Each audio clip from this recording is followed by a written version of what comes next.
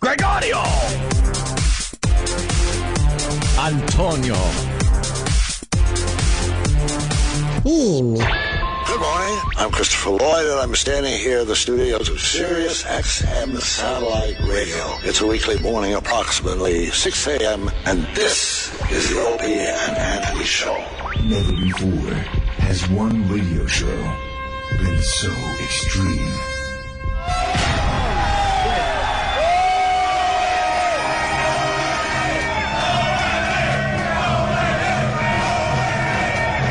So vulgar. I'll fucking shove my face up a chick's ass in a second. Someone said we curse a lot, do we? I have no idea if we do. So flatulent. Who just farted? I did, but I didn't know it started. Like rotten eggs and sewage. Oh, wow, thank you. I can't believe that us sitting around like this is actually a radio show. It's not going to get any better than this. Are we on the air? Oh, we are? Oh, okay. Quite simply, the greatest show in the history of broadcasting. O&A every day, that's what I say. You guys having a good time or what?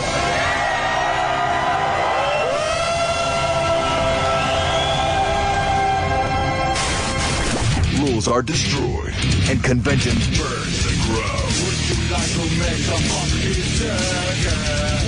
with Opie, the Destroyer? I would eat Betty White's ass. She's 90, right? It doesn't smell too bad. Anthony, the Rage. Holy fuck, how much more fair you want it? Tired of these people up my ass all the time trying to get me to help. Fuck you! And Jim Norton, lover of the transgender.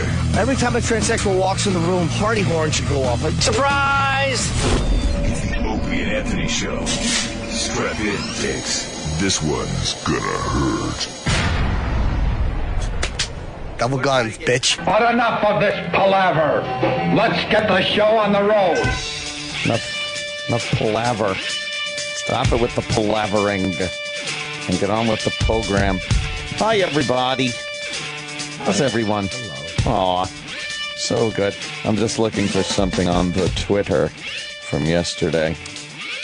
I'm reading updates on this fucking Castro guy. Yes. A horrible It's, person. wow. It's amazing what investigators can find out in 24 hours, isn't it? Yeah. They really dig in there. Well, they interviewed the girls and went into the house, looked for some evidence. I guess the two brothers of this Castro guy weren't arrested. I can't believe they had or nothing to do with charged. it. That's so weird. How do you fucking live in a house? They did live there. No, they didn't. No? No. Thought they lived I don't there. think so. No. Oh, then fuck me. I was paying a little more attention to Benghazi yesterday than I was this story, but I thought they lived there. Oh, yeah. I guess, let me think. If my brother was out there in Port Jeff where he lives, and he had 3 girls captive in his house, I'd probably know about it. You may. I bet I'd know. Well, did they ever visit his house? He didn't let anyone in. See, right there would be a red flag. I'd be like, well, why the fuck can't I come over? It's dirty. He was always like that. Yeah? They said this guy was always like that, yeah. And, then fine. Just let him go then. Sounds like a great guy. I was in the gym yesterday in the locker room watching the, sexy. Yeah, it was really hard to concentrate on any television with all that cock flopping around. It was so hard to concentrate. I kept looking from the TV to the cock. Of course. And it was cool watching the girl come home. Like, Oh, yeah. Yeah, it was sad, man. Little homecoming after 10 years. God, that's got to be fucked up. Yeah, I guess he fucking would offer these girls rides. That's how he got at least a couple of them. The girl at Burger King there, he was like, oh, my son works here at Burger King. I'm picking him up. I'll drive you home, and then I'll come back and drive him home. And she's like, okay. 10 years later, she goes home. Well, what would he do? Pull a pistol, or would he assault them? I mean, do we know that yet or no? I don't know. It matters, but yeah. No, he would say, yeah, I'm gonna take you home, and then he wouldn't. I mean, these are young girls. Like, you don't really need a gun to do that. Yeah, but it helps. I'm sure it does. Yeah. Very, very sad. Yeah, that, and I guess they were afraid to leave because he would pull shenanigans every so often, where he would like kind of leave a door unlocked and go outside and just kind of hang out there and wait for one of them to come out.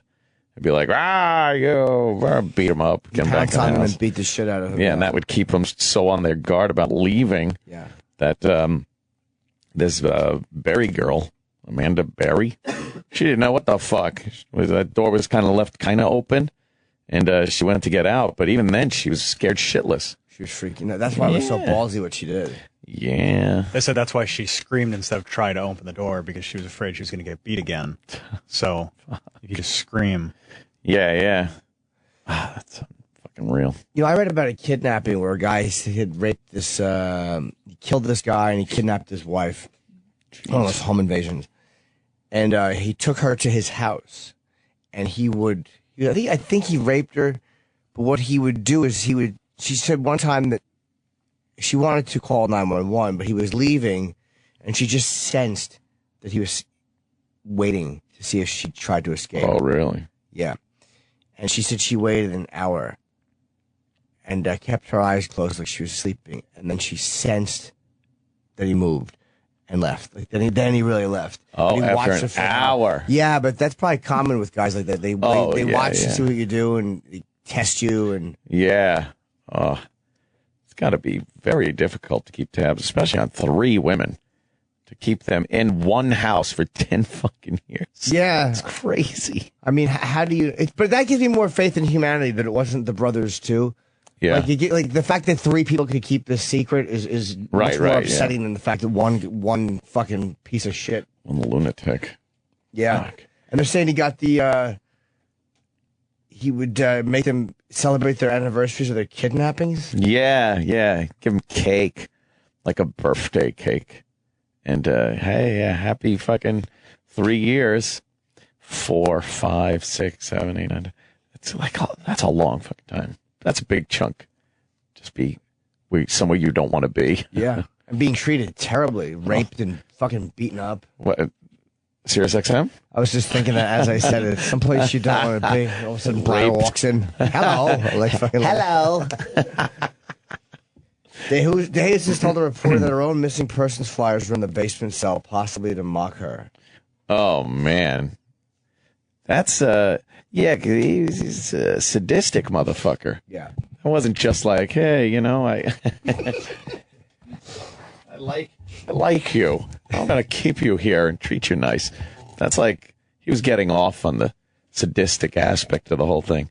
And they watch their own vigils on TV.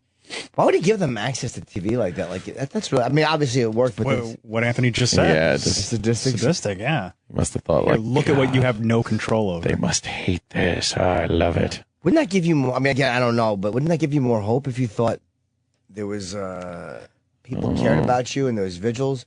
Maybe. A couple of schools of thought there might make your hope go out the fucking window. When you're like, oh, they're looking for me. There's nothing I could fucking do about it. Nah, that's just a sick fucking story. And they said Michelle Knight got pregnant, knocked up 5 times. Oof. But he would beat her until each kid died. He starved her for 2 weeks and then punched her in the stomach until she miscarried. Starved her for 2 weeks. I get hungry like if I don't have my breakfast. Dude, by the end of the day, I'm fucking nauseous and cranky. I like how people use that word. I'm starving. Are you? How about 2 weeks without food? And you're eating for 2. Especially someone like Jim who gets something new every hour. Yes. Like, you need your strawberries and your blueberries and your eggs. Yes, he's a grazer. Can you imagine not eating for 2 weeks? That's got to be a little And hungry. you'd probably just do that to make it a better... Yeah. And there's nothing in between when you punch There's her. no indication why he would do that to what's her name, Michelle? Yeah. Yeah. And why he had a kid with Amanda. Like, they haven't figured that out yet. I'm betting because he liked Amanda more. Maybe. But he threatened to kill Amanda if the baby died during birth. And the baby was born not breathing, and Michelle gave CPR to the baby. Oh, wow. Until she started breathing on her own. So he wanted the baby with her. Yeah, for some reason. Well, the mother said that he called, when he kidnapped this one, he called Amanda Berry. That was, I think, the one he probably liked the most. Just because he called the mother and goes, she's going to be my wife. She's with me now. She's going to be my wife. The mother got 2 phone calls from this girl's cell phone like the day after she got kidnapped. And what she think? Prank caller? No, she knew it was from his cell phone. She knew who it was. Oh. And so wow, yeah, maybe he wanted to knock her up. How fucking? And she gave birth in an inflatable pool. Nice. And the kid apparently didn't know the names of the other two girls, so that when she would go out with her dad, she wouldn't be able to say, "Oh, Michelle Knight lives with me." Yeah. Oh wow. She didn't know who they were. So did he keep the daughter chained up? I don't think so. I don't think so. I don't know, but I don't think so. Only because when she was rescued and she's screaming like, "I want my dad," like, you know, I don't think. Yeah, she might be like, "Oh, good, I don't have to be chained up." Yeah, I think she probably led the most normal life out of. Wow, she was yelling, "I want my dad." Yeah, we were talking about that yesterday. Well, he's going to prison. Yeah, I don't. Yeah, she's not. He's going to fucking prison, and our big hero of this whole episode, Charles Ramsey. Of course, we've seen him on all the news shows. His interviews are very funny. He gives a very urban street viewpoint of the whole thing. He was apparently the guy that heard her yelling and screaming, trying to get out of the fucking door, and helped her get out. And he's being dubbed the big hero. Well, whoops. It seems they didn't take him long to dig into his background there. And he's got a couple of incidents of beating the piss out of his wife. A little domestic abuse. I guess he was also ordered to pay like $50 some odd a month for child support, which really busted apart those stereotypes. Not a dime. Yeah. Well, he's broke. He's busy. So, and then, of course, divided right down racial lines on Twitter. What I notice is black people are like, why don't you leave him alone? He's a hero. He's done this, and his background and past shouldn't matter and anything, which, you know, it's true. I don't give a shit. But, I mean, it is, you know, when you put yourself out there, you're in the news like that, it's unfortunate, but it becomes fair game. Like, I personally don't give a shit. I could care less. But I find it very entertaining. Other people are just outraged that they would do this, and character assassination. But white people don't seem to care. It's just like, oh, it's a news story. Black people very angry that this news even came out. Well, I mean, the news is going to come out. It's one of those things where, you know, I guess, you know, they see this guy being called a hero. Like, hey, man, this guy saved some kidnapping. And then of course. Yeah. You know, if you're black, you're like, of course. Why? Yeah. Why? Yeah. It isn't being reported widely, though. Honestly, I don't think it's a big, like, I feel bad it's for not. the guy. There's like all right. one daily news article had it like towards the bottom is like one sentence. Yeah, it was on the Smoking Gun. Yeah. They, of course, dig into everything. Yeah. And, I mean, who cares? Yeah. It doesn't make him less of a hero. Fuck no, it doesn't, you know? Although, there are people that just are never forgiven for that by, you know, women's groups and whatnot. That's true. You know, so. Normally not. I don't see any, like, because he's just being hailed for what he did. I don't think anybody would even women's groups aren't going to give a fuck. It's like. But is McDonald's still going to, you know, use him? Because they don't want that kind of heat. And even if it's just a few people, which it usually is when people raise a stink about something, just a few people. But, you know, does McDonald's want to take that on as he's promoting Big Macs and whatnot?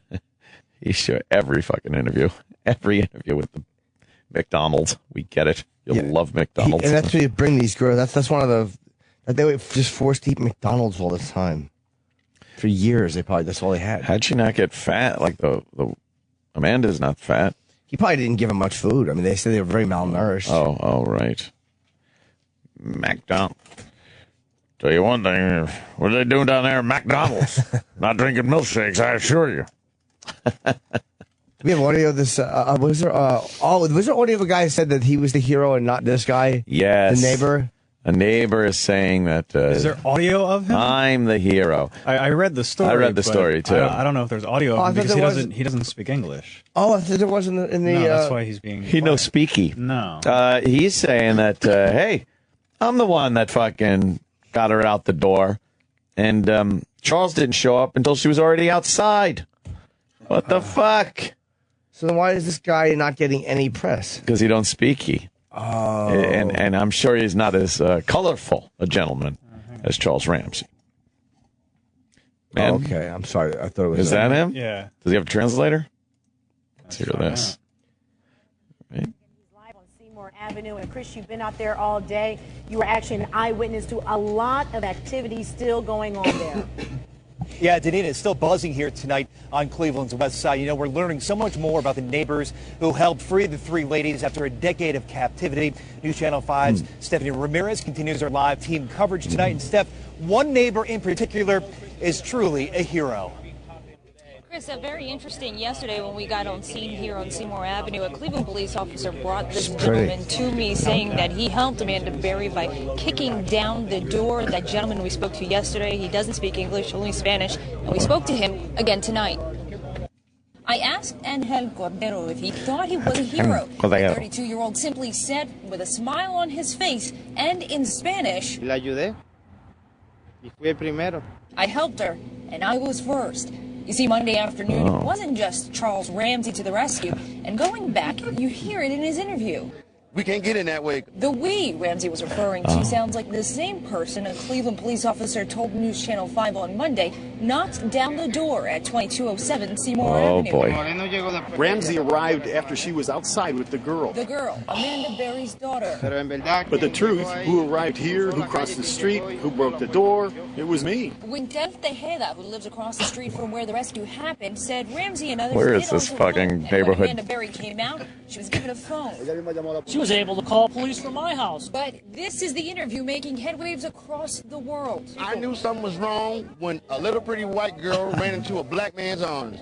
Something is wrong here. The problem is we weren't on camera. Joking, but saying they're not jealous. I did what had to be done. Imagine how the family feels today, he said. They have their daughters safe. But isn't that typical of the media just to get it wrong? Totally. Yeah. Yeah, but Well, they put a mic in front how of. are they supposed to get it right if he doesn't speak up? That's true. Well, maybe you ask him. You ask Ramsey. Everyone standing around there. Yeah, maybe ask Ramsey. Do you have any help? Who helped you? Can we talk to him? They just, they got Ramsey. He's fucking gold. He's gold. What do you think? This guy's gonna be like, hey, did you see Angel Cordero on the news? No one's gonna say that. But boy, they love fucking Ramsey. Angel Cordero, name of a jockey back in the 80s. I used to bet on him. Yeah. Yeah? Oh, yeah. Angel Cordero. Little monkey, they'd call him. They'd yell at him. Yeah, little fucking monkey. It's great. So that guy's the real hero. Yeah, well, that's what he's helped. saying, but that's it. It's fucking... That part of this story will never get any fucking heat. You're right. It's all about Charles Ramsey now, no matter what the truth was. You don't think it's going to come back and get as much attention as the other one got? Done. You think in 6 months when Dr. Phil has the reunion, Right. He's going to be there? And here it is. Let's bring him out here, the man that saved you. And she'll be, and he'll be like, yeah, motherfucker. I saved that bitch. Who are you? No Angel Cordero to be found on the stage.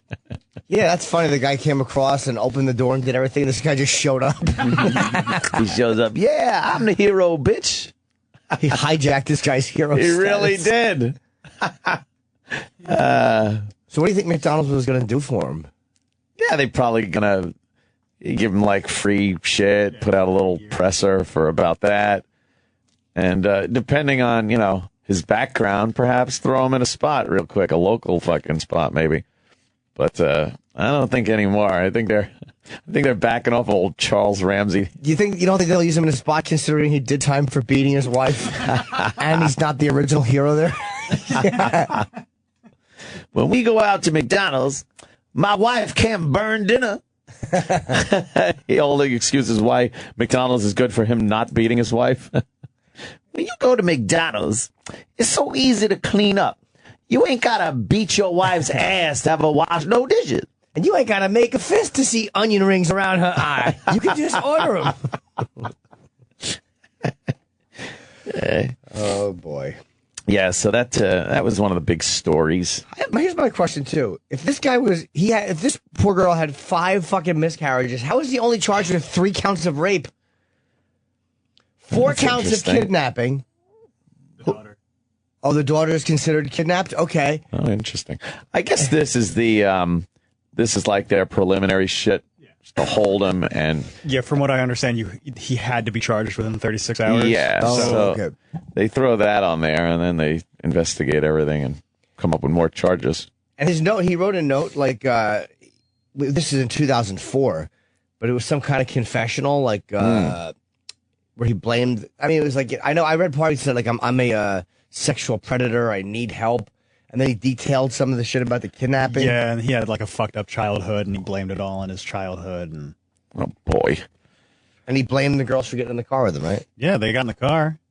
Hey, they got in the car. Well, there you go. Yeah, what do you want me to do? I think that's a pretty poor defense if that's what he's going to run with in court. Hey, they got in the car. Well, case dismissed. They got in the car. You know what's weird? Like, that's the oldest thing in the book. Don't take a ride from a stranger. Don't get in the fucking car, you dummies. I mean, at least with DeJesus, he wasn't a stranger. All right, but I mean, it's just weird. Don't get in the car with anyone. You don't get. It's so fucking basic, and that shit that your mom drilled into your head so many times. There's a reason for that. Yeah, that's why parents come up with like code words and shit like that. I think that works. I think so. Yeah. Yeah. Sure. Have the code word, but you could just pull up. Kids are so stupid. Mine's Bosco. Hi, Bosco. Bosco. You could just pull up to a kid though and be like, hey, there's an emergency at your house and I have the code word, but I don't want to say it here. Get in the car and I'll tell you. And it'll be like, okay, you stupid little fucker. No, you dummy. What a genius idea, code word. Yeah. What's the code word? Open Saskatchewan? Open Sarsaparilla? Imagine if the guy just guessed it right. Yeah. Orange Julius. All right. Good guess. Kid starts coming in, you're like, wow. That was a lucky guess. I believe that worked. Either that or he doesn't remember the code word either, and he's just guessing me to death. Yeah. It's a terrible thing, though. Yeah, it's predators. Fed them through the hole indoors. There's obviously going to be an amazing book out of this. Oh, yeah. House of Horrors. It's being used everywhere. House of Horrors. I love a good House of Horrors story. There's been a few of them over the years. They show the picture of the house. They put the headline, House of Horrors. And, some horrible stuff went. Oh, in that house. Yes. The other big story, Guilty. Yep. Arias. Wow. Jodi Arias. Do you see the pictures of her pussy online, dude? She was fucking sexy. Show me. Oh, there's pictures of Jodi Arias naked online. Pull that up. Yeah. So I could pull on this. Please. Yeah. I was tugging my dick just from the shaft and bag. I had my bag lifted and wrapped around my shaft like a cloth. Yeah, she's on her hands and knees. Yep. That's her too. Those are all her. Oh, let me see that one. Yeah, that's pretty good right there. Look at the vagina on her. She was really sexy. Whoa, what the hell? I like the fact that her cheeks are separate. Like, look at her ass. She has a gaping asshole. Like, there's a sex testimony did come out that she did take it in the asshole. That picture fucking drives she me crazy. Enjoyed a little. What a fucking lunatic, though, man. Wait, did she have implants? Yeah, she had weird breasts. Weird, perfectly round breasts. Breasts, it just says. And I was looking at autopsy photos. Not autopsy, but crime scene photos of the guy. What a fucking brutal murder that was. The slit in the throat. It was all over the place. No, I just Googled something and they all came up in the same image bank, really. The slit the throat one was fucking, it was like his jaw, the bottom of his jawbone was showing. She just fucking, thank God they remembered to shut the curtains for the pictures we just showed. Yet, my snotty fucking nose, there's no way I could blow anything out my nose because even after didn't we do this I had the tissues in there. I don't know what the fuck. Where are they? Maybe they're here. Let's not Killy Rock. When did you have them here? But they should be. I know, right there. like right there. How hard is that? Fucking tissues has turned into such a fucking production that it's beyond me. How tissues. After Jim's show yesterday, I specifically put them aside into the bin, made sure they were here, and I don't know who walked off with them again. Okay, I'm sure we'll find out. Someone put them on the table it. this morning? What? Did you put them on the table this morning? I had them with the bin in here, and as they were When? setting up. Today? This Yeah, but morning. who checks to make sure that the Where did they go? That's not even the box. I just opened those up. Where's the box? The other one was like a silver gray one. Who sets up the studio? Yeah, who sets up the studio? Who sets up interns. the studio? So who checks it? Where's the No intern? one. It's gonna. Get that one. fucking. No one checks that. No one checks the studio. Who took the tissues out of here? That's what I want to know. Find out the big tissue caper. That's what I want. Where did the tissues go that were in here? I put them in the box. The box is there when I was. Eric put them in the box. This morning? You put them in the box. Well, when I was. What? Alan, you're not even in the room. I want to know. Where were the tissues this morning? I didn't. They weren't inside the bin that I used to set up the studio. I packed them yesterday, but they weren't there when I packed this Someone morning. removed them from the bin. Yeah. So why didn't you realize that there were no tissues up here and get a new box of tissues? Because I'm pretty much automated in the morning. I didn't think about it. Well, part of the automation should be looking to see that there are some tissues up here for snotty noses. He should catch it, and then the supervisor who's supervising the studio setup should catch it. There is none. Oh, there's not? Nobody checks the studio after the interns set it up. Oh. So that cancels the second tier. It just astounds me. It's such a big issue. It's such a difficult thing to do. That every day. Where was it, Iraq? You don't know. Where was it, Iraq? Where was that Shut box? the fuck up. They were on the floor, just laying off the floor like they fell out. The floor where? In the office? Right near the office, yeah. Maybe they fell out. That's what I just said. I know, but you made it seem like they fell out. And they probably just fell Like out. there was a possibility of them jumping out. Yes, 'cause Oh, this should boy. not even be an issue. It shouldn't. And once again, it is. Right. I can't believe that the tissues are the big breaking point here. Gotta get a supervisor, I guess. It's not. Yeah, someone should check the. It's not. An employee of the company. Yeah. Now you get the hell out of here.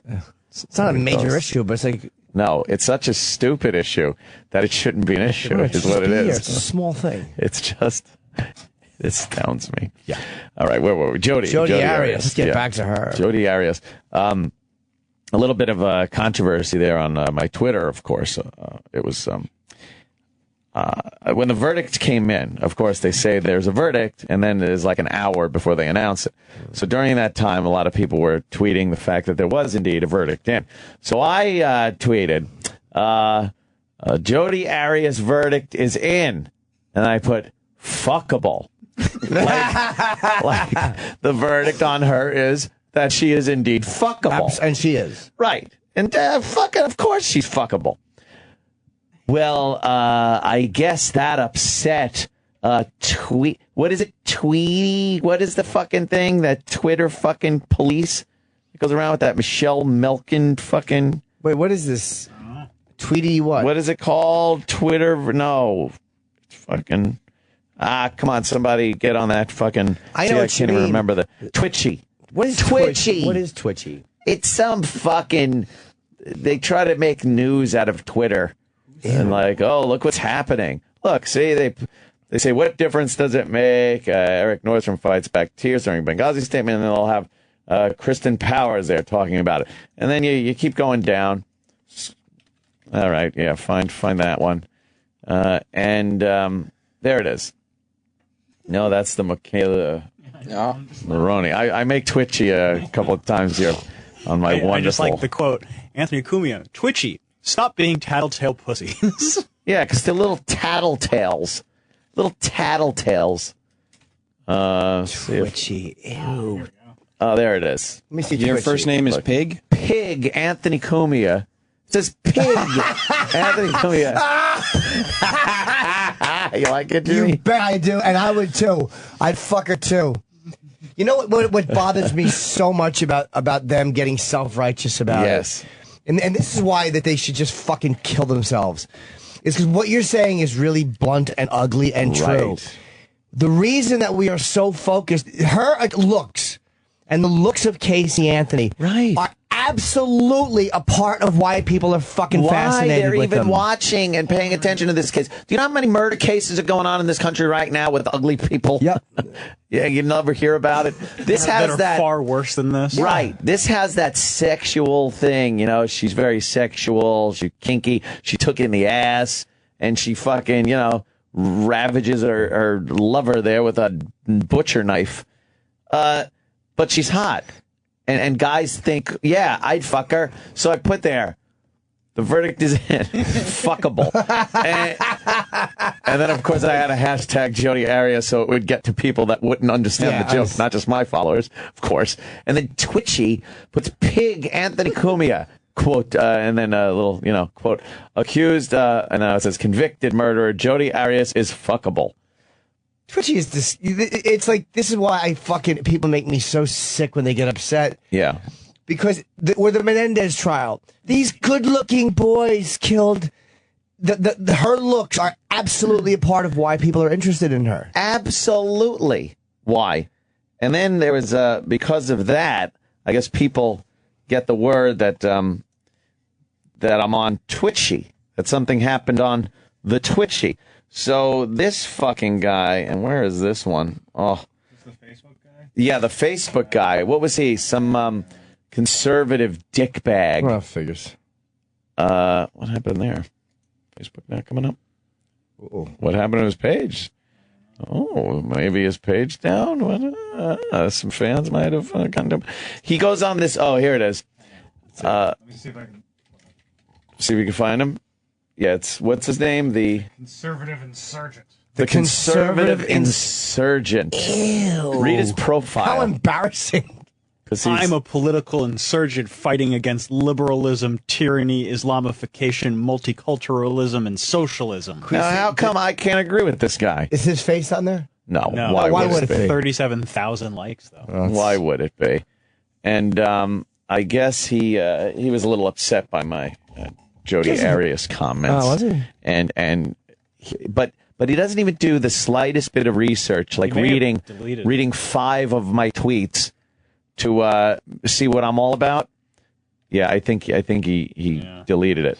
Yeah, my army of followers let him know the what is. Go to that picture though, so I could read what he wrote. Anthony Cumia of Opie and Anthony show tweets Jodi Arias is fuckable. Yep. Anthony Cumia thinks Jodi Arias is fuckable. There are a lot of Opie and Anthony show fanboys out there. You're spelling Opie wrong, by the way. Of course he is. I have absolutely no idea why. Cumia is, of course, a typical liberal moonbat and misogynist pig who can get away with BS like this. Personally, I'd love to see Cumia pair up with Jodi Arias. Maybe Cumia would get the Travis Alexander treatment, shot in the head, multiple stab wounds, and throat slit from ear to ear. What exactly is so sexually appealing about Jodi Arias? The fact she's a disgusting, cold-blooded murderer? The fact she got convicted of first-degree murder? I guess I'll just never understand how a liberal's mind works. But can we what a dumb motherfucker this guy sounds like. Dummy. What a fucking an ill-informed dummy. No, I mean you. Right. But I mean, like, to take a joke that you made and to give it a literal response. Literally. The conservative insurgent is a cunt. He's a dumb fuck. And the fact of the matter is, you look at her picture without knowing the context. I said she's fuckable. She's not fuckable. Not fuckable for the fact that she slit her boyfriend's throat, although it adds in a little mystique. But the fact that she's just visually, she's appealing to a man, not a fucking guy like the conservative fucking insultant. Conservative insurgent. What a douche. She got one thing right. Yeah. misogynist pig part. I bet Cumia thought Casey Anthony was fuckable too. Well, he did get that right. He wrote that. I'm sure Cumia thought his remarks were humorous. They were. But there's nothing funny about a young man tragically losing his life at the age of 30 because he was murdered by some jealous, crazed psycho C/NT. Wait a minute. If you're a misogynist pig, yeah. Why is the conservative insurgent writing cunt? Even though he beeped out the one word. Oh, my God. Why are you a misogynist pig for saying that you want to fuck Jodi Arias, but he's not for making a gender attack That's like cunt? horrible, Jimmy. You're absolutely right. There are some very sick-minded people out there, most of them liberals. At least justice was served against Arias. It's just deplorable that liberal losers like Anthony Cumia try to put these vile killers on a pedestal. Couldn't have missed the mark more. This guy, whoa, swing and a huge miss. Yeah, you lefty. I'm a lefty. I love that. And then everyone who commented on it, pointing out that you're like a registered Republican, conservative. Yeah. He would just deflect the issue and say, it's not a funny joke. Well, like, of course. He's a fucking douche and a party killer and a baby. Yes. Well, it was a little too much for him to handle because he fucking bailed and deleted the original post, all the replies, because I even replied on it. I said, look, I'm fucking... I go, I'm the furthest thing from a liberal. I go, if you just looked at my avatar picture, you'd fucking at least get a hint. I'm not a liberal. I have a fucking 50 caliber with a scope on it I'm looking through. And then the other Facebook one, I'm holding a pistol at the camera, yelling. What's wrong with you? The conservative insurgent. What an embarrassing name to give yourself. Like, look at me. I'm an insurgent. I'm a conservative insurgent. I'm fighting. You're not. You're not fighting. You're some tool sitting at home trying to be heard under a fake name. He's an asshole. And then another guy came out of the woodwork to give me shit. And he turns out, he's another one of these fucking right-wing religious fucking conservatives. Those guys are the worst. They are fucking horrible. Shut up with your holier-than-thou bullshit. Fuck you. He comes out with his name was something Douglas, I guess, if you could find it down there. Was it on Twitter? Earl? Yeah, he was on Earl. Fucking Earl Douglas. Michael. Frederick. And he wrote some shit about how horrible it was that I wrote that Jodi was fuckable. It makes you so sick because the fascination, like these people are glued to their TV. Yeah, you have empathy for the victim, of course, but that's not why they're glued to their TV. No. It's the same shock that Susan Boyle was a great singer. We can't believe an ugly, fat pig is so gifted. That's part of the morbid attraction to this case. We can't believe such a beautiful girl, or such a girl that I would be attracted to under other circumstances, is involved in this, or is guilty of this, or is capable of this. Yeah. So her looks are a part of it, you fucking fakes, you phonies. Yeah, they Douglas Nelson? Douglas Nelson? Is that him? Let me see. Is it? No, it was like at _ Douglas, I think was his tweeter. But he got all on me and stuff. And all you got to do is read their people's profiles for the most part to get enough ammo to just slam them. So of course, when he said he was pro-life, I had to just completely go after the abortion angle. Yeah. I informed him that perhaps if him and his wife were having any children, that they should abort them. And then I think the nice fun way to say that, I think I said you should hoove that dummy maker. I don't think he appreciated that his wife's dummy maker should be hooved. And you know what? People will cry about being bullied. He bullied me. Like, people want to say whatever they want to say and then cry when you respond. Yes, Too fucking exactly. bad. You want to fucking say shit? I'm going to say shit. It's an open fucking forum. Yeah. Have fun with it. Why not? Yeah, and just for saying that she's fuckable. She is. Any fucking guy, first of all, any just heterosexual guy that's being honest can look at her without looking at what she did or any of that horseshit and go, yeah, okay, she would be considered. There he is, Dan Donaldson. Oh, it's Donaldson, sorry. Dan Donaldson. And his avatar, his little picture, his profile pic, is Captain America's shield. How old are you? Yeah, it's Captain America's shield. No picture, of course. But, yeah, he's quite the conservative. Dan Donaldson is an ass. He's a marketing SEO, web development, hockey nut, a movie fan, pro-life, student of libertarianism. Yeah, sure. Views are my own. It's from Indiana. And the verdict is in. Yeah. He wrote the verdict is in. What did he write? The verdict is in on Anthony Cumia. Yeah. On the XM bird because no one would carry them. Lower than basic cable, above junk mail. That's the that old gag where it's like, he's on. Oh, right. No one listens to you. No one would carry us. So, yeah, because where we really want to be right now is some local fucking FM station where we are completely gagged to be able to speak. Shut up. Love doing satellite radio. I do too. Unfortunately, not for this company, but I love doing it. There's only so many satellites orbiting the Earth. Could do it on the Weather Channel, I guess. They got a satellite up there. Yeah. Fucking the Spy satellite show. Yeah, we're in great shape. If Buzz Aldrin was right and we do colonize fucking Mars, we're in perfect shape to broadcast to them. Right. We have experience with satellites. I want to do a gig on Mars. That'd be great. Yeah. I wonder if that'll ever happen where we colonize the moon or Mars and entertain, because you never think of that. You always think it's scientists and fucking people. But then after a while, entertainers go. It's like, where you playing? I'm playing Moonbase Alpha. Tickets are still available. Call the crater. Here's what I predict.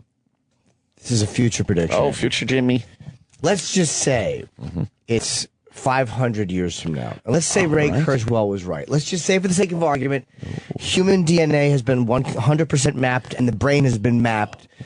So we know how to save all thoughts. Everything that makes Anthony or Sam who you are, and Jim, we can save onto a computer hard drive. The mystery of God or all that shit has been figured out, and we can upload everything we are into a hard drive because it's all electrical impulses. Could take 3 or 4K. Sparkling personalities. So let's say that can happen. Now, we're already making body parts in 3D printers. We can't, do a full body yet. But let's just say 500 years from now, we'll easily be able to replicate a full body exactly as it is in a printer. Whoa. Instantly. So how hard would it be to have a body of yours replicated, say 10 light years away, and then have your fucking every piece of information about you sent over there and put into that fucking body? And so that sounds crazy. Then what happens to you? I can picture you just kind of almost in a Matrix thing, sitting in a chair, like a place where your body would be, and just wait for you to get back. Wait for you to get back. I don't know. I'm sure that will be figured out. But it's not as crazy as it sounds crazy, but it's not fucking. Yeah. Never thought of that. It'd be like changing clothes. Right. They just beam your info across there. Look at what's happening. Everything with these Google glasses, everything we look at now. Let's just say again, let's go 100 years from now. Everything you look at is saved and captured and put on a hard drive. So every experience every human has is captured and saved on a hard drive. Or captured and saved somewhere. And your thoughts are too, because once we figure that shit out, it's no longer a mystery. Oh, the thoughts and the dreams. Oh, of course not. Oh my God. It's gonna happen. Kurzweil was right. He's a fucking smart guy. Yeah? Yep. Think so? Yeah. Kind of frightening. Yeah. A little image of the future. Oh, it sounds great. Yeah. Fuck yeah. Just zap you over. Where you going? Oh, Planet Snook. I'm going to Planet Snook. We have the Jodi Arias interview. This is after her conviction, right? Who the fuck got access to her? I know. Probably Sam. One question. Oh, boy. Do you like grape soda? What's in your backpack? Yeah. We should probably play what you have, because this is like 7 parts and they're all like 3 minutes Oh, long. yeah. Okay. I got it over here. How many parts do you have? Yeah, immediately after giving this interview, it was told that she would not be giving any more interviews. Why is that? Because she said stuff. I don't think she's supposed to. Let me see. There's still sentencing. And with her conviction of murder 1, she absolutely can get that death penalty. That's what she wants. So, yeah, she has said she wants it, but yeah, I think this was the big quote, the explaining why she would prefer a death penalty. All right. Let's Why listen would, in. by the way, A, she might be using reverse psychology because she Yeah, doesn't want it. exactly. And B, when you're convicted, how do they sit silent when they're convicted? How about this? What? Yeah. What are I you know. doing? I'm always very curious as to the mindset there. But her little chin was going frt, frt. Yeah. She was almost ready to go. And then the lawyer does that insincere pat on the back and rubbing of the shoulder because they're obligated to do that, I guess. How do you show? But that's the legal. How do you show no emotion? I love the ones that do. They collapse. But it's rare, you know. Usually they're very composed. Yeah, how does a lawyer give you sympathy, like rubbing your back, like, I'm going to go home. Yeah, and yeah. now you're going to go to jail Yeah, I'm going forever. home. I'll talk about this moment right here. All right, I'll see you tomorrow. Yeah, you're Yeah, going to prison. Forever. Forever I and failed ever. on this national spotlight to get you off. Yeah. Sorry, I failed. Yeah, or you just lean over. It's pretty hard on me, too. Yeah, exactly. This is my career here we're talking. Yeah. I can't believe we lost. Yeah, we lost. There's This always- is so bad for us. Yeah. Automatic appeal. Yeah. This will go on for a long time. Did she say, by the way, why because she brutally killed this She guy? said it was self-defense. She said he was very abusive, and but that's after her. he came after. That's the only defense she had. There wasn't even a question as to whether she did it or not. Right. That wasn't the case. The case was did she have any justification whatsoever to do that? The murder was so brutal that it had none of the earmarks of a self-defense killing. She said it she had doesn't all the remember earmarks stabbing him. of a passion killing. One of these, girlfriend, boyfriend, girlfriend type of overkill murders. It wasn't a self-defense. Do you know? Because I think he blogged once or something and said, I'm dating an ex-murderer. Oh, wow. Can you look that up?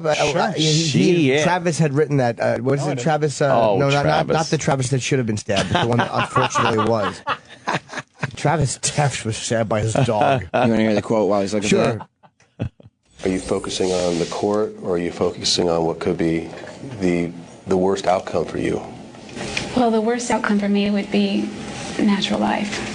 I would much rather die sooner than later. Longevity runs in my family, and I don't want to spend the rest of my natural life in one place. I'm pretty healthy. I don't smoke, and I would probably live a long time. So that's not something I'm looking forward to. I said years ago that I'd rather get death than life, and that still is true today. I believe death is the ultimate freedom, so I'd rather just have my freedom as soon as I can get it. Ultimate freedom if the religion thing doesn't come into play. If it does, youch. You are in man. Dutch. If she thought this thing was bad news, imagine realizing there's a hell. Wait till she goes to heck. Whoa. She'll be Satan's concubine. She thinks she likes taking it in the ass. How about a flaming hot, pointy devil tail? Just fuck. It's a good song. Satan's concubine. How does that go?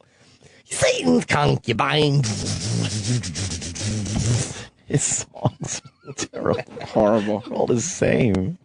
He just wants to be cool so bad. I know, he That's not really even does. cool He anymore. thinks the devil's cool. I know, And, like it's- Satan. And, although I do like, what is it, Satan's Circus? The Devil's Circus? Which one was it? Oh, yeah, it was The Devil's Circus. Devil's Circus. Yeah. Can I hear a little of that?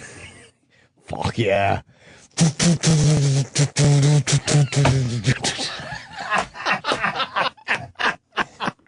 Yes. This is terrible. He's acting like he's trying to be cool in 7th grade in 1996. Right, Like, yes. Do you think Chip wears Jenko jeans? Yeah, definitely wears Jenkos. Oh, Chip. Wranglers. What did he write? So yeah, he blogged less than a month before he was killed.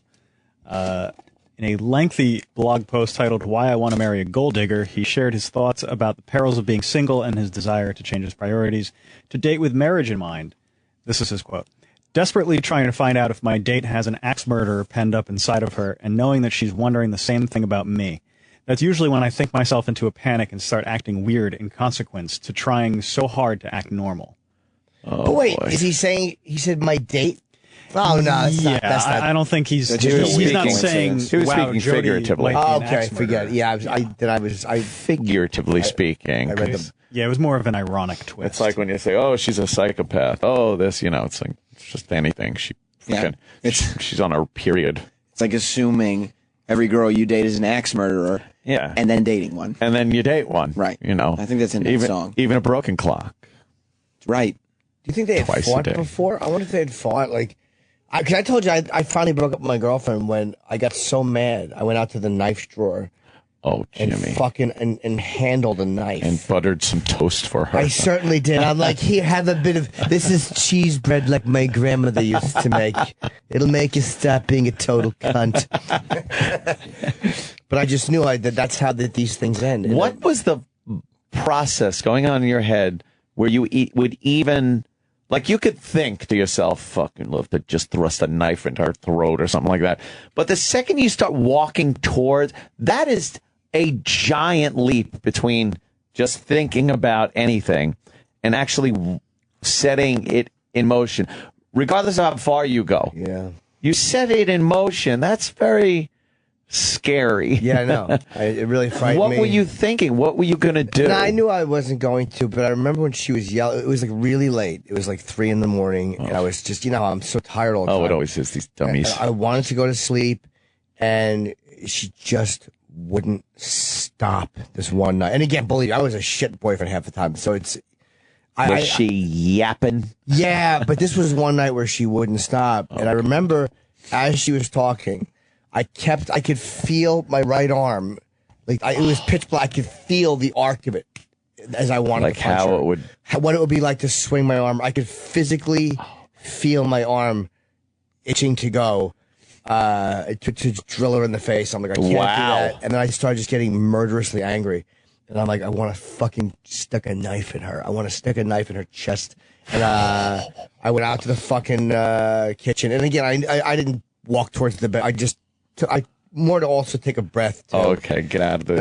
I would love to fucking stab her. I would love to stab myself. I was so angry. That's how that shit happens, I guess. That is how it happened in a keeps moment. Going. Right. In a moment, or especially you're drunk, or you take something hurts, or you have a gun. That's where guns scare me, because in that moment, if there was a gun right there, I don't know if I would have shot her, but I absolutely would have stuck it in her mouth. Without a doubt, if I had a gun in that moment, I would have stuck it in her fucking mouth. Jesus. That's nuts. And that's why I don't own a pistol. But you got to believe so many of these things probably happen. Like, I think most of these weird cases are not crazy premeditated things. They're just those moments where it's like, in this single moment, you just impacted your entire life. And you ended theirs. Yeah.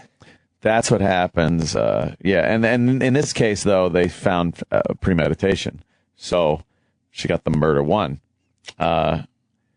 Yeah, kind of hard. I guess she had this background of being a little kooky. Is that it? But that's why sometimes you got to know when to walk away. Like, my anger was my own problem, but I saw, that's how this could end.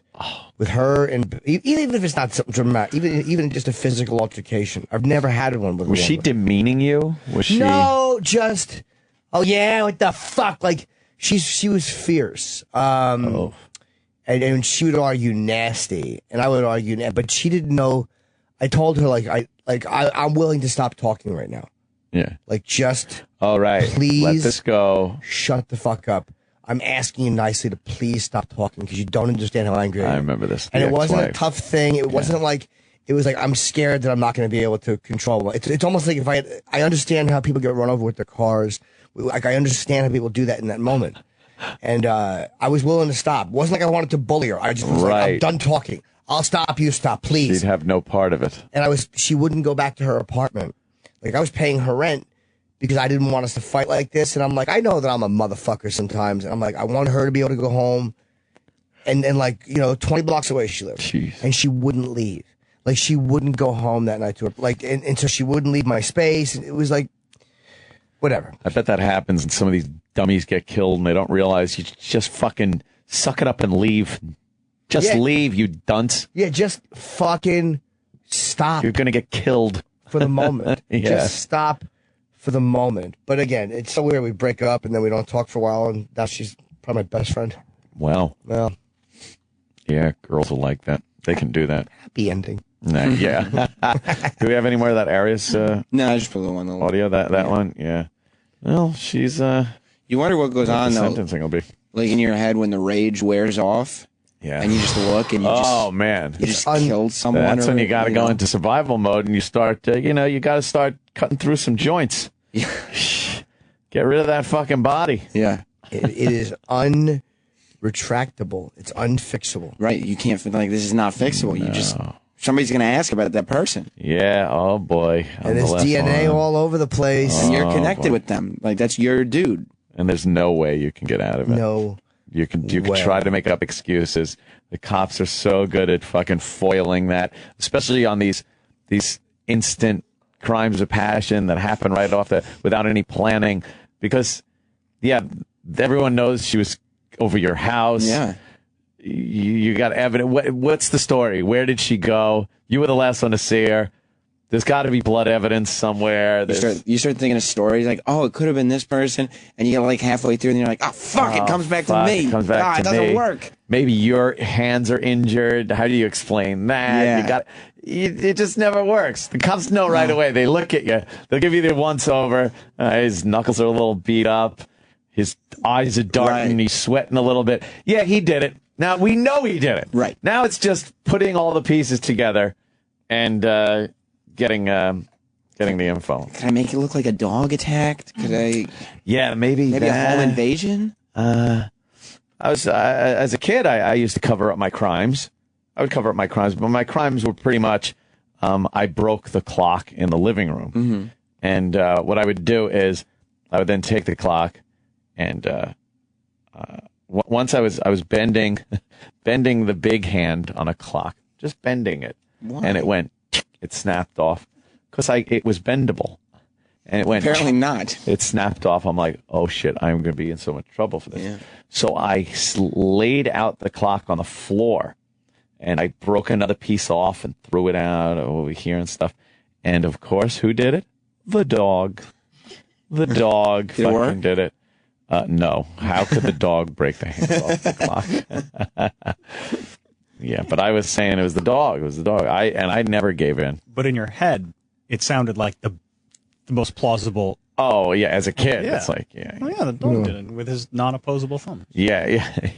And the dog that had never touched anything that was up on that. Right. The clock. Well, the dog hated that clock. He had it. Yeah. Couldn't handle a lot of ticking. Yes, he hated that. Yeah. We don't have a dog, Anthony. That might have been a problem, too. Yeah. Well, the cat did it. The kitten. The kitten brushed against it with its 2-ounce body. Yeah, the fucking little bird told me, right, Ant? Be right back. Sirius XM. The Opie and Anthony Show.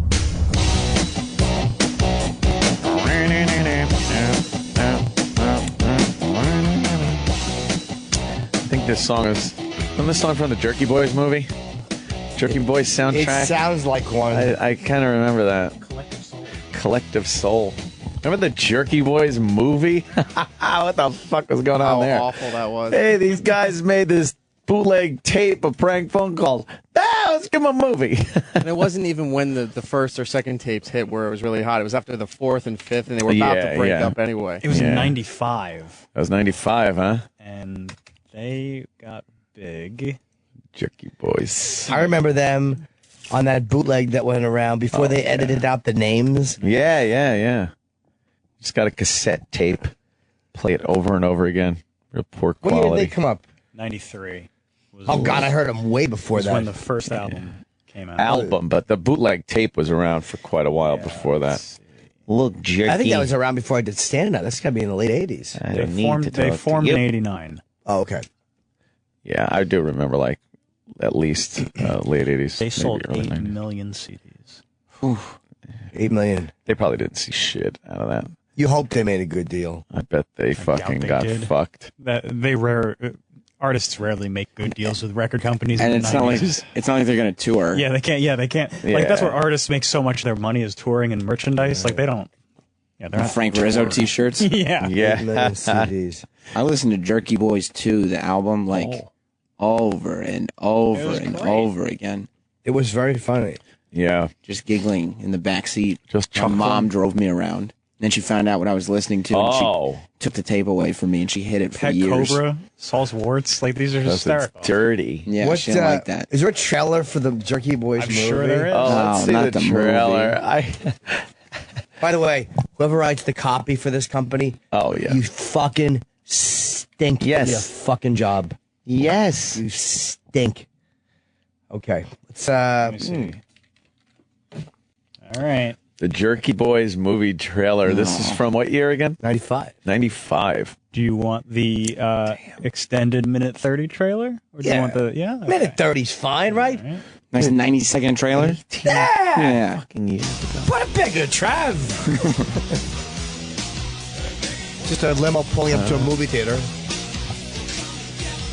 Oh, there he is. And they're getting out of the limo.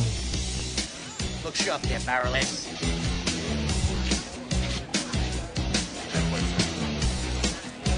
They're walking in. Tipped them in change. To the movie. Where's that restaurant? Yeah. Those are the big shots from Chicago. Hey, Is that who's Big in Pussy? that? Is Big Pussy in it? Let's see. Pre-Sopranos. Huh? Yeah. So, if somebody crosses you, you just kill them? Oh, little lady. In my business, we don't kill. We whack. Oh, oof. Hey, look who it is. I can't wait to tell the girls I was out with the real whacker. Oh, wow. Whacker. Gentlemen, allow me to introduce myself. My name's Tony Scarboni. That's great, Tony. How about getting us a couple of drinks at the bar up there? Mr. Scarboni is not your waiter, he is your host. That's all right, Gino. So I'll get a couple of drinks here. This is terrible. This is very good. He's doing a voice. Yeah. It's Big Pussy. Could you turn it up a little So you're more, boys please? from Chicago, right? Yeah, that's right. Well, maybe you can give us small timers a few pointers. What happened? That's the trailer? That was the worst trailer That's ever. not a trailer. I don't want to see that movie. What is that? That's not a trailer. Boom, boom. I don't think that was the trailer. Come on, Travis. You're breaking everything. Yeah. Breaking it. Watch out, America. Harmony of Sorrows front desk. Oh, I got hemorrhoids bad. My butt is killing me. The Jerky Boys have got your number. Who am I talking to? Frank Rizzo. Rizzo. Rizzo? I don't know any Frank Rizzo. Oh, Frank Rizzo, open your ears, jackass. Sometimes it's a good idea just to hang up. How do you cure this? What do? Do you jag me? Do you poke at me? What do you beat these things off with a stick? The Jerky Boys, the movie, starts Friday, February 3rd. Wow. Alan Arkin was in that? Oh, my God. Remember when you could get away with being funny by just calling and saying, I got hemorrhoids, my butt hurts real bad. Yes, hilarious. I would prank call people and fucking crack everybody up. Did you do voices? Fuck yeah. Like what? Hey, I got my butt hurts. Like It what? just sounds like your voice a little higher. I'll call up and I'll go, hey, you got Prince Albert in a can? Oh. And they go, yeah. I'll be like, well, he's probably fucking dead. Wow. Fuck yeah. That's like satanic. It's Fucking devilish. devilish rock and roll. Oh. You probably liked that guitar riff in the beginning. Fuck yeah. That's not what it sounded like. Fucking heavy.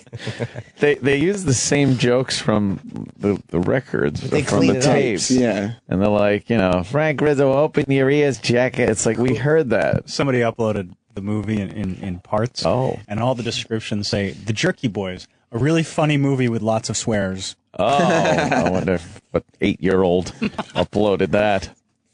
I do remember they lived in Queens. Yes. In the movie, and they showed the establishing shot of their house, and you could see the old Elmhurst tanks behind them. That's for the older people here in the New York area. You might remember the Elmhurst tanks. It used to be a landmark for the traffic reports on the radio. And stop and go traffic passing the tanks.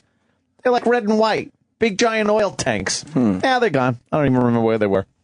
It really was what the movie was all about, though. Like, you'd sit there watching the trailer, and you'd hear the jokes from the tapes, and you'd be like, "Oh, this is gonna be hilarious," and then you go and see the movie, and you're like, "Well, it's just the jokes from the tapes." From the tapes, put in this poorly crafted story of a mob involvement with the Jerky Boys.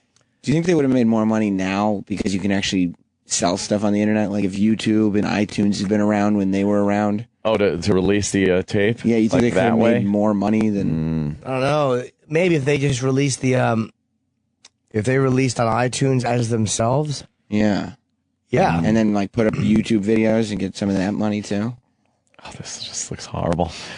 All right. Enough of the Jerky Boys. What year is this? Kamal lived in the building next to mine for a long time. Did he? Yeah. I don't know where he is now. Oh. Did he ever do the voice? I do live in the building next to you. I go, yeah, what is your camel hurting or something? It's a good one. You have all the good ones, Chippa. We have Colin coming in. Colin Quinn. Still sniveling on Twitter. What is he sniveling about now? I unfollowed him. Still He will sniveling. not leave that alone. Still sniveling. What's wrong with him? Like some grandmother. And we have and Martha Quinn and Alan Hunter.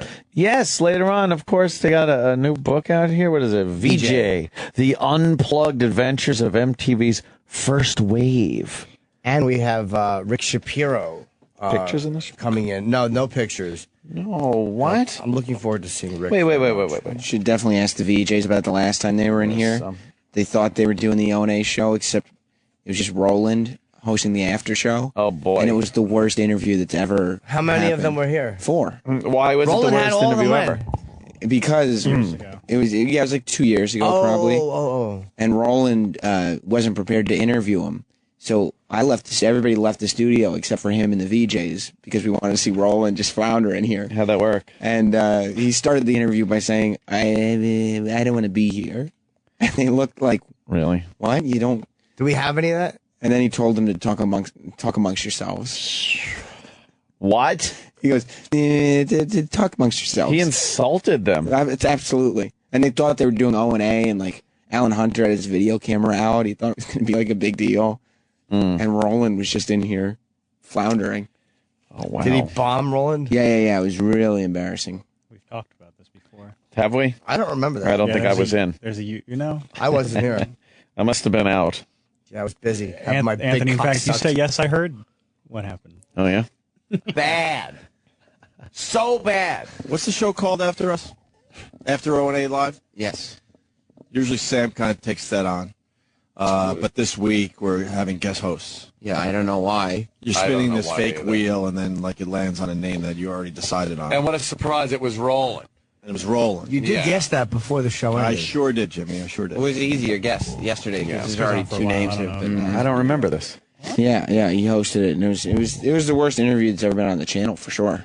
Wow, even worse than Loverboy. Yeah, this one was more uncomfortable than Loverboy. We hear some? Eric is saying he doesn't know if he has the clips. Oh, E-Rock. Let me see if they're in this YouTube video. What are you doing, E-Rock? Not bringing tissues in. Yeah, what are you doing besides not supervising man. the studio setup? It seems like it fell out of the box. Yeah, we had a break for it. Did it? So we got the tissues in a suicide attempt. Yeah. Damn. No? Nothing? What? I'm sorry, I'm listening. Oh, okay. I don't really care if they're coming in though. Yeah, we later got 2 on. of them. We'll chit chat with little Martha Quinn. Martha Quinn was the little girl next door looking one. Yeah. And everybody liked her. Boy, were they sweet on her. Yeah. I was too young when, I didn't know who the original MTV VJs were. Oh, yeah. So Martha Quinn started doing Proactive commercials later on. Yes, I remember those. And she was like, "Hey, I'm Martha Quinn." And I remember as a kid watching, then being like, "Who the fuck is Martha Quinn? And why is she What's wrong talking with to me you? about this?" And then I found out, Dedicated to JJ. Oh, yeah? Do you want to listen to some of Roland's interview? Oh, yeah. This is taken from the show where we already listened to it the first time. So there will be some commentary over that. All right, good. Maybe we could comment on the commentary. What? the original MTV VJs, Roland, just for you. Oh. Come on in. Oh, they can talk. Come on in. Everybody grab a mic. Do we have? You want us to grab? Come on, here. Roland, move over here. Yeah. Here, you can move this one. I'll switch. What are we doing? Hey, man. How are you? This is where this is after Opie and Anthony Live, and Roland is a guest host today. I don't want to do it. You don't want to do it. Wow, perfect. I just bumped the gas and then I'll fall in And now there. you get stuck with it, man? Yeah. It sucks. It does suck. Dr. I say Balls. we bail on him. Let's talk about how sucky that is. Yeah, that's a good idea. I like that. Roland, you have legends in the studio. Will you talk to them? This is your show. It's your show now. Tell you what, if you don't know everything about our past, you're fucked right now. I grew up watching you guys, but then I blank out though. Talk about it. That's Liam. He gets nervous. Put that back out, though. Why don't we just interview each other on the show? There you go. So, Mark, what have you been up to lately? Oh, gosh, Al. How about you? I'm just going to film all of this if you don't Fill mind. everybody in. Tell me, have Wow. you done video for your new album? Yeah, right. No, we're going back. Number Yeah. 7. Yeah. We're going retro. Have you done video? We're going to do stills. 24 frames per second. It's crazy. It's Wild. a crazy It's a idea. second-long video. It's only a second. I don't think I remember this. The one It's frame like a film new concept. It embeds in your See? brain. It's all good. Yep, well, that's fine. Take over. Thank you, everybody. Good night. All right, it's been good. Because usually, Sam. Wait, that was magic, I man. know. No, usually Sam's supposed to host it, but he makes one of us host for this Oh, week. my God. So where are Opie and Anthony? Where are they? They gone? They're on their way home right now. Really? They're on vacation? No, they leave at 10 o'clock. Oh, they're So done. I'm confused. Yeah, There's I an thought urgent I thought we came in- message. You yeah, have what to was go to Opie and Anthony right now 'Cause they were before they gonna leave. leave, and they hustled us down Not that we here. didn't- I have no idea. And we find one guy going, "Oh, I don't want to." Oh. It's kind of confusing. No, at 10 o'clock they run home. Insulting, They're done. I'll tell you this. Yeah, you gonna go for it? Yeah, this might. Well, Yeah. yeah, we're in the middle of doing something down the hall. And This they is said, terrible. "Come on down." They said, "Come on down here real quick," but that might just get out of your hair area. Yeah, I think they did that just to torture me. No problem. No, look, it was good. That was a great interview. Oh, thank you. No problem. That's like the best ever. No worries. Good job, my friend. Oh, thanks. Was that it? Yeah, they're all leaving one by one now. Wait, that was. Oh my God. Oh, man. Then that's your commentary over it. But yeah. Fuck. That was fucking good. No, I don't think that went very well. Fuck yeah. Now we've heard Roland on his version of his food court show. Yeah. And he does very well. Oh, yeah, he does. So what happened there? He was not prepared. Food court show is extremely well prepared. Very well prepared, yes. Oh, so he can't wing it. No. Roland is not a wing it guy. Plus, when he panics, he loses whatever's in his brain. Yeah. And when he goes, "Oh, Sam, it's because I was walking out of the studio." Yeah. And so it was literally like he just looked, there was an empty chair. Huh. And there was nobody to kind of try to deflect. There was. Oh, wow. It was just rolling. And I told Eric to leave the booth, if I remember correctly. So he couldn't even make eye contact with anybody. No, there was nobody Yeah, for good Roland one. to talk to. Was he panicking? Yeah.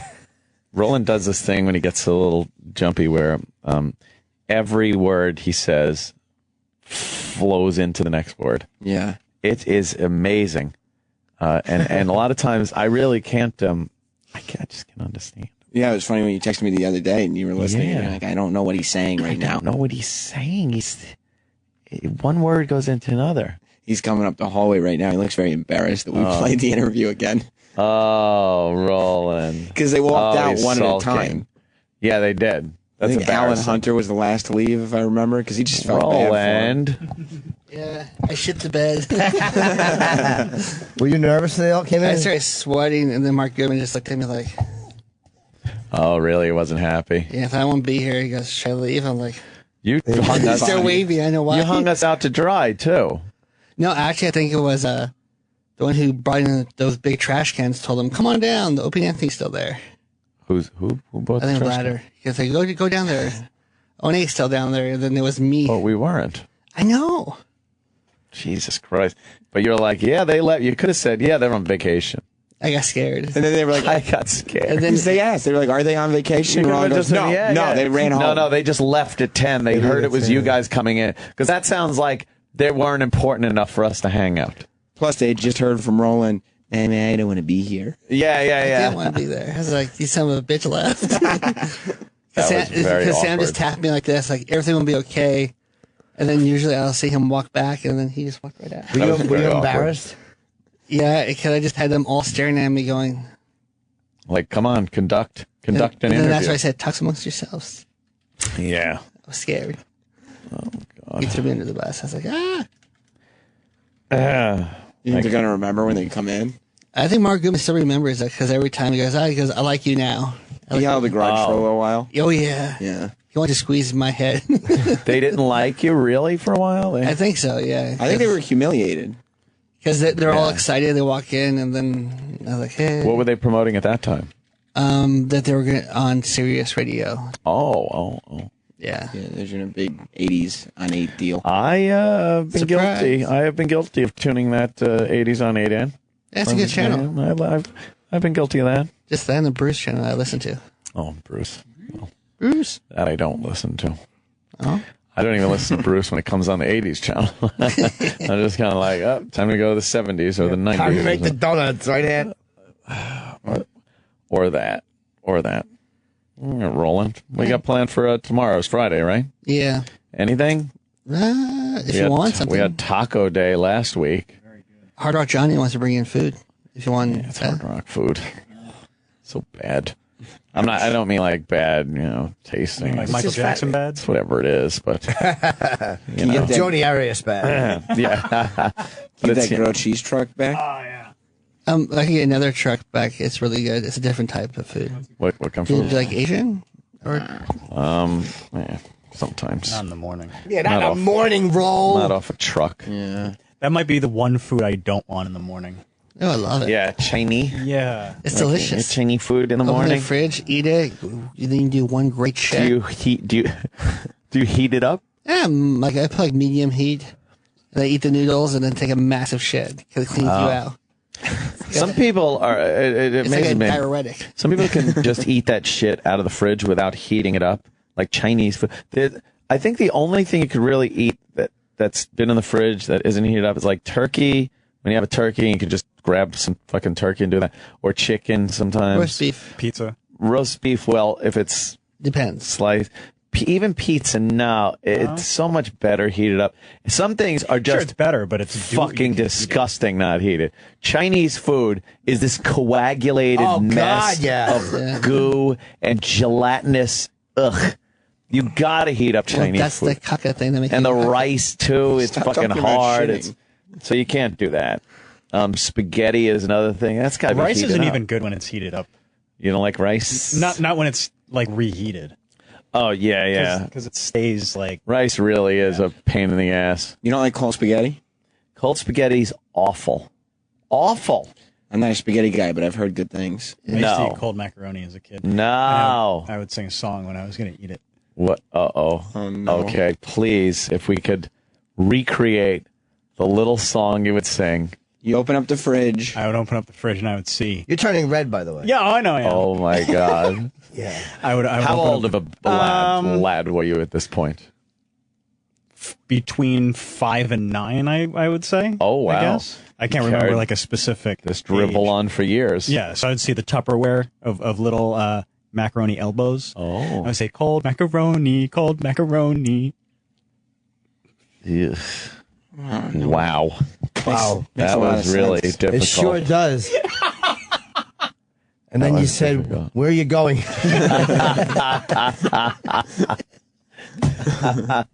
I can't take the cold macaroni song anymore. Yeah. Well, let's get out of here. Yeah, well, it's your choice. You could leave. Oh, boy. That's horrible. So you would sing cold macaroni. Cold macaroni. Yeah, and then I would sit on the couch and eat my cold macaroni. That's pretty embarrassing. That made us all hate you. Yeah.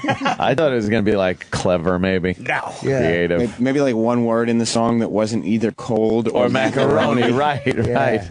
Yeah, that's pretty bad, Yeah, Travis. cold macaroni of the elbow variety. Cold macaroni. Doesn't get better with more words. I Sure would it hate that a does. lot more. Our cold macaroni song is fucking amazing. You just got to know what to do with it. Yeah, I'm no phony eating cold macaroni. That's too heavy. Yeah. Cold macaroni, if you want to heat it, got to go down to hell. Everything's the devil with the. So it's back to the devil. Yeah. So we have now we only have them. We had Colin and Rick, and now we have them at 8:30. So they're only staying for a little while. Yeah, because then they have their Rachel Ray. Wait, both of them? Mm-hmm. Why? Martha and we have Martha and Alan. Oh, I thought Colin had to leave. No. No. Oh. Now, will you be here to awkwardly remove them from the studio? The VJs? Why? Because they're experienced with you. I think they kind of forgot because I saw them yesterday. I was like, hey, and they had no recollection. What are some Alan Hunter, Martha Quinn highlights in the book? Are there any stories that are like, oh boy, look out? Where she interviewed police and it was Interviews uncomfortable. police. The police. Yeah. Why? What happened? She actually means the real police. Fuck. It was after the fucking head of the Nussbaum murder. She's trying to find out what kind of music Robert Chambers liked. Yeah, she said they're very angry when they went off stage. And they sat down and went and talked to her. Why? I don't know. And she said they got sing through a water bottle and left. Is there a story in there about Alan Hunter or one of them doing blow with David Lee Roth or something? I think so, him or Mark Goodman, one of those. Yeah. Really? Yeah. There's some hard partying days for the What did VJs. JJ die of? He had a bad heart, I think. Oh, his heart. Was he the oldest of them? Yes. It's really weird when you look at those 5 original VJs, man. Like how much you forget how much, especially in my age group, how much of our lives were spent watching these fucking 5 people. And Adam Curry was a heavy metal dude. Well, that was later. Adam Curry, right? He came later. He was later. That was later. He had the big fucking heavy metal hair and shit like that. But no, these, you just watched them. Weird. You want to see the videos, but they'd come on and you're like, oh, look. Oh, Martha's on now. Oh, look. Mark has taken over for Martha. How much ass did these guys get, you think, in the fucking 80s? A lot. I bet. They're rock stars. They were. They were as big as the artists. Without a doubt. That's fucked up. They must have were. just done nothing but fuck girls. Yeah. And they didn't have to do anything. Like they were as big as the artists, and they didn't have to make music. They didn't have to tour. They just had to go to the TV studio, introduce some videos, interview some people. Well, you don't want to look awkward. You want to kind of look natural. So there is this kind of. Oh no, it's a skill. You need but some kind of ability. If Because there's a little jab thrown at us. Yes, we mean that. Exactly. We didn't have to do nothing. They just kind of sit there. I do what you do. We didn't like it. Gotcha. No. I don't like your little red cheeks either. Sam knows that he fucked up. Yeah. Why don't you sing that cold macaroni song? Because I recall the audition process for MTV VJs, and I remember years ago on Howard, Gary did an audition for it, and Howard played it, and it was one of the most embarrassing things I'd ever Was it heard. bad? Yes, I was cringing at how bad and stuttery and just awful he was at trying to audition to be VJ. He was doing like a news segment, like how they would do, like they do some quick news things before they got to the videos, rock news and stuff. And he was trying to do that, and he brought up Madonna and tried to make it like something personal between the two of it. It was so bad. Oh, it was so utterly Was bad. this before Kurt Loder? Was Kurt Loder there at that time for the news or no? Sure. No, I don't think the VJs used to just like in between videos be like, and the Who is opening their tour. They would just tell a little rock They news. say like Live Aid was the big breakout. Live Aid. Yeah, that's where they went all live. No, Kurt Loder joined MTV in '87. Oh, wow. As the host of The Week in Rock, which I used to love. Why? Because it was just good. It was rock news. MTV News You was can get there. that yeah, the typewriter. MTV News. Do you have any video of the original Old Jocks to watch for, say, like Alan or Martha? Sure, yeah. What do you want? I wish Mark was with them and Nina. Mark's here all the time. Yeah. I just wanted them all. See Mark all the time. Nina is she's here too. Yeah, she's a fucking doing her radio maniac. thing. She's a maniac. She was quite the goer back in the day, I think. Oh, Yeah, you want some MTV news from 1983 with Alan Hunter? 83. Let's hear what Alan had to say in 83. I'm staying, and so should you, because it is a Tuesday morning, and I'm Alan Hunter with you. We're going to have a good day. Good day. I feel it already.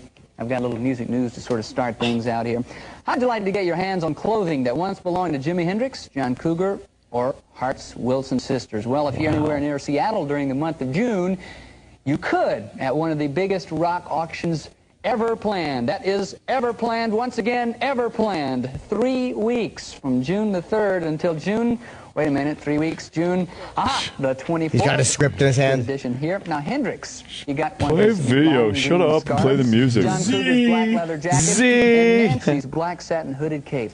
That's the item Look for at me. that hairdo. Proceeds are going to the Seattle like a branch little of Planned mullety. Parenthood for you folks up there in that part of the country. He's wearing red, Wayne Newton, shiny first red up in the music, suspenders. or second up in the music news, is still the only major performer Wayne Newton. scheduled for Washington, D.C.'s annual July 4th concert on the Mall. Wow. Boy, that's going to be a good time there. Now, MTV asked the National Park Service what happened to plans to include a rock and roll show along with Mr. Newton. Well, we were told, quote, that was all talk. Now, let me back up a little bit. Back in April, it was Secretary of the Interior, that is Mr. James Watt, said no Beach Boys because they attract what he called a bad element. So he said, look, we want a patriotic family show. Let's get Wayne Newton in there. And he said that he would even think about having a rocker as well. But as we just told you, it was all talk. So 500,000 people that showed up in years past ain't going to see anybody but Mr. Newton and his pencil mustache. Meatloaf's new album, Midnight at the Lost and Found, has just been released. Now, if you Didn't kept do up well, with did it? Meatloaf, this is the third album for the man. Max Weinberg, Rick Derringer, and also Gary Rossington and Gail Krantz playing on this album. Meanwhile, Donnie Iris and his Cruisers have just finished their fourth album. It's called Fortune 410, and it should be out. What was his big well hit? On June Donnie 6th. Iris. The fourth album from Donnie and the Cruisers. Dexy's Donnie Iris had a hit. And his group traveling around the country and in the southern parts. He's sitting in a barber chair, by the way. I remember the set so well. Fort Lauderdale. Then no one? on to Austin, Donnie Iris? Dallas, and out The graphics were so primitive back then, too. They're showing the concert graphics. Lots of music, concert information coming at you next hour. Like I said, we're going to have a good time today, so stay up with me. Love is like a rock. Love is like a rock. That's terrible. Triumph. Triumph in concert. Yeah. Look at the big hair guy. Sunday special MTV's own liner notes features Van Halen's David Lee Roth, Billy Idol, plus a tribute to Muddy Waters with guests Johnny Winter, George Thorogood, and others. The Saturday Everyone concert looks young. What happened? Time. Look at the way MTV, they were talking about Wayne Newton.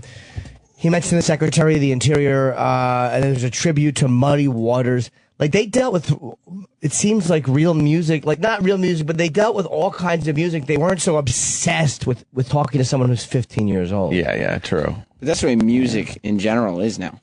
You know what I mean? Like, they have pop artists go to the White House now because it's all much sort of teeny bopper safe stuff. Well, you know, there's not really that. Oh, really? Like, you haven't had fucking convicted criminal rappers going to the White House? Yeah, what about that? Perhaps. Yeah, what about those guys? I don't know. I think we ought to fucking go to the conservative insurgents and see what he says about it. See what he's going to say. Maybe we should bring back Wayne Newton then, I guess. Dickbag. Yeah.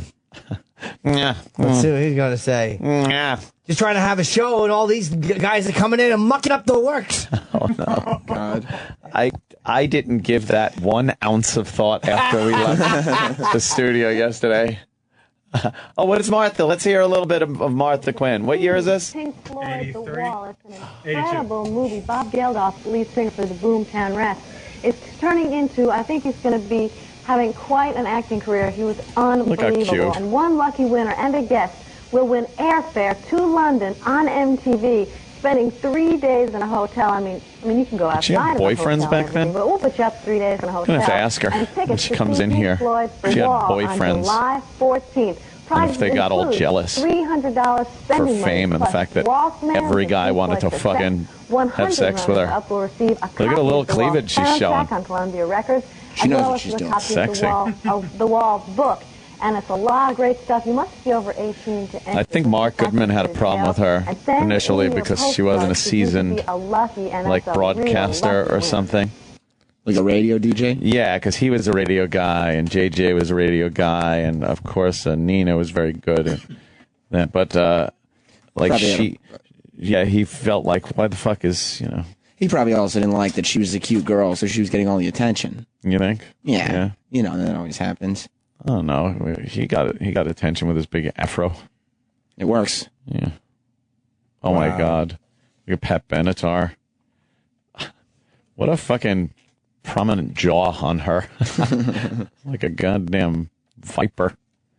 I like these because they include the commercials and apparently a trailer for Fast Times. Really? Yeah. Oh, I didn't know that.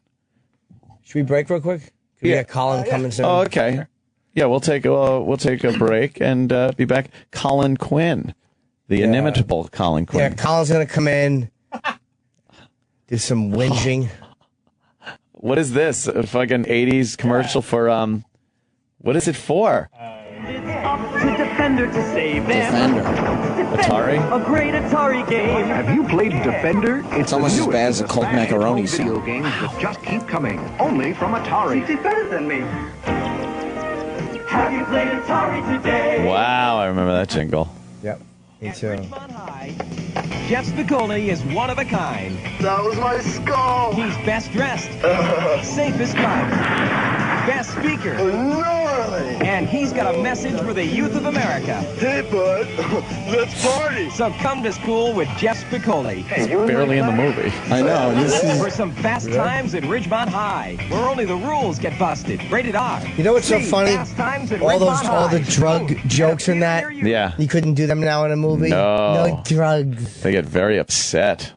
everybody else in that movie is probably like, what the fuck? Oh, Yeah. is this the Apple Jacks pinball machine?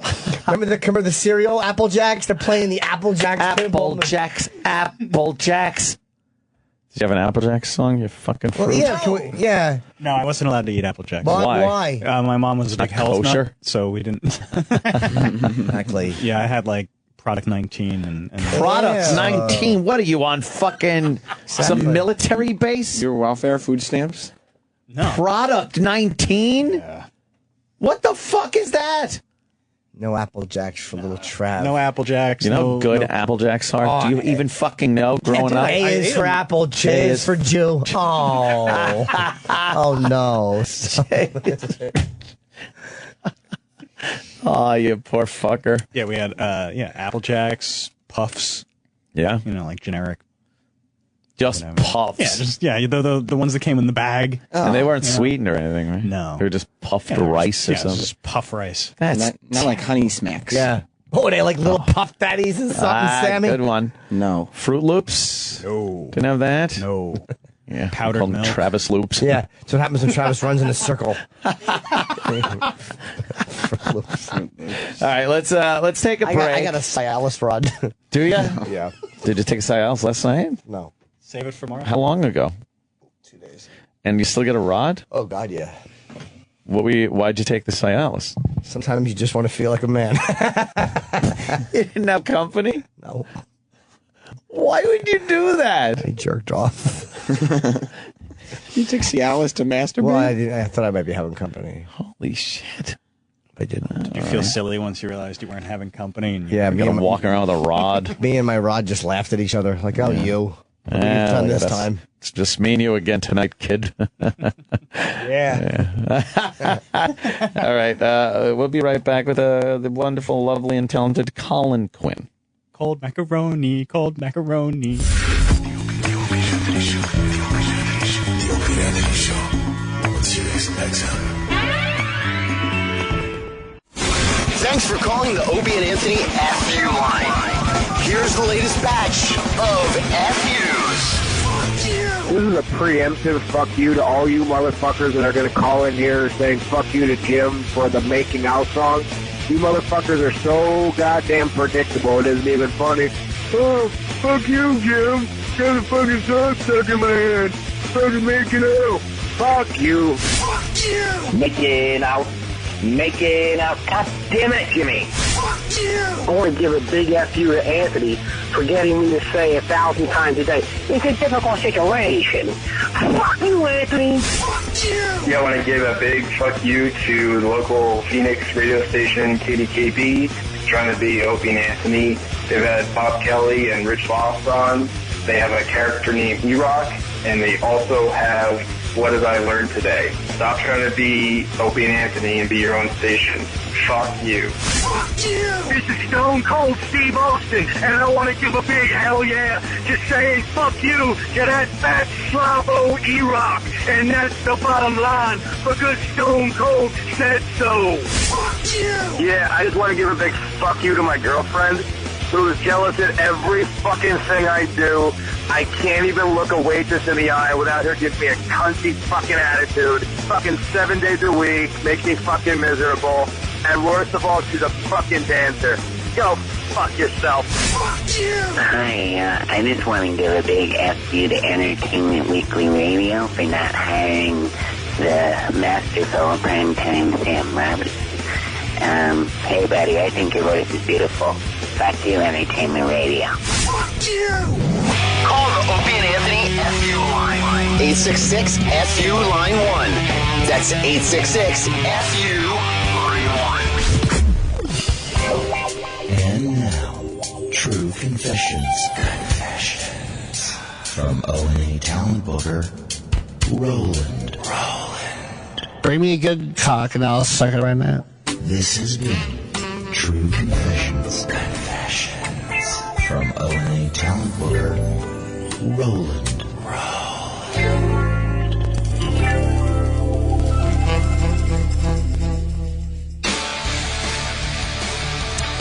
How many times do you have a place to be? You're out on business. All you can think about is the game or the shows you're missing. Wah. That's not a problem with the Hopper from Dish. Only the Hopper from Dish allows you to watch your favorite shows and games on your tablet or your smartphone, no matter where you are. Live sports and shows are meant to be watched live. So you should be able to watch the big game or the season finale no matter where you are. Thanks to the Hopper from Dish, you can do just that. Only the Hopper lets you watch all your live and recorded TV anywhere. That means you're home, too. Turn any room into a TV room with the Hopper and a tablet, laptop, or smartphone. The other guy can't do this. No. Only the Hopper allows you to watch all your live and recorded TV anywhere. Just call 1-800-WATCH-TV today and get yourself the Hopper from Dish. 1-800-WATCH-TV. Sirius XM. This is the Opie and Anthony Show.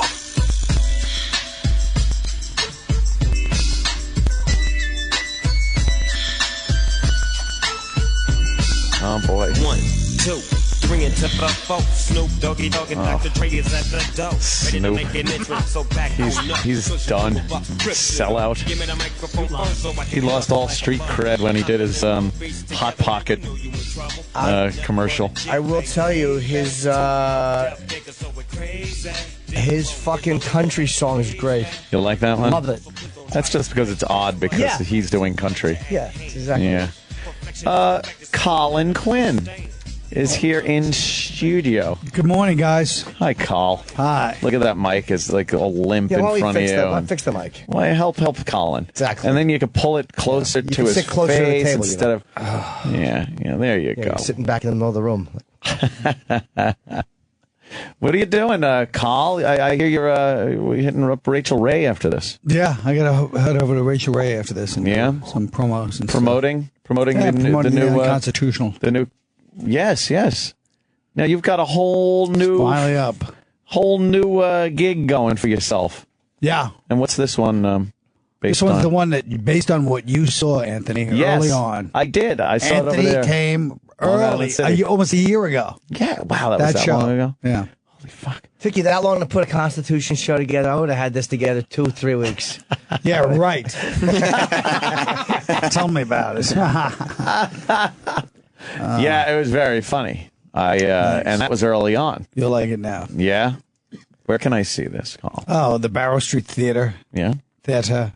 Yes. You spelled it wrong. They spelled it T-R-E, Barrow Street Theater with T-R-E at the end, .com. Oh, no, I think you spell it both ways. Oh, all right. Maybe that's like the English spelling or something. Theatre. Yeah. It's only a block around from the corner from the cellar. I'm going head to head with the cellar. I told you that man. the other night, Jimmy. Yeah, I know. Taking down the cellar. Yep. It's been empty every night. I performed with 2 people, and they were both waitresses. I'm like, where is everybody? I'm like, you know what's going on around the corner, don't you? Yeah. Carl. Yeah. So what are you going to do with this? You're doing 5 weeks of previews at the Barrow Street Theater. Then where do you go after that? Are you going abroad with it? I don't think so. Oh. No. On the road? I don't know yet. really all kind of happened very suddenly. It's been a whirlwind. Are we getting Are we getting another multimedia experience? Well, it's kind of hard to say. It's in preview, so it's kind of, yeah. You don't know much about this, Colin. No, I don't. Well, I didn't expect these kinds of questions. You guys are really, we are really. You guys are really zeroing in, and it's starting to annoy me. We are drilling I thought I'd you. come in, you trash unconstitutional, you trash the fact that was going on Rachel Ray, and then we move on to trashing other people that we know. I figured we hit a couple of hot topics on the news. Do a little veiled racist trashing. Veiled? No, exactly. That's what I'm talking about. I hate how veiled racism sounds. It's phony. I like being authentic. I like saying the word veiled. Yes, that is veiled. Yeah. No, of course. We're very happy for you, Colin. And how come no Wednesday shows? Now we'll get to it. Jesus Christ.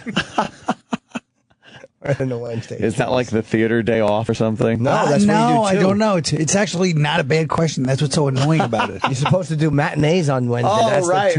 No, not in the village. I'm doing matinees on the weekend if you'd like to stop by. Oh, okay. Oh, Saturday and Sunday. Yeah. I mean, it's convenient. You're in the village. You're out having a nice afternoon with the family, walking around, doing a little shopping. You're like, oh, let's catch a show before we head back to the PATH train. Yeah. Is that that just takes up your whole life for the entire length of when you do this, doesn't it? Yeah. It's all encompassing. Yes, it is. No time for yourself. There's no me time. You're right about No that. you time. I guess what? I don't want it right now anyway with this weather we've been having. Oh, let's talk about the weather. What a great segue. And I tell you, this is it's supposed to be April showers, not May showers. Right. Yeah, it's like God pissing on you, right, Carl? Right. Oh, well. I guess that's one way to look at it. Fuck. Chipper. I don't like these late to arrive springs and summers. It makes the summer go by too fast. Oh, no, he's serious. That's what's scary. By the time, shut up, Anthony. By the time it gets nice, it's already almost September. And somehow the weather knows when Labor Day is because right after that, the temperature plummets. He's got a point. I do have a point. Yeah, well, I have opened the pool, so that's like the official start of summer, but I haven't even been able to use it because it's been a little too chilly. Oh, that's right. Yeah. Big bashes. Although I'm kind of glad, I'm very pensive about the summer, getting the pool open, because that's the real true test of whether I can uphold this little dry streak I'm on. I made it through, my birthday weekend. Nice. Things like that, parties, stuff like that. But boy, when the pool is open, it's hot out, you're around this summer, it could be a little difficult. Yeah, hell, you'll have iced tea. It's fine. Yeah. Well, hey, this is great iced tea. You think Jim's going to display his new beach body at your pool? I hope so. I've been over there every weekend just standing there looking at the tarp on top of it with no shirt on. Jim's going to get all inked up before the thing. Yes. He's got like 6 tattoos. Hi, girls. Oh, Jim, have you ever thought of that? Maybe? Yeah, fuck yeah. I want to get Zappa Lives. Holy shit. That's a good one. Have you ever thought of Yosemite Sam on your ankle? Oh, that's a good one. Yeah. Doesn't that mean gay? No, what? Yosemite Sam on your ankle? No, I thought was it Yosemite Sam or what cartoon character represented "Hi, I'm gay"? Oh, I think it's Tweety Bird. Well, depends on where you have it on the head of your cock. I don't know. Cartoon character gay tattoo. Okay, what is it? Trav? I'm looking. Travis? I thought it was maybe someone knows. Same Porky Pig. So why do you want to do this, Travis? Pepe Le Pew, Woody Woodpecker. No, I don't know. I can't sleep nights. I don't know. No, I have no tattoo. No tats. No inclination. You haven't even thought about what if your body gets into a fucking nice shape? I mean, when it does? When it does? Yeah. When I'm totally buff, I will. I can't wait to have Jimmy over in the jacuzzi, though. It's always a fun evening. Yeah, Jimmy comes over and hops in the jacuzzi and then yells at me because it's not warm enough for him. Oh, the temperature of the jacuzzi fluctuates. A lukewarm jacuzzi is it's better. You're better off in a fire hydrant. It is terrible. If you're gonna do it, Anthony. It's upsetting. I know. I finally figured it all out. What was wrong with it? The heater. I didn't have the settings right on the fucking heater, but now it's perfect. But again, it's gonna be hard to not imbibe in the vodka cranberry little ice drink. Like that? Oh my God, it's probably been a month. What's that? A month of not drinking. Oh my God, I just pulled a chip. What's that? Very hard. What's that? It's been a month. It's difficult. Sometimes it's difficult. Right now, I could get away with not drinking. How do you feel in the morning when you wake up? Oh, it's a wonderful new experience for me, Hey. Carl. I'll tell you, that morning when you wake up and it's not a pounding headache, don't feel queasy. Nobody's mad. You don't know what you said the night before. Right, No. I'm not driving in still. Perhaps if I get pulled over, there might be a problem, kind of a thing. Oh, wow. Well, yeah, sure.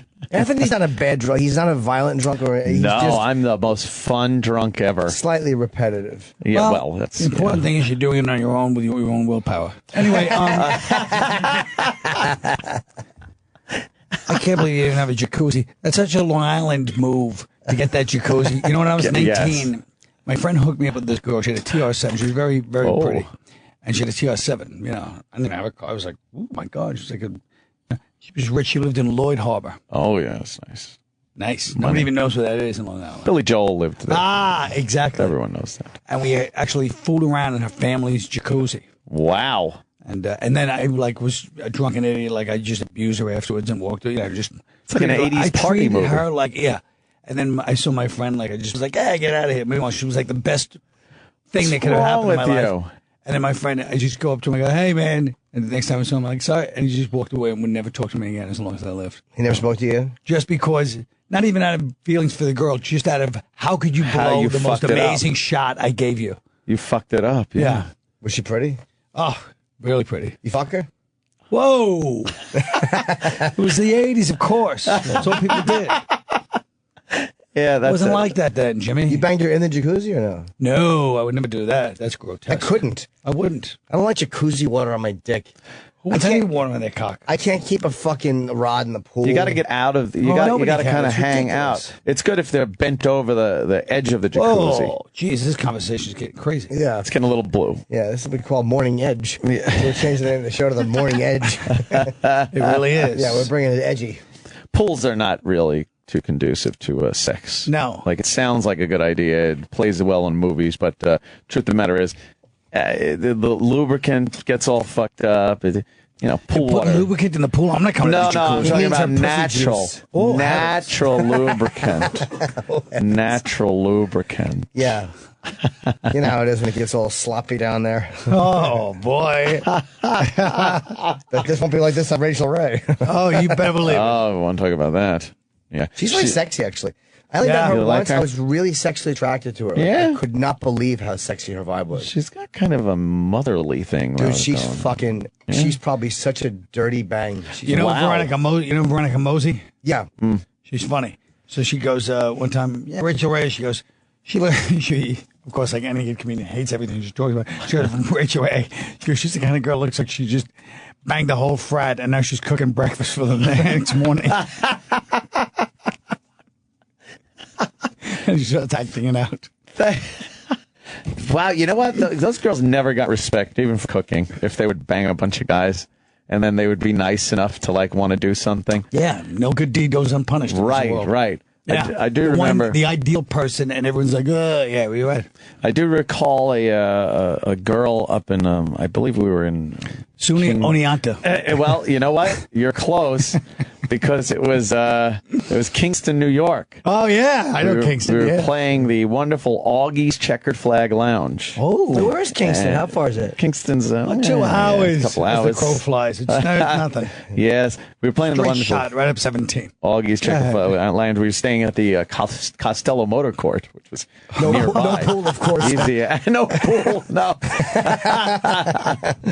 and we wound up bringing a couple of girls home, Right. back to Costello's and stuff. And of course, what transpired. Oh boy, fun and shenanigans and Hey, hijinks. don't leave that part out. I know. Oh boy. Well, she decided the next morning she got up early and she wound up getting everybody some egg sandwiches from Nice. the deli. Nice girl. And brought it back, and she was like, "Well, I got to go, but here you go, thanks, guys." We just took them all and threw them around the hotel room, smashed them on the wall, laughed that it's stuck on the wall and stuff. Because why would I eat that fucking whore's sandwich? Fuck her. And it's and everybody, yeah. Meanwhile, what a bunch of assholes. Are you hungry? Of course you're hungry, but you're not going to eat some slut's fucking egg. Would she rub it on her fucking pussy?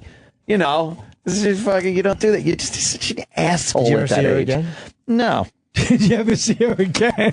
Yeah. I don't think that. And that girl is my wife. We ran into a year later.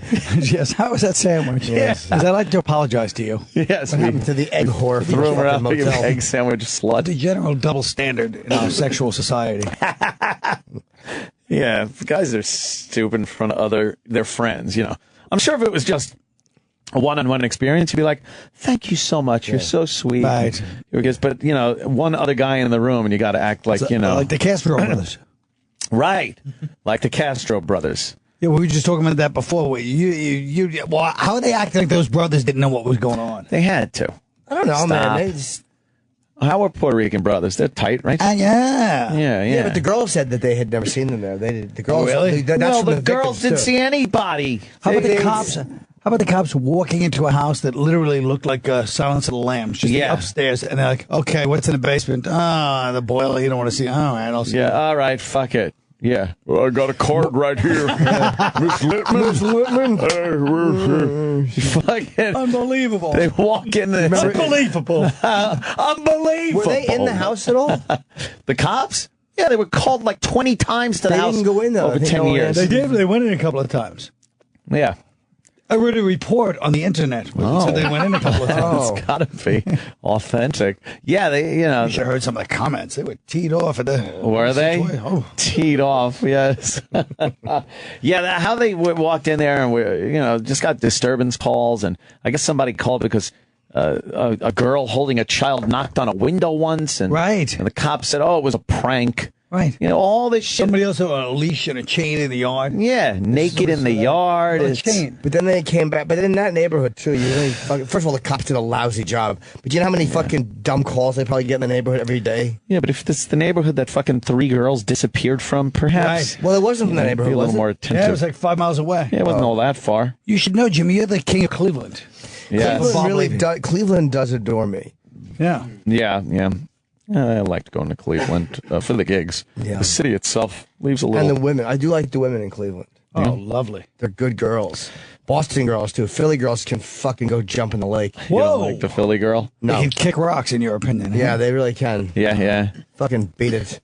Fucking lead me on. Give me nothing. Oh, they're the worst cock teasers alive. But, Jim, I almost feel like you're taking one example isolated over the past 15 years, and she represents all Philly girls. I have about 1,600 names I can give you. What's going on? Yeah, what's going on over there? What's going on? Hey, what's going on? You want some Crying out water? loud. Jim wants a blowjob. Yeah, you want some water? Blowjob. You want a blowjob? I'm not freaking blowing you. They're all full of shit. Anywhere from Philly to D.C., they're just fucking phony. Yeah. They never got anything good in like Nothing. D.C. or anything? Promises, and bullshit. This is like the monologue, the internal monologue of one of those serial killer truckers. Anywhere from Philly to D.C. and the cops start to notice the geographical profiling. They're like, hey, right off 95 between Philly and D.C. there's been 5 murders. Yeah, exactly. They nicknamed it the Promises. Yeah, with their tongues cut out, so they can never make another false promise. Oh, promises. Yeah, it's the worst. Strawberries and oh my god, he eats like he's in fucking Rome. Right. He needs like, he's like one of those baby king, like the third, like the baby king of Nero or something.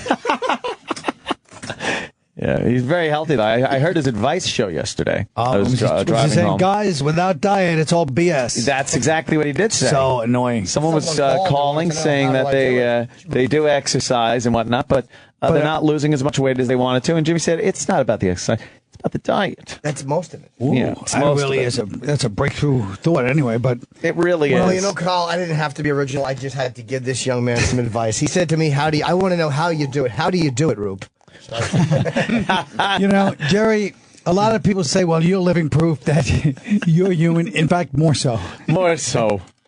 You're famous. I guess you just got to, deal with it. Oh, I just love that. That's okay, because I'm going to be twice as famous as you. Twice as many. How funny was Jerry Langford now? I loved Langford. Irritated. So was Hitler. I like to look at all those movies of guys that really, because I heard he was like, what am I doing this movie? What is this now? You know what I mean? Yeah. And same with like Burt Reynolds with Boogie Nights. Burt Reynolds with Boogie Nights. Yeah, he fought his agent and he ended up winning an Academy Award. All like the guys who were older that didn't know what they were doing, but they went in and were brilliant. Right. Yeah, Burt Reynolds, Boogie Nights. I'd rather, how about we do another Smoking Bandit? Right. That went good. How about another Hooper? I guess it just goes to show that you can be a consummate professional. That's how good those guys are. Even though they're resisting, they show up on the set every day and do their job. Well, we had Mark Wahlberg in, and he said that Burt Reynolds started doing the dialogue with an Irish accent the first day because he thought it was supposed to be the guy with an Irish accent. What? And they had to tell him. Did they just tell him, look, Burt, yeah, what are you this doing? Is not what you're supposed to be doing. Stop it. Oh, fucking read the lines like they're supposed to be read. Yeah. With this big toupee. He did have a giant toupee in that one. You tweeted something about you and Conan having a beef, and it was this fighting Irish family. Oh, yeah, the Joyces and them. And I wound up watching all these documentaries on these bare-knuckle brawlers in Ireland. They're pretty fucking interesting, man. Hilarious. Yeah. Yeah? All they do is fight over some slight. The Irish. Well, they're tinkers. They're like gypsies. And you read the comments, and because it was like, I meet you in Longford. Now, you never showed up, Joe. Have it. And they just keep arguing, and then they beat the balls off each other. Really? But then the comments, you can tell they're the most hated people in Ireland, because underneath it's like, they're useless cunts. Hitler was right about killing gypsies. You should kill every fucking one. They do nothing. They add nothing to society. And it's like all these great comments, but just brutally, like Irish written so well, but just like a combination of cursing and like literary, just fucking, just trashing these people. Really? Everybody hates their guts. So they hate each other and everybody hates them. Everybody hates them. Why are they doing this? No, they've been doing that for hundreds of years to settle interfamily beefs. They have Hundreds two of guys, the Joyce, McQuinn, McDonough, and there's all these different families, and they just have these big beefs, and some of them are really funny guys, but you can barely understand them. What is that about? Why do the they hate Irish? each other? And a lot of them, honestly, and I'm not just saying this to be inclusive to our the fill-in for Opie today, but a lot of them do look like Scorch. Really? Yes. Do they? Yeah, facially. They have facially. Look him up. There's just something about him. This one guy was talking about how he keeps his fucking hands hard. He goes, I soaked them in Joe Joyce, yeah. Joe Joyce. I soaked them in petrol for 20 minutes a day. Yeah. He soaked his hands in gas for 20 minutes a day. It's not even gas, petrol. It's like cheap Eastern European knockoff shit. Right, probably. yeah, very low octane, very high in fucking additives. That's a fight. His wife must have hated when his big fucking hard rock hands went into her pussy. Oh, just burns her pussy. Yeah. They don't finger each other in Ireland. They just have regular sex. Oh, you think? Regular missionary position to have kids.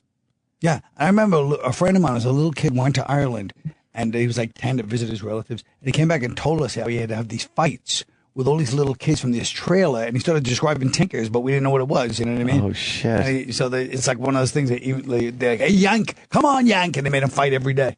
And it was the same thing. What a vacation! You're just getting fucking the shit beat out of you. That sounds horrible. He was a wild kid anyway, so I'm sure. Was he? Oh, okay. It does seem like if you go to Ireland, you're probably going to get in a fight.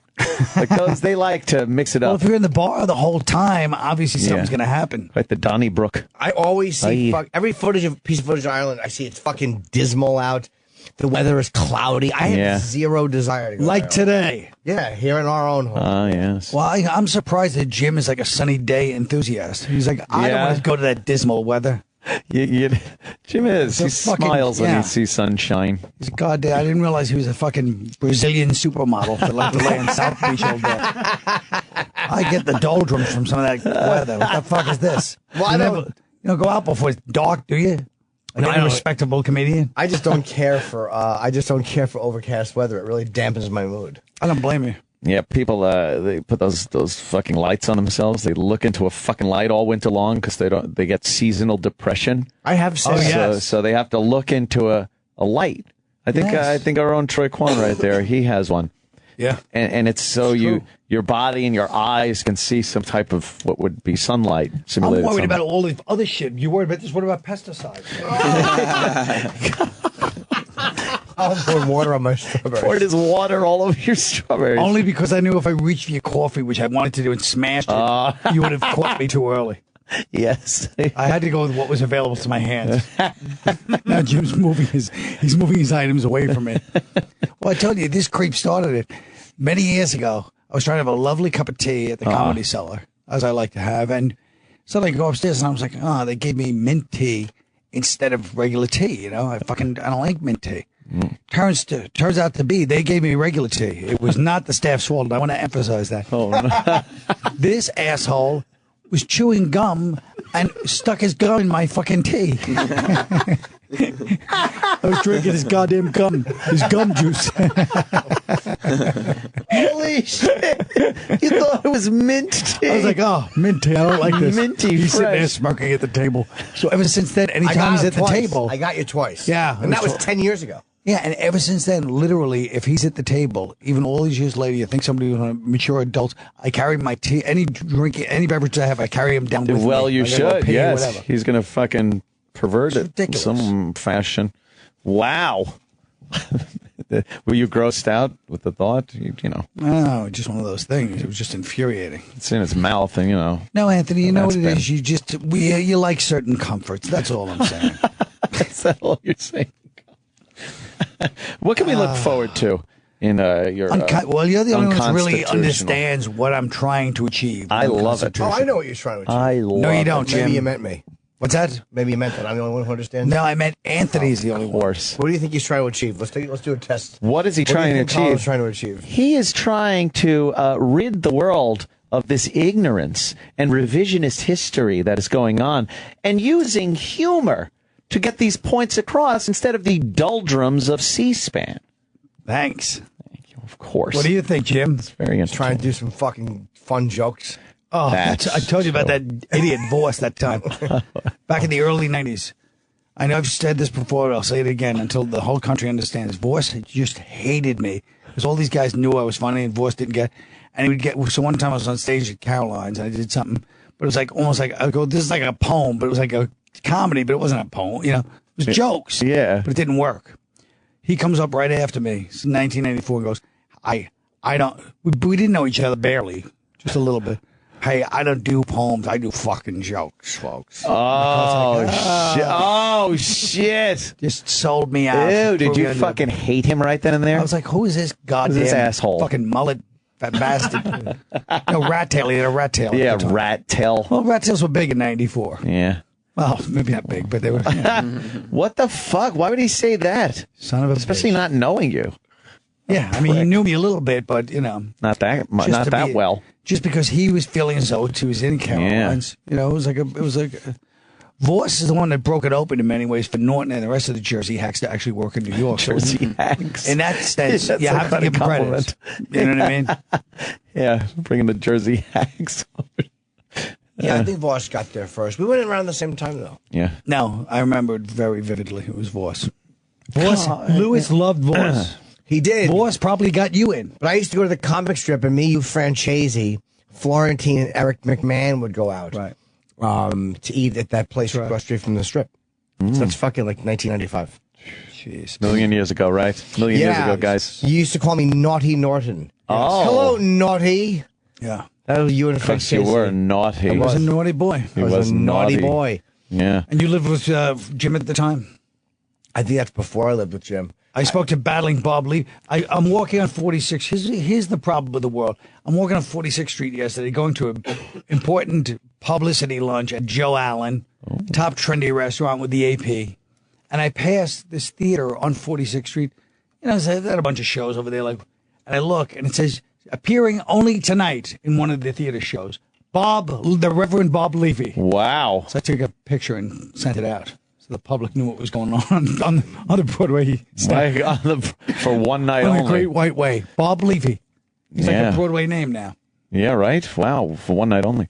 Carl, I got to ask you, what's your take on the Constitution in this day and age? A lot of people saying it's being trotted upon. Well, that's I honestly feel like we should be having more constitutional conventions so that people can really discuss this kind of thing. I feel like it's not a serious discussion. It's when not. it's just everybody putting everybody's just saying this, picking and choosing. Everyone's like, Yes. you need to have a serious conversation. And You're talking about, well, let's face it, the only thing you care about is the Second Amendment. Well, I kind of like the first two.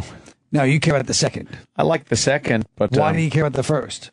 Well, that's what I do. It's kind But of I'm my saying job. who's trotting on the First Amendment? There are a lot of things that trot on my First Amendment rights, especially political correctness, more so than anything. infuriating. To gotta not come see have the the show again. ability. I I will discuss it. absolutely To not have the ability to address especially racial issues in this country without having the scarlet R put on your chest is a fucking embarrassment. I'm tired of black people being called racist for addressing white issues. I agree with you. Oh. Unbelievable. It really is infuriating. I would really like to have more of a freedom to say things and have an open dialogue, because nothing gets accomplished unless you can really hash it out like that. But they're so afraid to just have an open discussion about race in this country. Well, that's actually addressed very deeply in the show. Good. I got to see it. It's almost like you're quoting the show in many ways. Wow. Do you address the fact, too, with the... I was actually going to use Scarlet R. I have it written down, but now I'm afraid because... R. He already Call. Because I feel like the Scarlet Letter. Don't even feel. Instead of an A, it's an R. Don't even feel that way. You take it. Yeah, Hester Prynne. Somebody's doing a little reading on the old STEM master. Now, do you mention the fact that in the Constitution, everybody complains like when you mention the guns? Right. And you say something about, well, that when the Constitution was drafted, they didn't have fucking AR-15s or whatever it is they have. It was a different time. Well, I certainly don't want to mention that because that would be, And they say, well, different time. They still meant the same thing. But if you say, how can you listen to people who wrote the Constitution because they had slaves, they're talking about freedom, these same people go, it was a different time. You have to allow that. Yeah, that's a good point. I see it as there are certain things that you have to look at when they were keeping rights from people. That is what is considered wrong. Right. When they're respecting rights, because rights aren't given, they're there. They're your God-given rights. And when they're respecting those rights, that's a good thing. So with the Second Amendment, they're respecting your right to bear arms. As of being slave owners, they are taking away someone's rights. So you can make that distinction, Jim. They're not the same thing that you're really talking about. But it's the overall point and the view of how we say that was the times. Well, so we throw the entire document away because they were slave owners? Is that smart? I mean, it's strawberry. He's got a very constitutional mustache made out of a napkin, Carl. You're looking very, come on, very constitutional. The Constitution. But that's this little whatever this was here is exactly why the show now it's more important now than ever. If you see one when I show say now, this year, I only mean 5 weeks. Right. Because despite Jim's plans for me to tour all over the goddamn country. Right, he has you everywhere. I'm sick of this thing. I've been doing it a year. Great. 5 weeks and I want to fucking see it, make some goddamn money, get the fuck out. Well, I want to go see it. And, I have to make one more comment about that because a lot of people do bring up it was muskets back then. Yeah. They would never, have it with assault rifles and whatnot. Do you think when they wrote the Second Amendment and said you have the right to bear arms, that they weren't talking about the absolute top-of-the-line weaponry of their day? The musket? They didn't say, well, you have the right to bear this. It's not as good as our amazing assault musket. But so as time went on, you got better weaponry. And during the course of their own lives, they saw weaponry advance leaps and bounds. They thought it was just going to stop right there? They knew it was going to advance. Personally, I don't think they saw the degeneration, the way society would degenerate into school shootings. I don't believe they saw that coming. From what they've seen all over the globe back then, it's horrible. Regardless of what they thought at that point, this is where we are now. Right. And we have to look at things and how they're affecting us now. And the point I'm making is simply people are, and this is all of us, are selective when they look at something like, well, that was the times. Like, we say that at certain times when it suits the argument. But to say that was the times when they wrote about muskets, it's like, well, they meant it to continue. Well, then... Given that that's what the times was, so we can move along. Well, that's what the times... that's all he wants. That really is all I want. That's that all one he point. wants. All I want you to do is go, hey, that's an interesting point. And Jim, we fucking move along. What an interesting point, and I got to agree with you on that one. This is about states' rights versus federal rights. Thank you, yes. That's what I'm trying to say. Yes. And the show covers it. Don't worry about it. Okay, good. I'm sitting here going, guys, just come to see the show. Then you can really make your arguments. Yes, and you'll be informed. Oh, you'll be totally informed. Yeah. I don't like New York states' rights. I don't like what they've done with the Second Amendment as far as that goes. But overstepped their bounds, right. but it is their stupid right. It's their right. It's the people. Well, they're right. Yeah. The states' rights are limited by the Constitution. Right. So I think they're overstepping their boundaries in some respects as far as the Second Amendment goes. I really do. You mean And Bloomberg. Yeah, and I think also that they're putting legislation in place that does nothing. When Cuomo wrote into law that you have to have a magazine with 7 rounds capacity, 7 rounds, 7 bullets.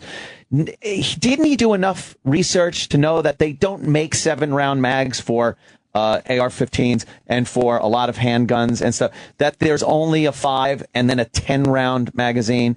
So then they're like, okay, we fucked that up. We didn't even know about magazines when we wrote a fucking law about it. But now we're allowed to use the 10 rounds. We'll leave you that.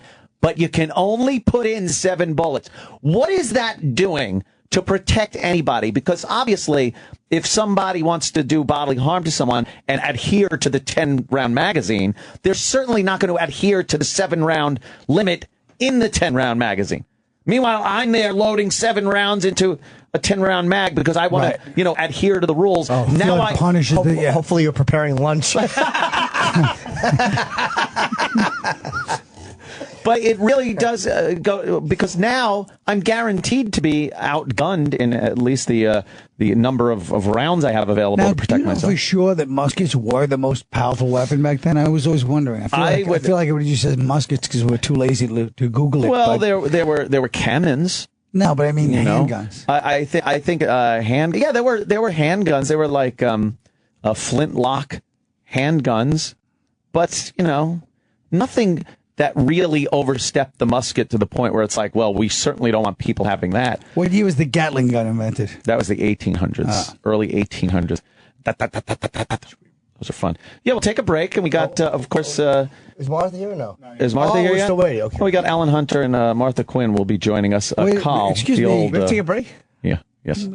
Is Jim intimately acquainted with Martha Quinn? Is Martha here? No, I just is Martha here? Stop! You don't know. I'll call her Miss Quinn. Martha. She's in the bathroom. Oh, man. A deuce? Or she's taking a long one? It's kind of hot, actually. Yeah. Wow. No, we'll do that. Wait, now let me ask you a question, because this is a big question for me, and it caused a lot of contention last night.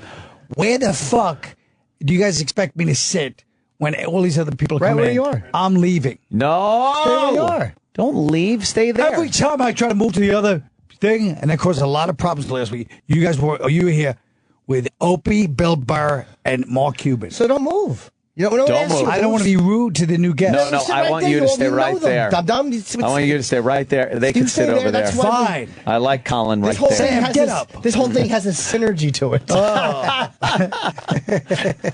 Yes, you know these lovely lads and ladies from MTV. Yeah. You have a common background some here. Real knee slappers to tell.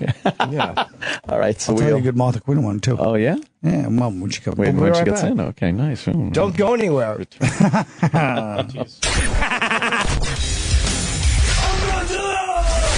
And now, another bedtime story with Jim Brewer.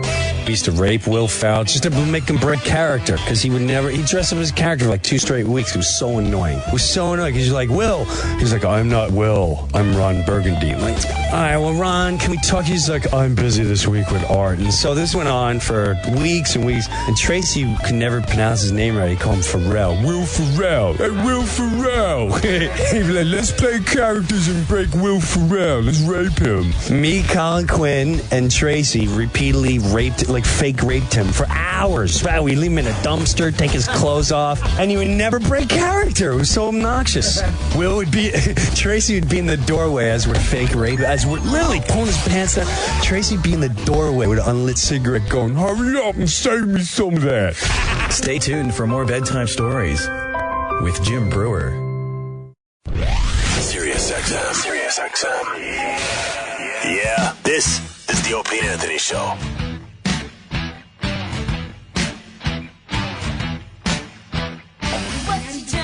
You could.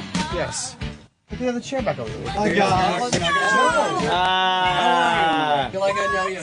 Call. You see you guys at Rachel Ray, too. Are you sure? Oh, my goodness. Of course. Look at this. It's like old home week here.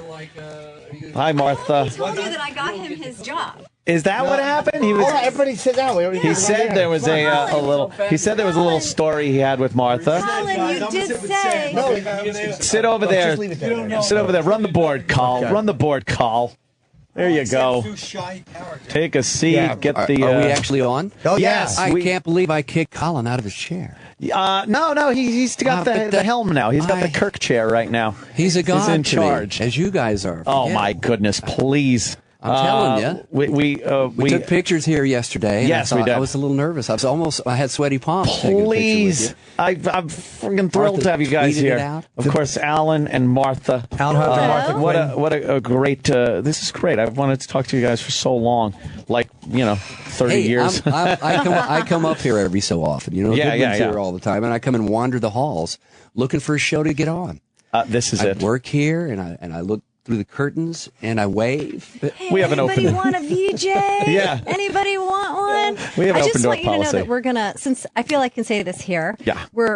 Oh, never mind. I better. Oh, you can say it. Go ahead. please. Oh, Martha, say go the ahead. F word? Let me think about it. You're gonna think about it. It's I was just saying to Martha and Alan in the hallway, the way it's written is really great because it's like it's like whatever subject they're covering, you have four different, you have Alan, Mark, then you have Nina, then Martha, and all four of them talking about the same thing, but it's done in such quick blurbs and in their own words. It's really interesting. Yeah. It's The an New oral York Times history. book review, jerk off. What's that? Nothing. I didn't like the way you were like, it's interesting. It's really great the way it's written.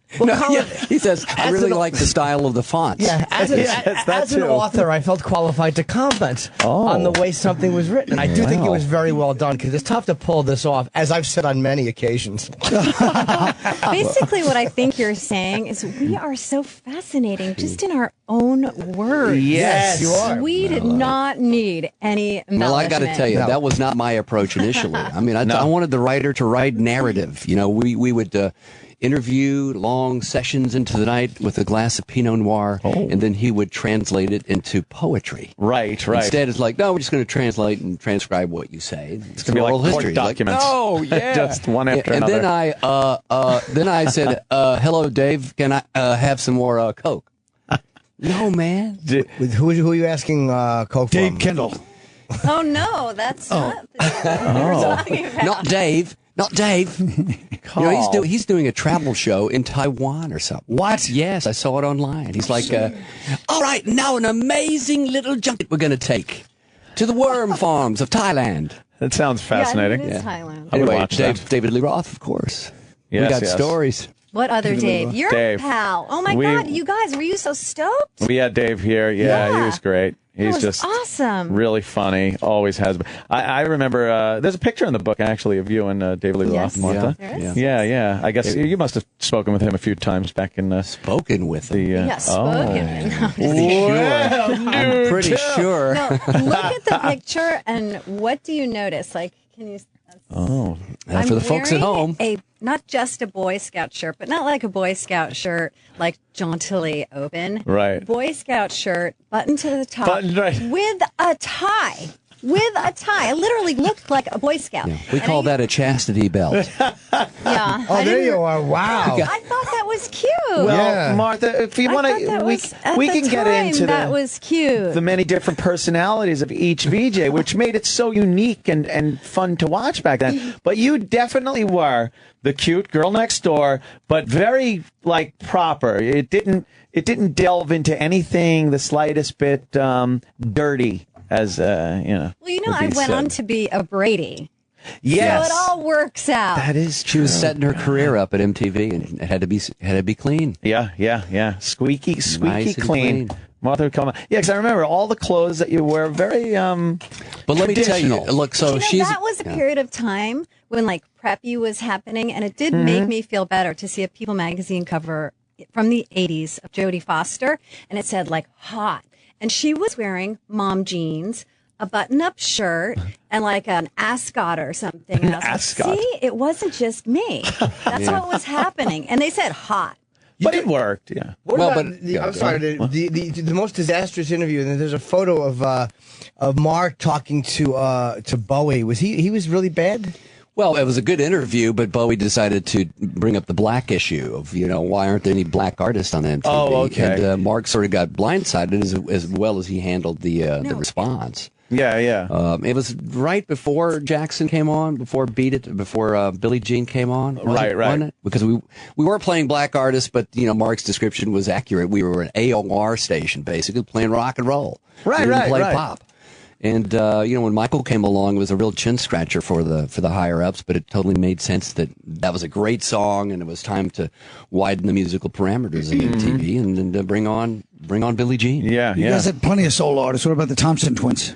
Yeah. Well, Mark's point and other people's point was you're playing Culture Club. That ain't rock and roll. So why wouldn't you play pop? But we had Garland Jeffries and Gary U.S. Bonds and Joan Armour Trading. We had black artists who just played rock and roll. The contrasting viewpoint to that is you could have asked Frankie Crocker, is WBLS playing AC/DC? Right. So there's two sides to that. That's a story. spirit, There's mother. a format. Let them have it. That was good. Exactly. But we used to have to be the faces of the channel and talk these politics, and now we don't.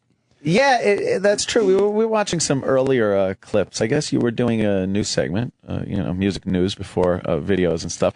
And yeah, it was you were all over with a lot of little information tidbits, and you don't really get that anymore. Although, is there really a need for it anymore with us being inundated with news 24 hours a day? People want to hear people yapping in between songs. I don't think so. If I want to shuffle through my Spotify or listen to Sirius. You were holding a script. It was really funny to see. It's like things have changed so much. You were like, and you looked down at your script and it's in your back pocket. And it was like folded up. You were in the very early days. We did get a teleprompter eventually. But it was just funny to see. I forgot, that's only 30 years ago. And man, back then there was nothing digital. No cell phones. And you know what's funny? I think television has kind of gone back to that, more of the just off the cuff reality, like where we started. Doing just that. Like, oh, what are we doing? It's come full circle to that. We were told to break. We weren't told to break the mold. There was no mold, really. I mean, all the people working on the show, sans the crew guys, the IATSE, union guys who did the props and stuff and ran the cameras. They knew what they were doing, but everybody else was just kids. Producers didn't know how to produce a TV show, so we were making this crap up all along, and I certainly didn't know what the hell I was doing. Pretty much everything Colin does is because of us. We paved the way for Colin. It's true. It's really and MTV still has a lot of good news people. What about Farrah Abraham? Yeah, well, I like Kennedy stuff. Yes. Is she a news person? She's making the news. Did you get Colin his gig? Did you get Colin his gig? No. People have asked me that because somehow that's one of those things that floats around that we're brother and sister. Oh, right. Quinn. Yeah. Do you know how dumb I am? I just realized that you both have the same last name. Wow. I wasn't even putting two and two together that you had the same Why last did you name. say, did you get Colin his gig? She was joking when she came in. I joked She would Nepotism. Now, I used to watch you in the clubs up here. I was a comedy whore. Or a pimp. I don't know which. But I had a good friend here, Tom, older guy, Tom, comedian. Papa? Wait a minute. Tom, I think he died not long ago. Big Tom, yes. Papa Tom. But he would, you'll get his name in a minute, but he would take me to the Improv, and I would see Larry David. Tom Curley. I would see Larry David implode on stage. Yep. This was pre his fame. And he would sit at the Improv on a Tuesday night and berate the audience. That's right. 4 of them. Right. Yeah, fuck you. What are you? That's funny. You just get out of here. And Tom would go, okay, watch him. He's really going to go for it now. But I would do that in my off hours, and I would see you. And then when you got on MTV, I said, man, big now. Colin Quinn on a remote control, of course. Oh, with my Ken God. Ober and Adam Sandler. Adam Oh, my Sandler God. on there. Yeah. What a petri dish. And now Ken And what Ober. Of course, man, after 72, we would go up late. And I used to smoke. The first season, I smoked cigarettes on the air. That's right. You did. I used to chain smoke on the show. That was PC. And then they told me to stop. And right after that, Oh, they I'm did? so sad Why? because. Well, Viacom cleaned their I felt act bad up. because you know how many kids came up to me. I started smoking because of you. Are you kidding? Horrible. But then Leary came in after you were there, and he really brought the whole smoking thing back, I guess. He sure did. Yes, he did. LA sneakers. MTV television that kills you. How anarchic is that? We felt it was all squeaky clean at the time we were starting to leave because they were, 84, 85, 86. They really started making money. Yeah. Everybody was paying attention. The record companies were in bed with them, and we started getting coaches. They sent us to a communication coach. Oh, boy.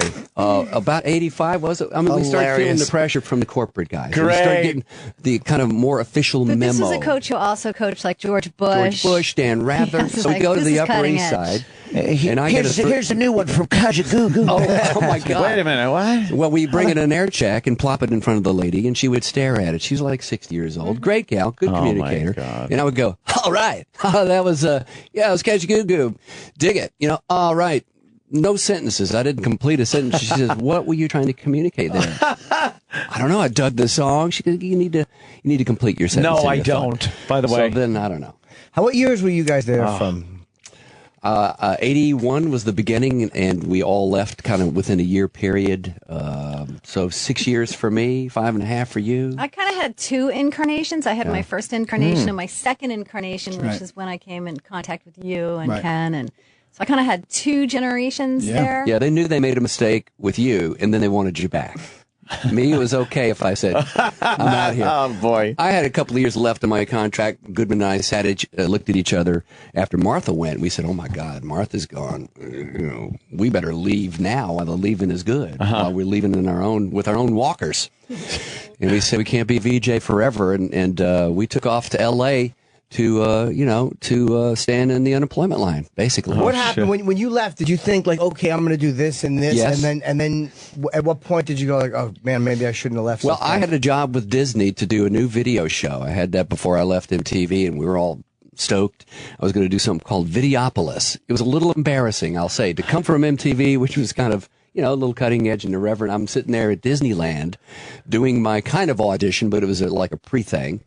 And I had now a whole new production crew, and I'm used to doing it my way. Mm-hmm. I didn't, we weren't playing the F-bomb all over the place, but I was irreverent. Hey, give me those cue cards, And I'm like, no, the cue cards need to stay over there. Oh, no. Oh, no. And the Mickey was wandering around, and I was introducing, a lot of the same videos we played on MTV, but I was thinking, okay, I'm getting paid. I got to have a transitional thing here. VJ to actor, maybe it goes through Anaheim. But the day I went to the wardrobe fitting, my manager called up and said, don't go to the fitting. Jeffrey Katzenberg doesn't want you. Wow. Yeah, he just got wind that an MTV guy was going to be the Videopolis host and said, no, I'm not having MTV at Disney. So I went and learned how to play golf in L.A. You know that, But don't you? you said something key, Al, when you said, okay, I'm getting paid. Like at MTV, it was the greatest job in the world. You're like, I can't believe they're paying me. And then when you hit the real world and you start to get subsequent jobs, you go, well, okay, I'm getting paid. I'm getting paid. Yeah. And better, getting paid better. Oh too. yeah, MTV's the cheapest place ever. Oh, man. You know what I made on greatest Remote place Control? ever. Not that I was the lead, but I was the other guy. $100 a show. Wow. The cheapest. You got $100 a show. Yeah. But Colin, they made up for it for literally being the center of the universe for Yes, a they period did. of time. And So there is that's what I equity. mean. There is equity in enjoying where you are. Yeah. There's a certain Especially amount when of- you're young and Right, This is why right. Martha's so good because she's putting a very positive, happy spin on it. Yeah. You're genuinely bitter, and you want to burn the He's building down. not. And she's like, you know what? There's a lot of laughs to be had, guys. Hey, we had some fun. What Yeah. about the fact that Anthony, who we think of as this man on a constant tirade, goes, there is equity in being happy where you are. Yeah, exactly. It's the civilized How would thing you I've ever heard know? out of his psychotic mouth. Biting the hand that feeds him every day. Oh my God. Yeah.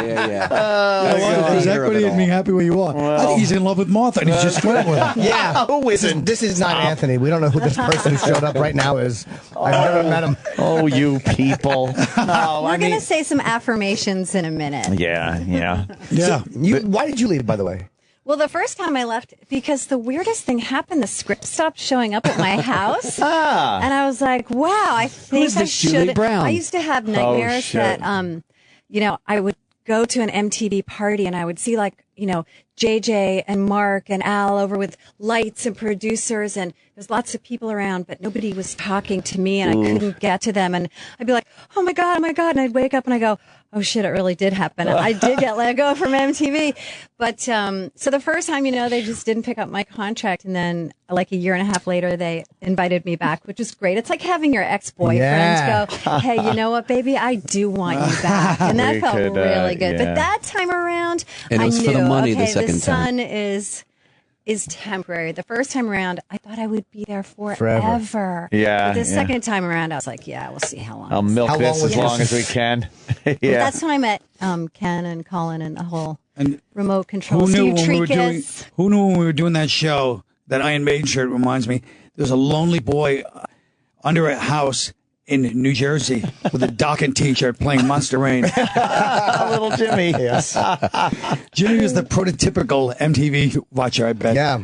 What's You could just the thing is, you could watch it for hours and hours on end. People Yeah, it just was so sat new. there It was nothing like watching it. because it was brand new. It seemed like people on TV were professional people. You turned on TV and there was somebody that obviously you didn't know people like that. You didn't. It was actors and TV. And then MTV, you guys were like, oh, I think I go to school with that guy and stuff. Well, it was very relatable. people used to come up to us all the time and go like, instead of like, oh, excuse me, Miss Quinn, and be like, hey, Martha, I Yeah. don't like that haircut. Yeah, Can I get some respect a little bit? The familiarity was kind of, it was like we were ubiquitous for one. We were in everybody's life all the time. We were the backdrop and the wallpaper and everybody had it on all the time. So the familiarity with people was kind of scary. You didn't want a little awe and respect. Yeah, you guys I'm are not like, Tom Cruise, but I'd like a little fainting here You instead. guys were at parties. Like when you had a party at your house, you just turned on MTV in the background You know, and left yeah, that yeah. on. Look, Were there there a lot was- of girls to be had? Sorry, Aunt. Were there a lot of girls to be had? There were, had I not been happily married. You were married at that time? At the time I was Oh, married. Boom. I had a little backwards. I had it a little backwards. You know, later in my life, I decided to disrupt everything and change Yeah. and become a single guy again. I mean, my friends are like, what? You got divorced. You went through MTV. Oh, man. You made it through that period. But yeah, there were close scrapes with all of us. I think we detailed Yeah. a few of them in the book. In the book, of Oh yeah, course. so let me Mark- say, yeah. it's called The Unplugged Adventures of MTV's First Yes. Wave. It's called VJ, and it's got the picture of all five of you, of course, with JJ, and you dedicated the book to JJ. And it's really, really well done. I'm just flipping through it because, of course, we got it 10 minutes before you walked in. They handed us the book because that's the way to prepare Well, it's for an that interview. easy a beach read. Yes, yes. Here, It's a quick. real beach read. Suck this down. They'll be in 3 minutes. The publisher told me not to say that, by the way. Beach read. Beach It's a read. serious examination of the culture of the 80s and the complex landscape of the Reagan era. Yeah, I Something left like it that. next to the toilet. You know. You know what? A great toilet read is a compliment. It's not an insult. I do Right. my best reading on the bowl, and it's like this one because there's like little short segments of every one of them saying something is extremely comfortable to read. You don't need 4 hours set aside. I'm with you. And You know I what I read mean? like 2 Comfy. pages a night on any book. I'm Yeah, a slow yeah. reader. As a blurb, can Yeah, we call right. that? I want to Absolutely. It's a great transcribe blurb. that because Yeah. that would be a great review. Absolutely. I'll send a picture of me holding up, going with my thumbs up, going, "It's a 2-flusher." Oh, where's The second printing. I want to see that. Oh my God, Martha, were you in any kind of relationships during that time, early on at I MTV? pretty much, when I first started MTV, I still had my high school boyfriend. Oh, I wow. mean, that was early on. Now, in what my was life. he thinking? Like, the jealousy must have been crazy because guys were really kind He of started in love sending with you. flowers big time then. Hey, Martha. No, I don't know. And then I always sort of I don't remember this I'm one of boyfriend those at all. He girls- never showed up around. You never brought him down. Nina right? met him. Really? Mhm. I never But saw him. he disappeared pretty quickly. But Yeah. Can I ask you, who was the most tempting rock star to hit on you? There had to be one, or maybe you hooked up with Can somebody. can I show you this Boy Scout shirt thing Was it again? him? No, I'm just saying that you know. Not a lot of. Well, She had here's so the many. thing. She had so many Colin will suitors, and most of them were in attest Middle America who would come up to me and go, "Mark Hunter, Mark, yeah." I go, Oh, yeah, yes, right, that's right. me. Yeah, And it's Mark like, Hunter. what's that Martha Quinn like? Oh, I want to do her. I mean, Oh, my God. Yeah. It's like, what happened to a little respect here? But Yeah, exactly. all I did was answer questions what about happened to you. a little respect is all I'm But there were was it It's the hard takeaway. to cultivate any kind of relationship with somebody outside of there when you were kind of you're a very public person? Not really. No, it wasn't really. I mean, I don't really. You had a private understand life. your You had a question. private Was it life. No, I hard just for mean me like to- as far as relationship. Did you have any serious boyfriends during that time? I'm one of those girls who I kind of always have, a serious boyfriend. I'm not really the dating type. Really. Right. Serial boyfriends. I'm telling you, ultimately- she hops her. Look, She she went had out a with crush Mike on from Mike me. and She had a Mechanics. crush on Mark. She had a crush on David Lee Roth. Yeah, basically, you see the whole book is like I used to imagine I was Mrs. Rick Springfield, and then later, I used to imagine I was Mrs. Michael Jackson, then later, I used to imagine I was Mrs. David Lee Roth. Okay. But, I had a sign behind her head saying she'll break your heart. Watch out. Leave her well, alone. luckily, I am now Mrs. Jordan Tarlow, so I know, I but- did but- achieve my dream. The funny thing is that we all became brother and sisters, Yeah. brothers and sisters. I mean, that's how we. You know, we had one small dressing room in the beginning down in Hell's Kitchen. It was a crappy little studio. So the guys and the girls all had to dress together. So in the beginning, there was Nina and Martha and fantasies. But then it quickly became. Whoa, you didn't know about that, did you? Interesting. Mother's like, Of course, there was a little heat there, no doubt. You know, but then one day, 2-3 years later, she shows up on the set with Steve Bader. Oh, man. Yeah, from Losing Nutrient. Yeah, so it's like that's her type. Really? Yeah. We love Steve. He's a great guy. He was a great guy. But you know, you like the roadie types, though. You like it's a those little wild. lanky, wiry, Yeah, kind of lanky, spooky, wiry, no pigment. scary types. And Love that's the Gigi sweetheart of Allen, right? Steve America. was the best relationship I ever had because through Steve, I met my husband via Brett Gurwitz in Bad Religion. That's how it all worked out. So it's funny how that happened. Great picture of you and Ozzy, too. Great picture of Martha and Ozzy from, like, what's that, from, like 83? I know, he's like, 84. And did you just come on to the set because you didn't interview him? That was my interview, I I think. think We're always photobombing our interviews. Yeah, you look know? at that, right? Pissed me off because I interviewed Ozzy, and that was I'm sure Ozzy didn't only come in one time, Al. You Man, might have good interviewed point. him once, That's and then I true. might have interviewed him. Well, He's not Mark sole cops the property of Madonna Alan interview like Hunter. he did the only Madonna interview, and I was the first one to interview her at the Limelight here. Oh. And then I called her fleshy in some interview, and Daily News ran that a couple of weeks ago. shit. And they said, VJ calls Madonna fleshy. That was the headline in the Post. And I thought I'm going to get my legs capped. But then how did you handle that, Al? I said it again and again. Then he said it again on the Today I Show. said it on the Today Show. Yeah, that's pretty Why good. did Bob Dylan fly you to Ireland? Look at me, how cute am I? It was for that reason. Okay. Look at me, how cute am I? No, fair He enough. said it was a party. Did you hook up with him? No. Did you try? No, not at all. This is a very historic picture because this is the first time that Bob Dylan and Bono were ever photographed together, and I'm literally photobombing. Well, it's amazing. There's an amazing photo of Bono. He's got like a great Clockwork Orange hat. Yes. And He looks like an Amish man. and Bob Dylan and Martha. And you're looking the wrong way. But it's still kind of a great picture. They're looking into the camera and you're looking off at someone. Who's more interesting that way than Bono and Bob Dylan? I would love to know who's standing off to the I side. will tell you who was there. And I used to have a picture of it and I lost it and I'm so mad at myself. Van Morrison was there at the same time. And I had a picture of me, Bono, Bob, and Van Morrison. And I don't know where it went. Sorry. It's even better than the one But that's so in there. imagine in your mind Van Morrison. Yeah. So are you saying that there's a lot of good pictures in VJ, The Unplugged Adventures of MTV? Yes, there really are. Yes. Are you guys still doing signings, by the way? Yes. Tonight we're going to be down at the Apple Store in Soho. We got some Okay. event down there, and then we're going to be in Paramus, New Jersey tomorrow. Nice. It's a little rough on Al and I What, the because we're kind of germaphobes? Oh, yeah. So you don't like the whole shaking hands? Oh. somebody I yesterday give hugs and tongue. kissed me, No! and I literally I'm terrible. had to say excuse me and run to the restroom. Of because course. I was so worried. They're filthy. Do you not like shaking? I get a really weird, not a rude vibe, just like we shook hands, I think, the other day when I saw you. And I sensed that if I had just waved from across the room, you would have been just as comfortable. Yeah.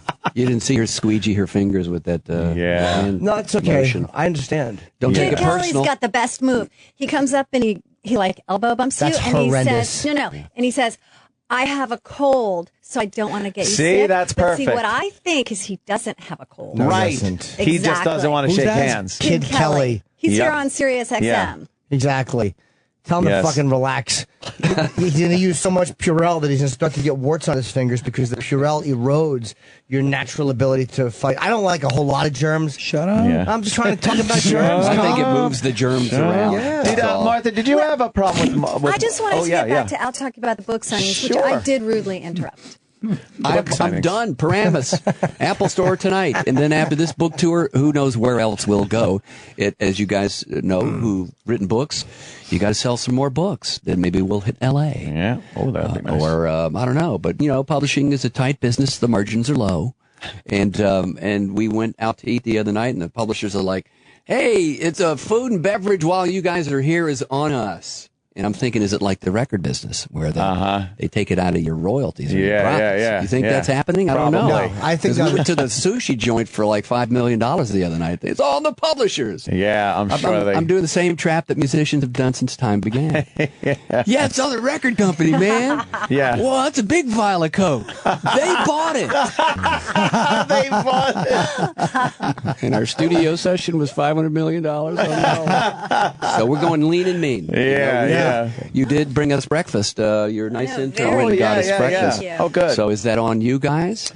Totally on the house. This is on us. Absolutely. A good Thursday He kind budget. of hesitated. Well, no, okay, because now I'm you trying to said it think on like the air. Sirius XM, they're kind of cheap. We were last minute guys. We were last minute guests. Yeah. Well, we how about you, definitely though? want to have you in. Definitely. How did I have to ask too about JJ? How did JJ die? I mean, I remember when it happened. I just don't remember how. Yeah, as Mark says, he had a bad ticker. He had like triple bypass surgery. I don't know how many years ago, early 2000s, I guess. But so he was a big-hearted guy with a tough heart.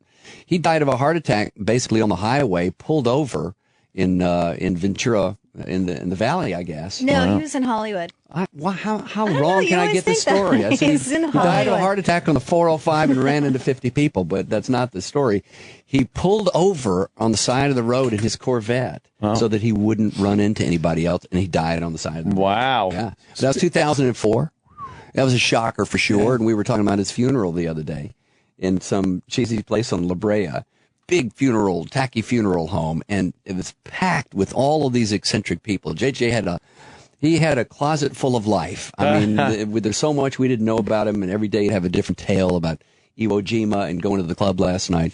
But people would always show up in the streets. Hey, I'm JJ Jackson's friend. And he'd go, really? You are? He had just an amazing caterer of friends, from stars like Rod Stewart to just, the person who was at his pharmacy. But they all showed up at the funeral, including Rod Stewart in the back, weeping.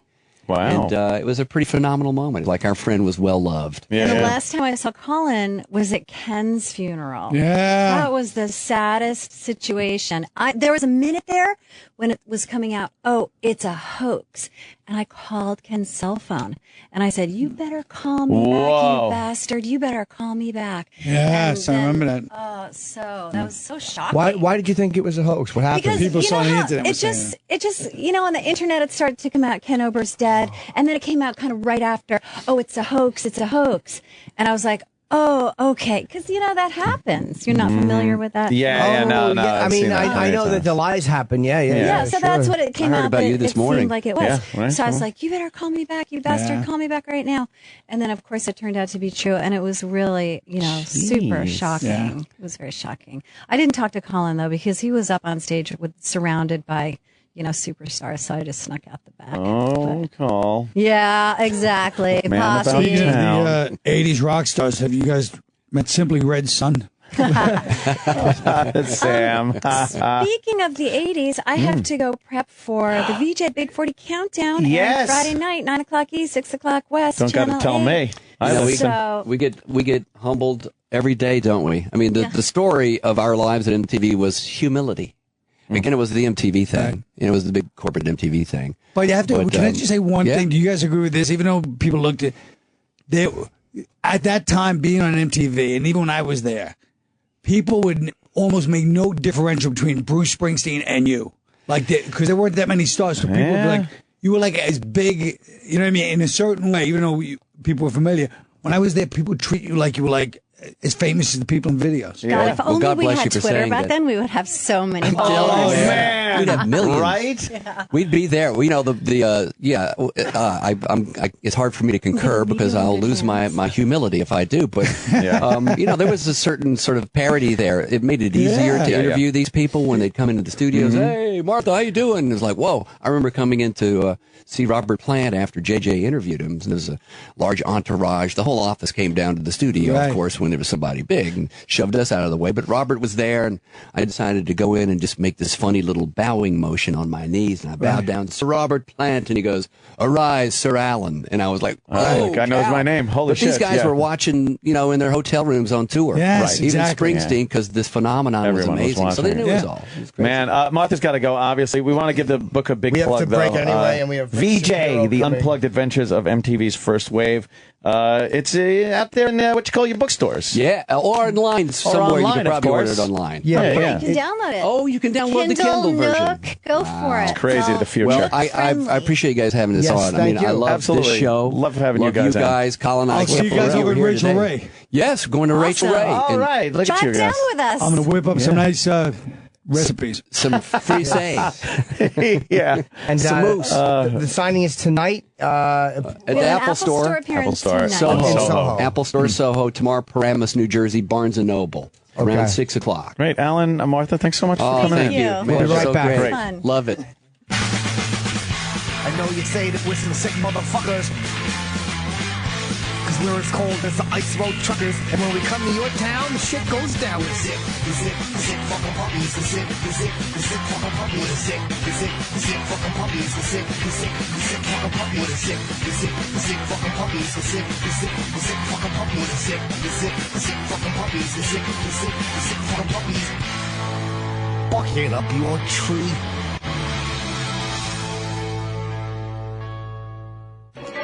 Lieutenant Marion Cobra Cobretti is out on the streets, cleaning up the scum. Do you know how much damage you did out there, Cobretti? Yeah, as much as I needed. Hey, I got those people out of there. Cobretti likes women who shit on tabletops made of glass that he's sitting under. I like that. It's a fetish, but it keeps me relaxed in my topsy-turvy world. Cobretti likes a nice, firm shit. I've got a hot juice for you, Cobretti. Hey, Cobra, this is my fat wife, Susan. Could you drink some beer and shoot her in the face? Obesity is the disease. Diet's the cure. Lieutenant Marion Cobra Cobretti. Yeah, right. I got a name like a faggot, but I sure as fuck do kick some ass. Hey, Cobra. This is the Opie and Anthony channel on Sirius XM.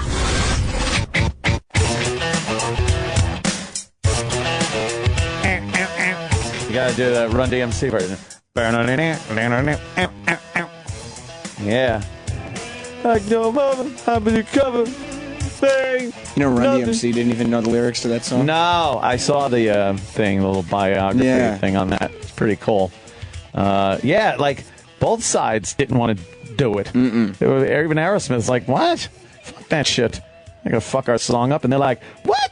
We just wanted to fucking sample the beat. Shit, we don't want that motherfucker singing on this motherfucker. You know what they were talking about. No.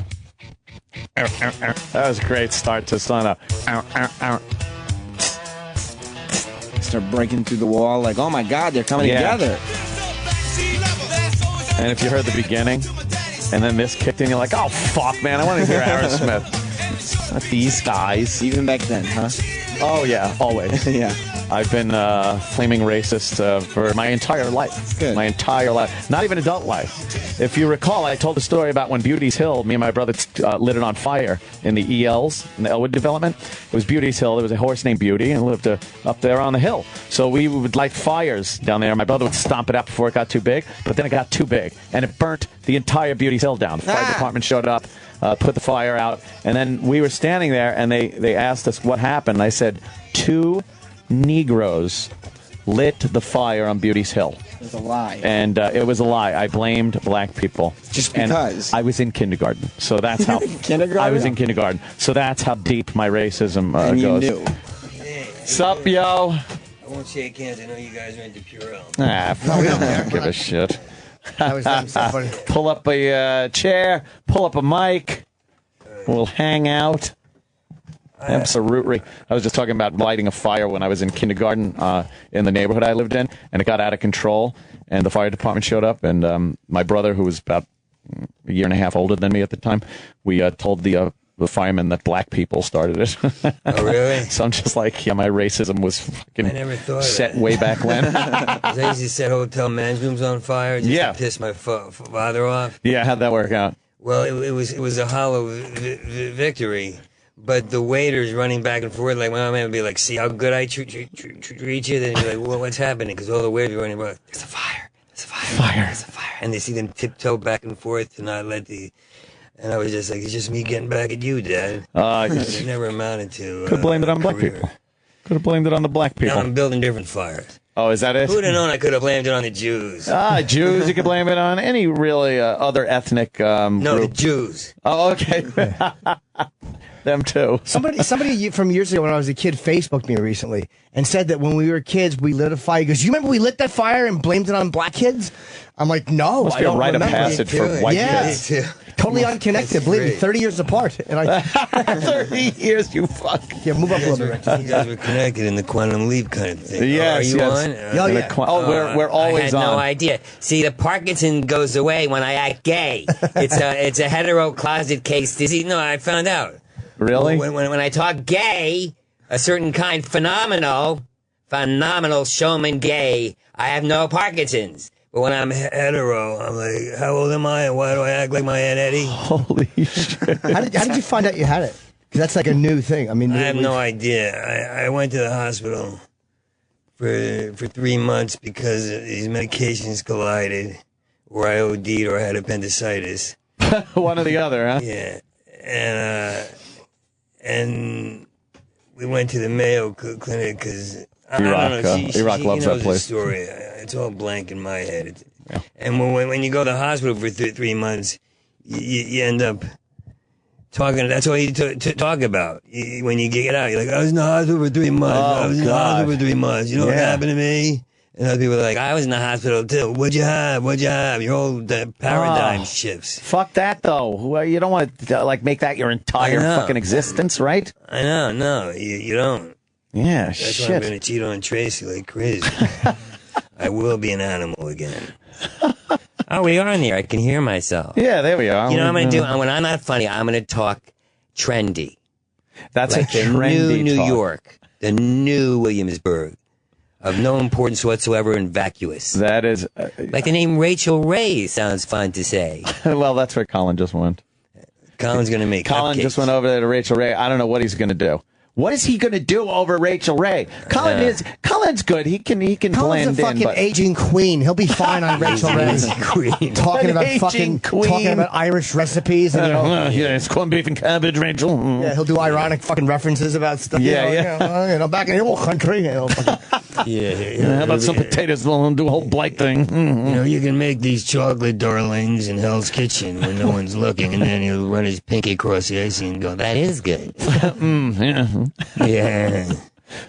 Man, so you were in the hospital for 4 months. No, a year. A year? I was in the hospital A for year. 3 months. I was in the hospital for a year. No, you were in for 3 months, and then you were in every month after that for a year. How do you live in a hospital? Like it's does the it worst. just become? You become an institutionalized happy moron. Is that it? Oh, I had man, an argument with a guy. Over the cookie. Fix his Over mic. a cookie. Iraq. Mayo Clinic, Iraq. You like that place? Yeah, got it. He loves mayo. Thanks. I'm used to being treated like a 90-year-old waiting for a wheelchair at an airport. Jesus Christ. Yeah, is that frustrating? Because you're an independent dude. Yeah, to have people, even though the people are trying to help you, but have people doing basic shit for you. Like wipe your ass? Jeez. Yeah. They'd have the ugliest nurses. They had like U-turn necks hanging in U's, like they were incubating chicks and cockroaches. It looked like the Star Wars bar. Where are they now? I mean, the ugliest. And then I got stuck. I couldn't move. I got stuck between the mattress and the railing, like squeezed in. Oh shit! And I said, "Can you help me?" Be like, "I gotta watch Charlie. I'll be right there." And nobody would come. And so I saw the emergency ass wipe button. And I said, if I press that and they slide in, gorgeous, hermetically sealed girls from the OC with diamond earrings, little button-nosed rabbits, we would hop in and be like, do you need your ass wiped? And I was like, yeah. yeah. And then after a while, you're sliding down. You look stupid. She's fucking some guy, and you're the guy who's sliding down the wall like a broken Spider-Man, slipping down. You look over your shoulder, and all your macho is gone. No matter how many times you cursed out Lee Marvin or he envied you, no matter how many cowboy boots you were born with, the only face you can make when some beautiful girl's wiping your ass for the 5th time is this. God. And then the sentence comes out of your mouth. They're like, don't say, you're like this. You're like, was there a lot? And you're like, God, I'm dead. Just take me. It leads to suicide. Oh my God. Bullshit. I guess the only comfort you could take is in that environment. To them, that literally it's just a part of the job. Like for us, it's walking on or dealing with a stage. Yeah, you man. You think it is, or you think if you're working in a hospital and you're dealing with people, shit is not. They're cleaning out wounds that smell and fucking. Yeah, they're really doing shit. Shit is like, again, that's to us like a fucking busted stage light or something like that. It's a fucking probably an unpleasant part of their job, but they don't even give a like. They don't. Your shit and asshole is your asshole probably looks like it should look like it's the fucking a rotten thing with shit in it. But when they see a beautiful girl and her asshole looks like that, that's the fucking heartbreaker. Problem. You know, a guy's ass should be a fucking disaster. So you probably were perfectly normal. With that. Send me in a guy whose ass looks like W.C. Fields' face, and I'll feel more comfortable. But don't send me a girl in that I'm going to try to hit on while shit's pouring out of my ass. Yeah. Single shot. They would say, is it a single shot? What was it? What kind of shit was it? Was it a single shot? Well, that's what we're striving for. I tried to get a fucking cookie because the guy was on the phone, on his daughter's bejeweled phone.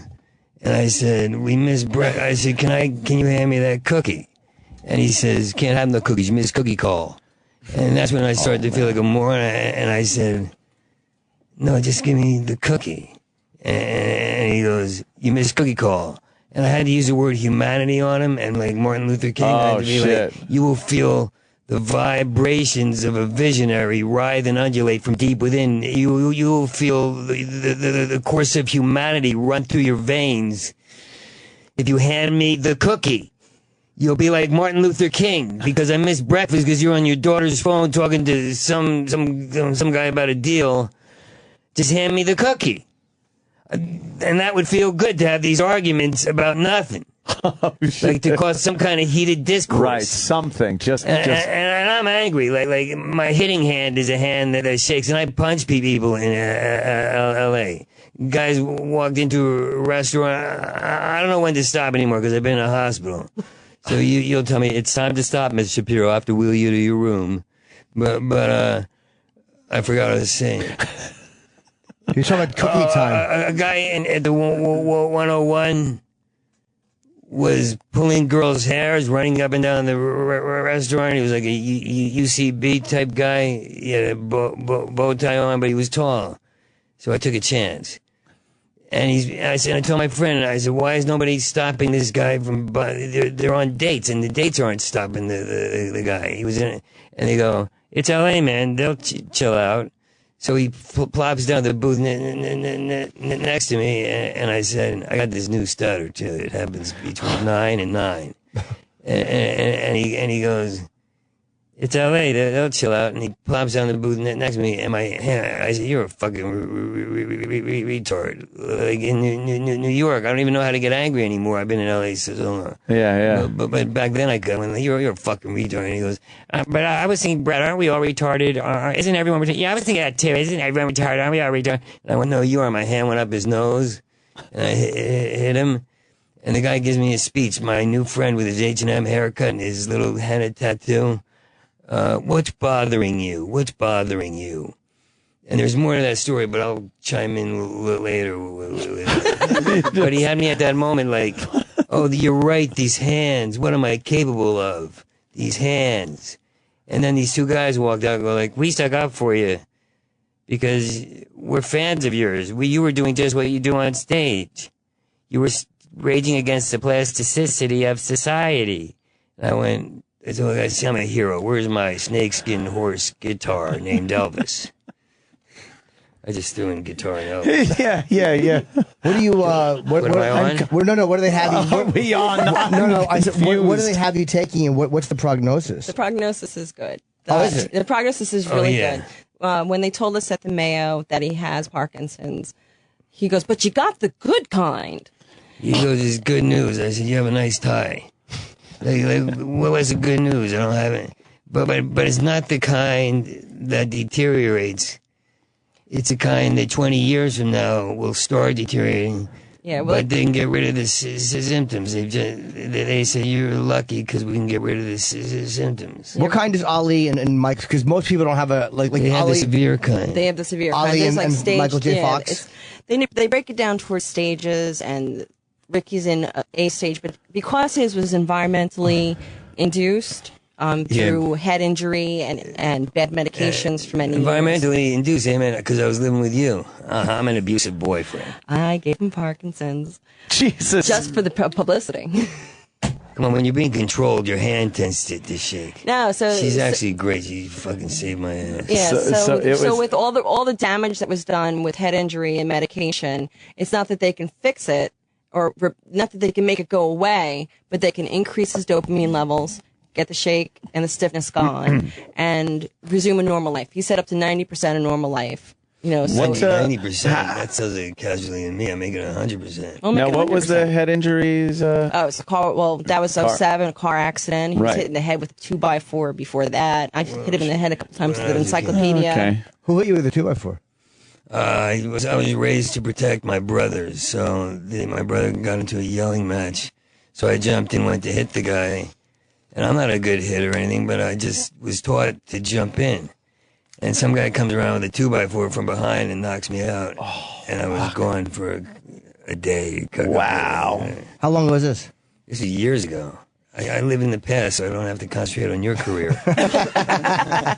I'm jealous, envious, but when I see Jimmy, when I saw his show, you got to see it. It was so beautiful to see an honest comedian dissect and work his own brain out. Like, it was so cool. Like, to hear Colin talk now, you don't see it in L.A. It breaks my heart. I get choked up because guys, they all go to class now. Yeah. I never heard Second class City, talk. UCB. It's hugely different scene in New York than L.A. Yeah. It's stupid. I risk being broke because I like to riff, but I had to but now I got like a commercial. Like, the weird thing was, every time I wanted to leave LA, something came. 2 films, a commercial, a couple of TV shows, and I wasn't getting that shit before I had Parkinson's. You know, they must think I'm a brilliant career actor, character actor now. Like, look how he's shaking for the cup. Days of Wine and Roses. He's educated. Is that the guy from the Broken Money show? What's it called? Bust My Money? That guy on the TV show. I think you meant Sam. No, Sam.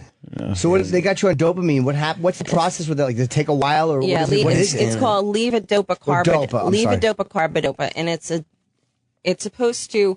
They do it in like an increasing amount. So you start off at 0.5, then you go to 1.5, then 0.5, then 1.0, then 1.5, and it's supposed to like start to generate and get the dopamine levels in his brain back up to where they're supposed to be. So that's really the big problem right now. His dopamine levels are really low. So once they increase, you know, his stiffness, his mobility, his shake, it's all going to decrease, and then eventually go away.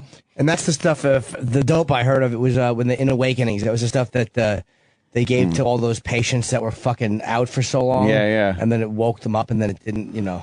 I thought it was when Iraq was in a bad mood. Dopamine. No, but the funny thing about Awakenings is De Niro wakes up like he's been boxing for 80 years. His back is like a bull. He wakes up like Russell Crowe. He's like, have I been asleep for 30 years? All right, let's go hit the road. Yeah. But there'd be some issues he would have to... some muscular issues. Yeah. Just laying in bed. He gets up and he goes, I feel like walking fast. But ask away. So it will take a while to take effect, but when it does, you can get back to Like, because performing, obviously, for you is really Yeah, important. I still go on 3 times a week. Oh, you are? Okay, good. Yeah, because once I hit the mark, once I'm on stage, I'm fine. I'm fine. Because I get it all out. But afterwards, I'm like drained, and I don't have the fun of hanging out. And so I have to run home. That's what I hate, because it's LA too, But it's not as bad. I mean, when it first started off back in April of 2012, his hands were like bats, like just shaking uncontrollably. Now it's like a small tremor, and it's just decreasing and decreasing. And when he gets on stage, it's less. Sometimes it's more. It's whether his adrenaline is up. But he's booking stuff. He's doing commercials. He did the movie all on Parkinson's before he got the label. So it's really just a matter of adjusting things and getting rid of it. Yeah, and It's not going to be as bad as what Michael J. Fox had, at least not today. 20 years down the road, I can't say, but then 20 years down the road, there might be, what do they call those? A remedy. It might be a remedy. One of them remedies. One of them remedies. One of those remedies.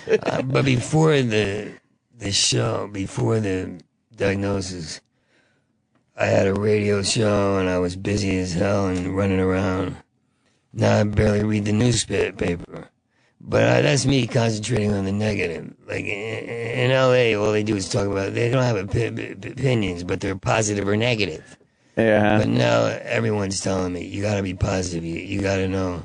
Because I go into like, oh great, I'm a casualty. But I'm not. Like, I can step up on stage. But I want to do more. I write a paragraph every now and then, every couple of days. And I was writing 3 hours. Like, I wrote a book out. My book's Unfiltered. It's called Unfiltered. You can buy it on Kindle, Relapse, Rehab, whatever. Redo, iPad, iHop, Perkins. And just shut up and buy the book. Listen to that riff. Perkins and Evil were thrown into the same riff. Perkins and Evil. So it's a hybrid. Do you ever fucking slow down? No. I mean, No. No. Yeah, right now I do. Now I'll be like, can we go home now? I have to rest my weary world driven to dark places. And now I have to watch Law and Order, SVU. Is this SVU or Criminal Intent? I'm so desensitized to rape, I'm having the time of my life. And these aren't bits, Jimmy, even though they are. They completely are. These are not riffs. It's just hanging out with you. I feel so comfortable. Do you sleep easy, or is that a pain in the ass? No, you give me a sleeping pill. Well, that's the crazy thing. I don't sleep easy, though. That's the crazy thing, though. All the problems. No. All the problems that they had, that he was diagnosed over the past 10 years, depression, insomnia, irritability, all those things were symptoms of Parkinson's. If they had just done the one test, we would have been able to cap all that stuff either last year or years ago. I mean, his hands started shaking a couple of years ago. One test. He had a neurologist say, "Oh, you're getting better. Play basketball. Get a hobby." He said under his breath, this tough-looking, like, I hate to say it, but gorgeous Asian guy. He had a chest, and he looked, you're so ensconced and brainwashed by pop culture that he looked like an American Apparel ad, the hero, like the guy who fucks a girl in the futon, and that's not a bit. No. And he says under his breath, he goes, "I don't know, play basketball." I go, "So what do I do now?" "I don't know, play basketball." What is that supposed to That's do? the big diagnosis. That was the big thing. That's the big. That was it, and that was back in November of 2012. So it's like we're constantly going to doctors and constantly doing tests. It was one test at the Mayo, one test, and then we get They showed the brain thing, the glowering little dots of dopamine. I threw in glowering so the brain talk isn't boring. It worked. Yeah, It worked though. Glowering. Yeah. Did I come in on because I was insecure that because of the Parkinson's I'd be like, well, my wife and I just got back from a cruise. Like, I don't even know what to call it. I was in denial about it. I couldn't think of the fucking name. Yeah. That I kept calling it my Aunt Edna's scotch sipping, Benson and Hedges smoking, worrying about her son Scotty with shaky hands disease, or the Edwin Deluxe, or the Parallax View Opius. I couldn't think of the name. It's funny how the mind works when it doesn't give a shit about you anymore. Holy fuck! Do you feel betrayed by your own? I'm going through a bitter physique? phase. Yeah. Yeah, and people say, well, you've lived such a wild life. I'm like, what wild life? Like, I screwed around. Yeah. I stuck my dick in shit. What's the big deal? What's the big deal? Stuck my dick. Do you have to make yourself get out every day, or is it like tempting just to sit there and just go fuck it and give up, or do you say no, I'm not going to do that? Well, I don't call it giving up because right now the doctor said I need a lot of rest. Oh, okay. But on the other But hand, I'm sick of sleeping. Yeah, But I train. I have a physical trainer who trains me hard. He breaks my ass. yeah, and they say that the Yeah. patients with Parkinson's that do the most exercise and do the best nutrition are the ones that have the least impact. And I don't have that kind of discipline. Like, you know. You're like a jock now. Well, I have to make a lot of appointments, so I train to keep everything going. But I don't want to give up. But I don't know what that is yet. I just realized today I hate the word casualty, and I don't plan on being that. You can use all those other words like giving up, whatever. But casualty is like, no, I'm going to beat this. Mm-hmm. I'm gonna be as strong as Muhammad Ali is now. I'm kidding. My first Parkinson's jokes against people with Parkinson's. Yeah, just attack people who have it worse. Yeah, that's like the worst. Holy fuck! God must really hate him. That's terrible. Yeah, God must really hate him. Oh my god. What an evil thing to say. Ali is very. I met him once, and he was very like I expected him to be shaking, and he was very still. And I mean, like he gotta talk like that a little bit. Like he couldn't really talk. Yeah. But they must have him on something very heavy because he's not shaking. But that's another form. But what is he on that he's not moving? Because I'm like, it must be heavy meds, which is why he was so. Yeah. Well, so it's funny. I don't know. But the other night, my friend looked at me and goes, "You're so still." And that was the first time anyone called me that in my whole life. So I was taken aback. I was like, do I want to be? Like, I liked how I was before because I wasn't in so much pain. You know, and so I don't know. What's wrong with my hands fucking shaking? Like I have a line on stage, like I'm not shaking because I'm nervous. I'm shaking because shaky's the new cool. If you ain't shaking, you ain't stepping up to shit. Girls go out with the guy who goes, "Hi, you want to go out with me?" Don't go out with that guy. Go out with the guy who says, "You, me, you, fuck in the bathroom." Punchline, pow. Why can't we shake? Why do I have to? I get into a rage about it. Yeah. Yeah, he's got people telling him breathe, meditate, all those. And now I'm learning. I listen to a relaxation tape before I go to sleep. And now I find myself calming down during the day. Who cares about it? I never thought I'd be talking about this stuff on the Opie and Anthony. Yeah, what are you going to do? The last time I was on, you were talking about colostomies, so I guess I'm entitled The to last it. time we were on, Anthony was sleeping. Was that show? Yeah, I don't want to do that I again. fucking fell asleep. Yeah. I don't want to put anybody to sleep again. No, it wasn't you. It wasn't you. It was the. No, that was probably fucking my Grey Goose disease. I think I call it fucking Grey Goose disease. Yeah, that could fucking. It's like walking into the movie The Hangover. Yeah, I was a little sleepy that time. Yeah, that was when I put the mic in front of my face and listened to me going like. Oh, you were asleep. That's right. Fucking conked right out during the show. You look healthier now. That was it. Well, yeah, I decided, to actually go to the gym and work right, eat right, and cut back on the drinking. The drinking. Isn't it weird when you get healthy, you start talking to guys who juice about juicers? Like, that's what I talk about now. One guy used to talk about it. I said, I don't want to hear this.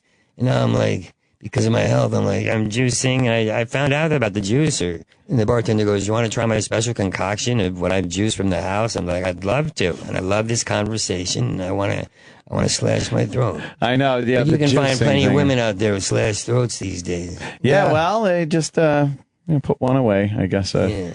And I was reading about this other woman who slashed her baby's throat. That was the guy's daughter. Yeah, the guy's daughter that kidnapped those 3 girls. She was a lunatic too. What a great house. Yeah. What a great household. Yeah, I didn't get a chance to be the thing, but there were like 3 girls he kidnapped or something. Yeah. Had a kid with one. Yeah. Was just raping them and fucking keeping them locked in the house. How do you live like that? How do you get okay with that? I know it's a childhood thing. No. Or it's an electron thing. It must be an electrode thing. Like one crazy synapse. Yeah. That makes you do things like that. I'm Like kind of jealous, though. That'd be nice to just look at a girl and go, I want her, and then you just take her. Yeah. Fucking great. Like you're going to the You're store. coming with me. Yeah, fuck it. How do you live with yourself? Like, how do you go to the store, or how do you ever moralize to anybody when you know you have fucking 3 kidnap victims chained up in your house? How are you not just thinking of that every You fucking think he's second of the judging day? people like, oh, I can't believe that What an person's... asshole that guy is. Bush lied to the Look country. at You know, he's got Yeah. 3 girls tied up. Yeah, I really wonder, like I used to say, and the audience gets behind it at the end, but they really have to, they don't want to think about it, is when a priest is blowing like a 6-year-old kid, when does it not become okay, the priest, and when does he say, but I'll still go for further? When his nose touches the belly of a 6-year-old boy, does he ever go like, does he look at it and go like, look how tiny it is? Jesus. It doesn't look interesting when it's tiny, I would imagine, but he goes, look how tiny it is. No, I should never. And then he just keeps going. Like, how does he make that okay in his fucking head? Yeah. From looking and from wanting to all of a sudden doing. And when does it stop? When does he go like, this tastes like shit? It's a 6-year-old, 6.25-inch penis. I could have M&Ms. I mean, why can't he make the switch? I don't know how people go that next step to actually doing How things. do you co-sign that in your own mind? Yeah. You know, I'm going to make myself That's all right. do this. How does your conscience? How do you pass by a mirror after that and like look at it? You're like, oh boy. Well, I've had some great jack-off sessions where I couldn't even look in the mirror. Like, ugh, don't even look at you. What I was fantasizing about and what lotions I was using. Fucking machinery. Go, baby, go. Keep going. Enough. Machinery. Oh, fuck. You creep. Don't I know. you go to wash your hands, but I pull the hat brim over my eyes so I don't have to look in the mirror. Yeah. Just a creep. There's nothing worse than when you think about what you were just thinking about while you still have cum on the back of your knuckles. Yeah. And it's not yours. And you're like, what was I just thinking about? And priests must orate louder to shut the voices out in their heads. Like, I just blew 3 6-year-old. And the Lord said, he's got to drown those sick voices out. Yeah. Yeah, the louder you talk about good things, the fucking maybe the bad things are shut down. Well, yeah, that's the people that argue and complain about certain debauchery the most are more attracted to that kind of a thing. It seems. What are you promoting, by the way? 'Cause we are ending the show in 1 minute. He's a stand-up tonight. I'm stand-up flying New York to tonight. Utah. Oh, nice. Yeah. He's a stand-up New York tonight at 11 o'clock. His website's got the book, free tracks, the T-shirt that we're trying to raise awareness through a little bit of humor. It has Ricky's the line, tagline. Shakey's a new cool and Parkinson's t-shirt. So rickshapiro.tv. And listen, Catalyst for Change is my new CD. And Unfilter's his book. Unfiltered is a new book that has no rules in it. I think anybody who wants to explore would love the book. And it's everything's through his website. Cool. And stand up New York tonight. Come on and Okay. see him. How long are you in New York for? Till Sunday or Saturday. Saturday. Cool, man. Thanks for coming in. Thank you guys. Thanks for having That's me. best of Good to luck. see you, Jimmy and Anthony. Fucking kick that shit's ass, and we'll be back in. Definitely. I leave today. I'll be at Wise Guys in Utah tomorrow and Saturday. And I guess we'll. Anthony, any plugs? Rotgut. Hey, bands will get back together at Mexicali Live in New Jersey. I'll go on my brother's fucking Facebook. What do you want from me? I'll just be there. I just show up. All right. Take it easy, everybody. Yeah, show We'll see you up. tomorrow, Friday. Yeah. Oh, yeah, I'm gone. The Opie and Anthony Show is available later today with SiriusXM On Demand. You've heard about it. You've waited 4 long hours for it. Finally, the moment is at hand. After Opie and Anthony Live is coming up next.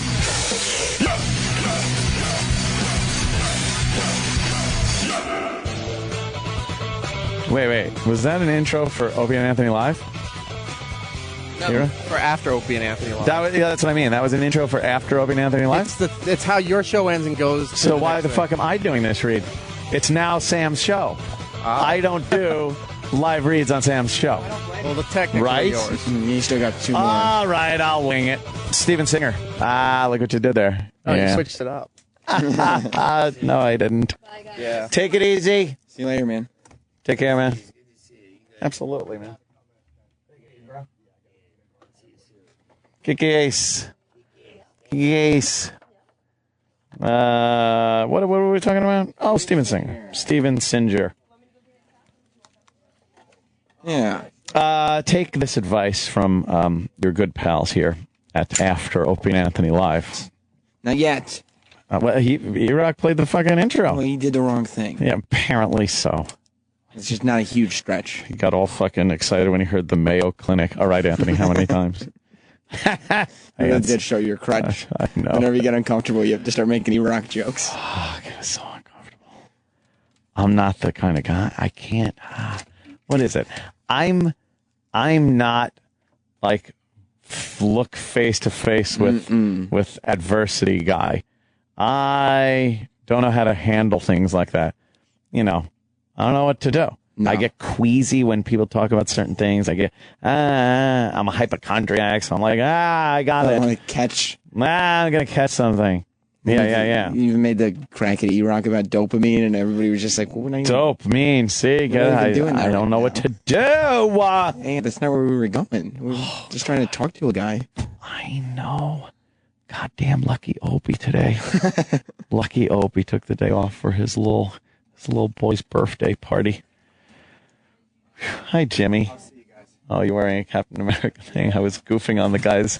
Oh, yeah, that's funny. Grow up. I was goofing on somebody on Twitter. Some asshole on Twitter had a Captain America shield avatar picture. And I was like, well, how fucking old are you? And then I look over, Jimmy's got a sweatshirt with the little I'm just a little guy. You are, though. Poor Rick. You're just, oh, God, it's terrible. Rick, yeah. It's terrible. Yeah. You're just calling out Ant for being uncomfortable in real situations. I can't deal with real and making E-Rock jokes because he was uncomfortable. Yeah, but I want to, it's like I want to talk to him. He's a really funny comic, and people know him from Lucky Louie, and he's been a friend for years, and he's like just having this fucking, that's what life is, man. It's sad. Life is terrible. But I'm happy that he doesn't have the devastating kind. That is actually really good news. I hope he gets better. Yeah, he probably will. I mean, I hope he we're works seeing him now on in like these early stages, but for all you Lucky Louie fans and stuff, it's just sad to see Rick going through this. He did the Virus tour, too. He did a couple of the big... yeah, he did. The big shows. Yep. I remember that. All right, guys. Oh, boy. Can you put this in the office and I'll take it Monday? Cause I gotta, no, I'll just bring it. You steal it. You're right. Ladies and gentlemen, Steven Singer Jewelers for Mother's Day. You know, everybody, someday, look at your mom. Someday she's going to be dead. Oh. There's no way around it. There's no way around it. What are you going to do now while she's alive? Treat her like shit? Or get her a gold-covered rose? I guess I'm going to get her a rose. Before you have to lay that single rose on her casket, why not get her a gold-dipped rose? How about asking Steven Singer if maybe after your mom drops dead, you can dip her in gold and have like the rose, but now you have mom. She lasts forever. You can display her, and you could collect her with the rest of your aging family in years to come. Make a bouquet of your relatives. We have the technology. Yes. That would be great. Oh, my God, I'm still here doing this. It's not even for the gold rose. Oh, it's the Argentium mother and child diamond necklace. Oh, but you know what? If you want to get the rose for Mother's Day anyway, get that for $69. If you want the Argentium mother and child diamond necklace, it's just $149. So if you're shopping for your mom, your wife, mother-in-law, Steven makes it easy for you to treat that someday going to be dead mom of yours. Well, sorry, but it's the truth. It's the hard truth of this awful world. The beautiful necklace, it's going to make mom really happy. And perhaps it'll be a very special moment if after she's dead, she's wearing that super silver Argentium mother and child diamond necklace when you step up to that casket to say your last goodbye, pat her little hand, weep a bit. You could look down and go, hey, look, they put that super silver Argenia mother and child diamond necklace on. And literally, it will be a gift that lasts forever because, That's it for her. That's it. That's her necklace. So, my friends, overnight shipping in time for Mother's Day if you order by 5 p.m. today. Don't fuck it up. And there's FedEx shipping to Canada. So, figure that out. Mother's Day. Steven Singer Jewelers, the other corner, 8th and Walnut. Call them 888-I-HATE-StevenSinger, and online it's IHateStevenSinger.com. You got to order today, okay? What? Oh, yeah. Jesus. I can't get rid of this one. Know. Mother's Day. Yeah. It's this Sunday. Let's get Mom, of course, the gift of relaxation, Pajamagram. From Pajamagram.com. Pajamagram. Softest gift for the hardest job. Yeah. Great selection of PJs that Mom's going to love. And check out the Pajamagram.com website or call them 1-800-GIVE-PJs. And they're going to help you choose the perfect pajamas for your mom, wife, or daughter. They have over 100 styles and sizes to fit every mommy, all made from the best fabrics, plus great bath and body and spa products. All the stuff those women kind of love. The presentation's awesome, too. You don't have to do anything. You don't have to wrap it. Every Pajamagram comes in a free gift package. And a personalized gift card, the Do Not Disturb sign, the lavender bath confetti, all in that beautiful hat box. She's going to love it. Dads, those kids of yours, what are they going to do? Make her a mud pie? You've got to get something from the kiddies. And the Pajamagram's perfect. Be sure to check out their Mommy and Me matching pajama set. She's going to love it. And it's the gift that she's going to use over and over. Mother's Day is Sunday. Spoil your mommy. Overnight delivery is still guaranteed. Just visit Pajamagram.com or give them a call, 1-800-GIVE-PJs. That's Pajamagram.com. Is that it? That's it. Tomorrow's Friday. And I hope you all join us again. How'd that channel thing work out for everybody? I think, a lot of people were saying that their presets automatically switched. Yeah. It automatically, like when you got in your car this morning and hit that preset for O&A, yeah, it went to the proper channel. Yeah, a lot of people were saying that. It was supposed to. All that whining and crying and bitching we did about the channel change. And on 105 is a nonstop loop saying that we're over at 103. Oh, that's handy. Yeah. Kind of like that. That's because ZW hasn't started yet. When does that start? When does that big kickoff? Yeah, the end of the month. End of the month? Great. All right. What the fuck? I'm going home. I'm gonna hop in the car. I'm gonna listen to Sam Roberts in the after show. Then, by the time I get home, which is probably gonna be a little before 11, I'm gonna crawl into bed, turn on the TV, pull the covers up, and go nappy. That's nice. Yeah. That's gotta be nice. We have a meeting today, so. I won't have the same fate. Sam, let me tell you, it's so nice to just go to sleep in the middle of the day like a fucking middle of the day piece of shit. The morning's not even over yet. I know. Oh, it's amazing. It's gotta be. All right. Is that it? I think so. That's it for the Opie and Anthony show. But stay tuned for the Sam Roberts after show featuring the likes of E-Rock. Hopefully. Troy Kwan. Yeah. Roland. Oh, yeah. Maybe who's the and as on your show? You know, with the credits in the 80s, it was and so-and-so as, and Tom Bosley as Mr. Cunningham. I guess and intern Alan as Alan Thicke Jr. All right. That works, yeah. Although that's kind of usually the big star. He fucked up Royal today. Maybe we'll get to the bottom of the tissue thing. Tissues, he fucked up. And then, for some reason, when I was walking in, before we went to Colin Quinn segment on the show, I was walking in the studio, and Alan Thicke Jr. was opening the studio door and walking backwards out the door, which he walked right into me. I'm like, whoa, and he walks right into me because he decided, for some reason, to exit the studio backwards. We had to look in amazement at everything that was going on in here in front of his eyes. Just fucking turn around and face the door. He was looking to see if he was needed. Yeah. For obviously on air or something, I know you guys are going to be back from break soon, so I mean, is everything good here? He's only got 2 days left on his internship. Is that it? Well, tomorrow is his last day. Wow. So he's in that sort of last couple days panic. I got to get some airtime. I got to get. And I've heard him talking with Troy Kwan on the air, and how Troy does this wonderful thing with people. He berates them, calls them absolute pieces of shit. They're useless. They don't have work ethic. They're fucking. But I like the kid. I like him as a person. Right. Like, he deflects it like, no, you're a good person. You're just a complete incompetent piece of shit. And then at the end of the conversation, well, Troy's always been a good guy. Troy's a good guy. Right. No, but he's a good guy. Yeah. Then there's this love fest.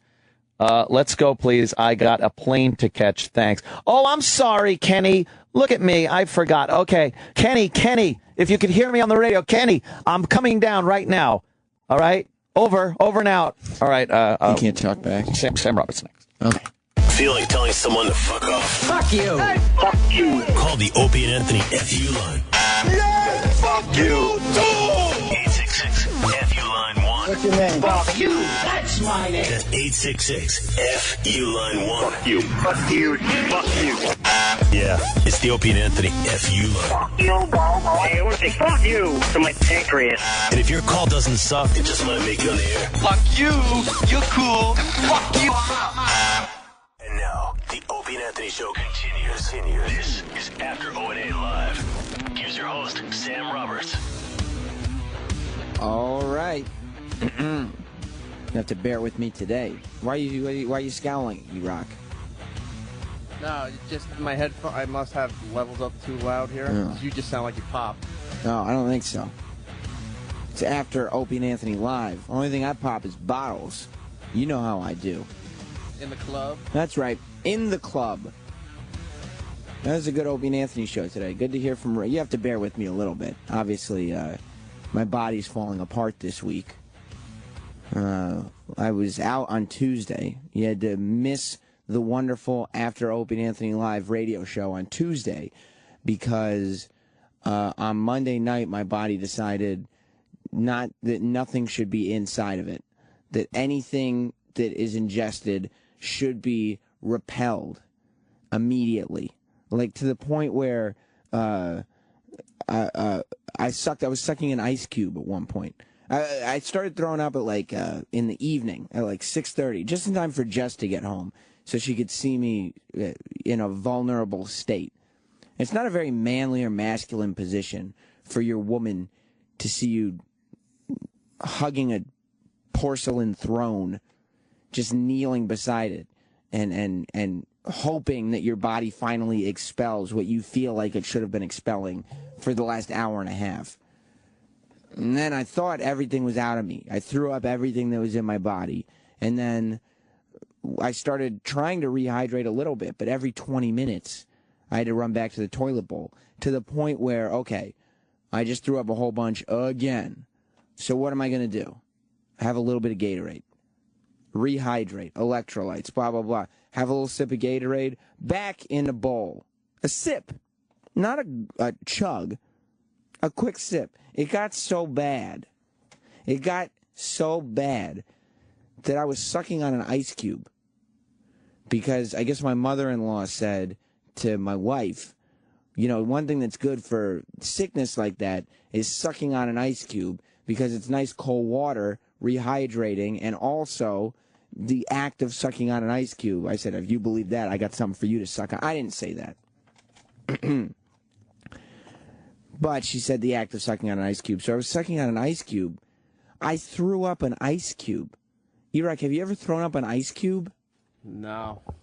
I threw up an ice cube. You should. Everybody has their remedies, but I know what works for me. Sometimes it's just regular ginger ale. Nothing, dude. I was not even ginger ale. I was on seltzer water. I couldn't drink fizzy water. It's just H2O with some extra carbonation in it. And I threw it up. A sip of it. It took me about 15 minutes to get into my body. And then, boom, back in the toilet. It's disgusting. And then, now my voice is just... And then yesterday, I started building up a cough. Now my voice is shot. My body's falling apart on me. I don't know what to do about it. Yeah, I know I've tried ginger ale, whatever, but none of that stuff actually works when you're just sick. And I didn't have food poisoning. I was just sick. And now I've got a whole other sickness. My throat wasn't sore before. I didn't have a cough before. This is two different sicknesses. It's not fair. It's one after the other. You sure it wasn't something you ate? No, it wasn't something I ate. I don't eat anything weird. Throwing up usually doesn't just show up and surprise you like that. I had like a 12-hour bug. I ate like a peanut butter sandwich and a banana. There was nothing food poisony about it. And then, if it was food poisoning, that shit would have been out of me because I was expelling my entire stomach. And then it's not like, whatever's in there would just linger. It was gone. By the time I was throwing up ice cubes, my stomach was empty aside from the ice cubes. Then, last night I'm up all night coughing. That's why my voice sounds like this now. It's probably a little more manageable, actually, when my voice sounds like this. You sound like a man. Thank you very much. It's about time. Maybe I should cut a demo for Entertainment Weekly now. You think I'd have a better shot? I think so. You know how when guys get cold and they sound like you do right now? Yeah. Women think they sound sexy. You think so? Like a little bass? You should get Nicole in here to review it.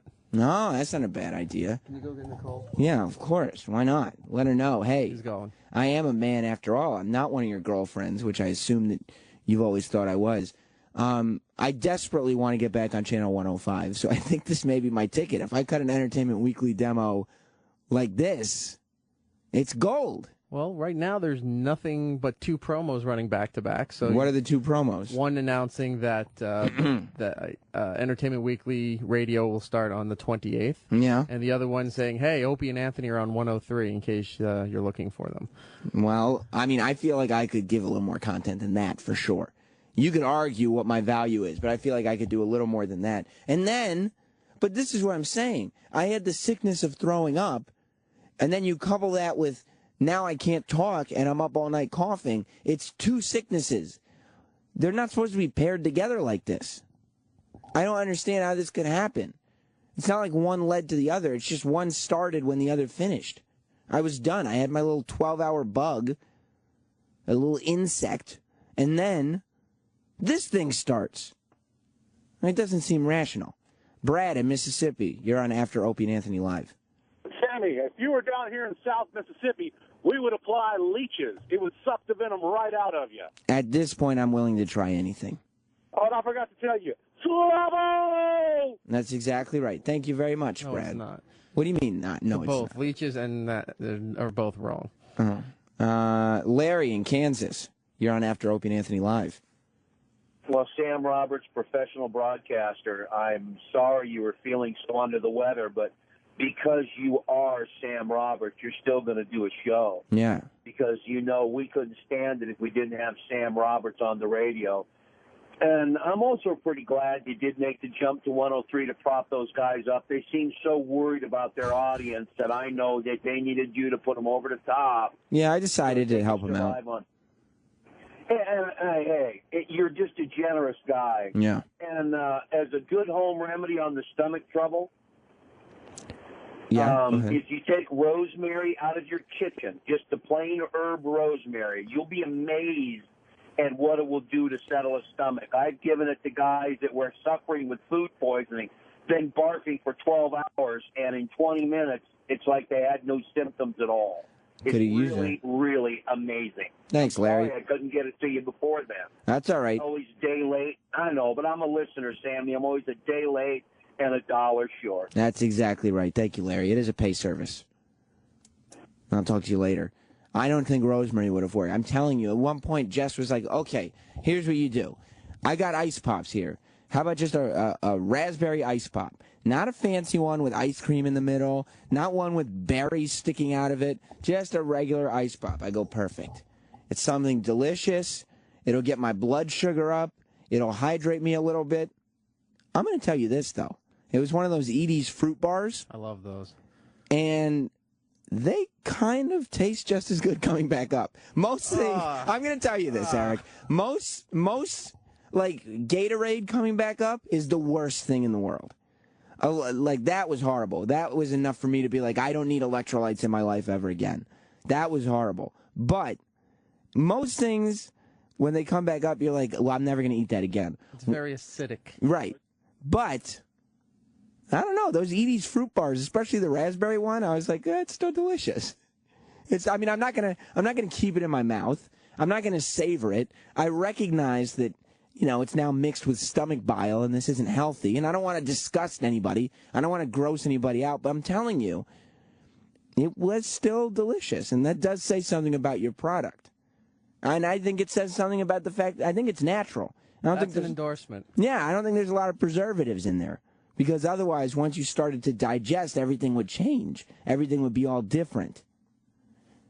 And I didn't want to gross everybody out and talk about sickness, but I felt like I couldn't not acknowledge the fact that I sound like this. Have you ever been in a scenario, E-Rock, where you get two sicknesses, one after the other? I don't think, no, because usually if I get sick, I get really sick. Yeah, that's what's supposed to happen. I don't usually just get, I'm having a little cold or something. It goes from perfectly fine to bronchitis or to something like bronchitis. And what am I going to do now? I was singing this morning. I was in the shower. I was like, I feel like shit. But I'm going, what am I going to do? On Monday night, I called the bosses and said, look, I'm feeling really shitty. I'm not holding anything down. I'm not going to be in tomorrow. And they said you were full of shit. Well, they go, okay, feel better, Sam, feel better. What am I going to do now? Wednesday morning be like, sorry, guys, I have a sore throat. I'm not coming in. I thought you had stomach problems, Sam. They check your Twitter, your Facebook to see if you were out that night. Right. And then last night I posted a podcast because I was feeling a little better last night, and that would have fucked me royally. Royally. Manuel in Oakland. What's up, my nigga? Well, how you doing, buddy? Hey, you think that the little Oakster probably got you sick? I don't know. I was hanging out with Opie's kid over the weekend because Opie had a birthday party for him. And he didn't seem sick to me. We played rocket ships. Everything seemed fine. He was active in the game. And I don't know. He might have gotten me halfway there, but I don't think he had both of these sicknesses. I don't know which one he could have given me, though. Were you at the party? Did you dress as a pirate? I didn't dress up as a pirate. You No, were I a didn't princess? go. I didn't go to the party itself. I went to the after party, which was at like 2 o'clock in the afternoon. Before you hang up on me, can I get a mixtape? Yeah, for sure. I'll put you on hold. Yeah, I think he only could have gotten me halfway there because I was hanging out with that kid. He didn't seem sick, and to my knowledge, he wasn't puking. So it's like, come on. Let me go to. By the way, yeah, the guy that wanted the mixtape. Yeah, the intern picked it up and called him Manual. Which intern? Who do you think? Was it intern Alan Thicke Jr.? Yeah. He called him Manual? He goes, Manual? That's the one thing, like, even for a Spanish name, I don't think any Manuel has ever been thought of as Manual. Like, as in, like an instruction book? Yeah, exactly. Oh, God, he's an idiot. Phil in Charlotte. Yeah, Sam. Yeah, I've had food poisoning before, and what you're describing sounds a lot like food poisoning. Did you feel sick leading up to the vomiting? Like when you get a bug, you kind of feel it coming on. Did you go through that stage? Here's what happened. I was run down on Monday. I was just feeling run down. I thought this sore throat thing was coming. And I was like, okay, let me rest. I'll eat some food. I'll hydrate. I'll drink some juices, all that good shit, right? And then I sit down on the couch. I start drinking orange juice. And I start eating cheese and crackers. And I don't know what it was, but after that orange juice and cheese and crackers come into play, I start to feel sick. Orange juice is not, even though they say drink it when you have a cold. Yeah. It's not what you should be drinking, especially if you know you're going to throw up. Yeah, I didn't know I had an upset stomach though until I drank the orange juice. Burns even after it's out. It still burns. Oh, I mean, are you kidding me? I saw my first trip to the toilet. I saw 3 days worth. I saw 3 days worth of food. There's a little muffin in there. I see everything. Potatoes. Yeah. There's some raw potato in there. That one still looks like it could have some crunch to it. Adam in Detroit. But yeah, but I don't think it was food poisoning because I didn't have anything weird. Like when I say cheese and crackers, I went to A&P and bought Cracker Barrel cracker cuts. You know what I mean? Like it wasn't weird. I think I was just, I don't know, sick. What's up, Adam? Hey, man, I was just wondering, you know, being sick and puking all that, whatever, up, bile and all that, I wonder if that made your throat raw and that's why you're coughing now. So maybe these two sicknesses are a little bit more together than you thought, you know? I don't know, dude, because I swear to God, last night, I'm sitting there and I'm hacking. I'm coughing like croup cough, horrible coughs, and it's happening every 3 minutes. I just keep coughing, and I almost went into a panic attack, thinking the coughing's never going to stop. I'm never going to go to sleep. I'm never going to get rested again. I'm going to be run down for another show tomorrow. Everything is going horribly. Sometimes I think I let my mind get carried away with me. Sometimes I think I'm just not mentally where I need to be at. Philip in Oklahoma. I want to welcome you to the first after show of 103. This is the 103. This is the 103 generation. It's a whole new ball game, and I feel like moving this channel to 103 is going to make everybody realize what a contender we really are. Right? And I was wondering if I could get a mixtape. I downloaded it. That's all out of order and it won't import correctly. And I want the physical one, if you don't mind. Yeah, I'm going to put you on hold, and we will send you a mixtape as well. Who Kid, if everybody's wondering, DJ Who Kid, who's a frequent guest on After Opie and Anthony Live, he's back in town, so he should be back on the show one of these days. He put together a mixtape, and it's all hip-hop songs matched up with the songs that they are sampling. So, you know, it's the original song and then the rap song that samples that. And it's hosted by Opie and Anthony and me. And I think there are shout-outs to E-Rock and Roland and all the guys. Have you heard it, E-Rock? Yes, I have. What'd you think of it? It's great. Nick in California. Sam, a couple weeks ago, didn't you try out for a spot for Entertainment Weekly? Yes, I did. And they didn't give you the job because they didn't like your voice, right? That's exactly why. They said I had the best demo of anybody that tried out. And to anybody who works in this building who also tried out for this gig that I didn't get, I want you to know my demo was better than yours. Unfortunately, my voice is just not a pleasant-sounding broadcast voice. Go on, Nick. I think that you need to go try out again because the new, thick Sam Roberts voice sounds more refined, really, more mature, more rich. It's just better.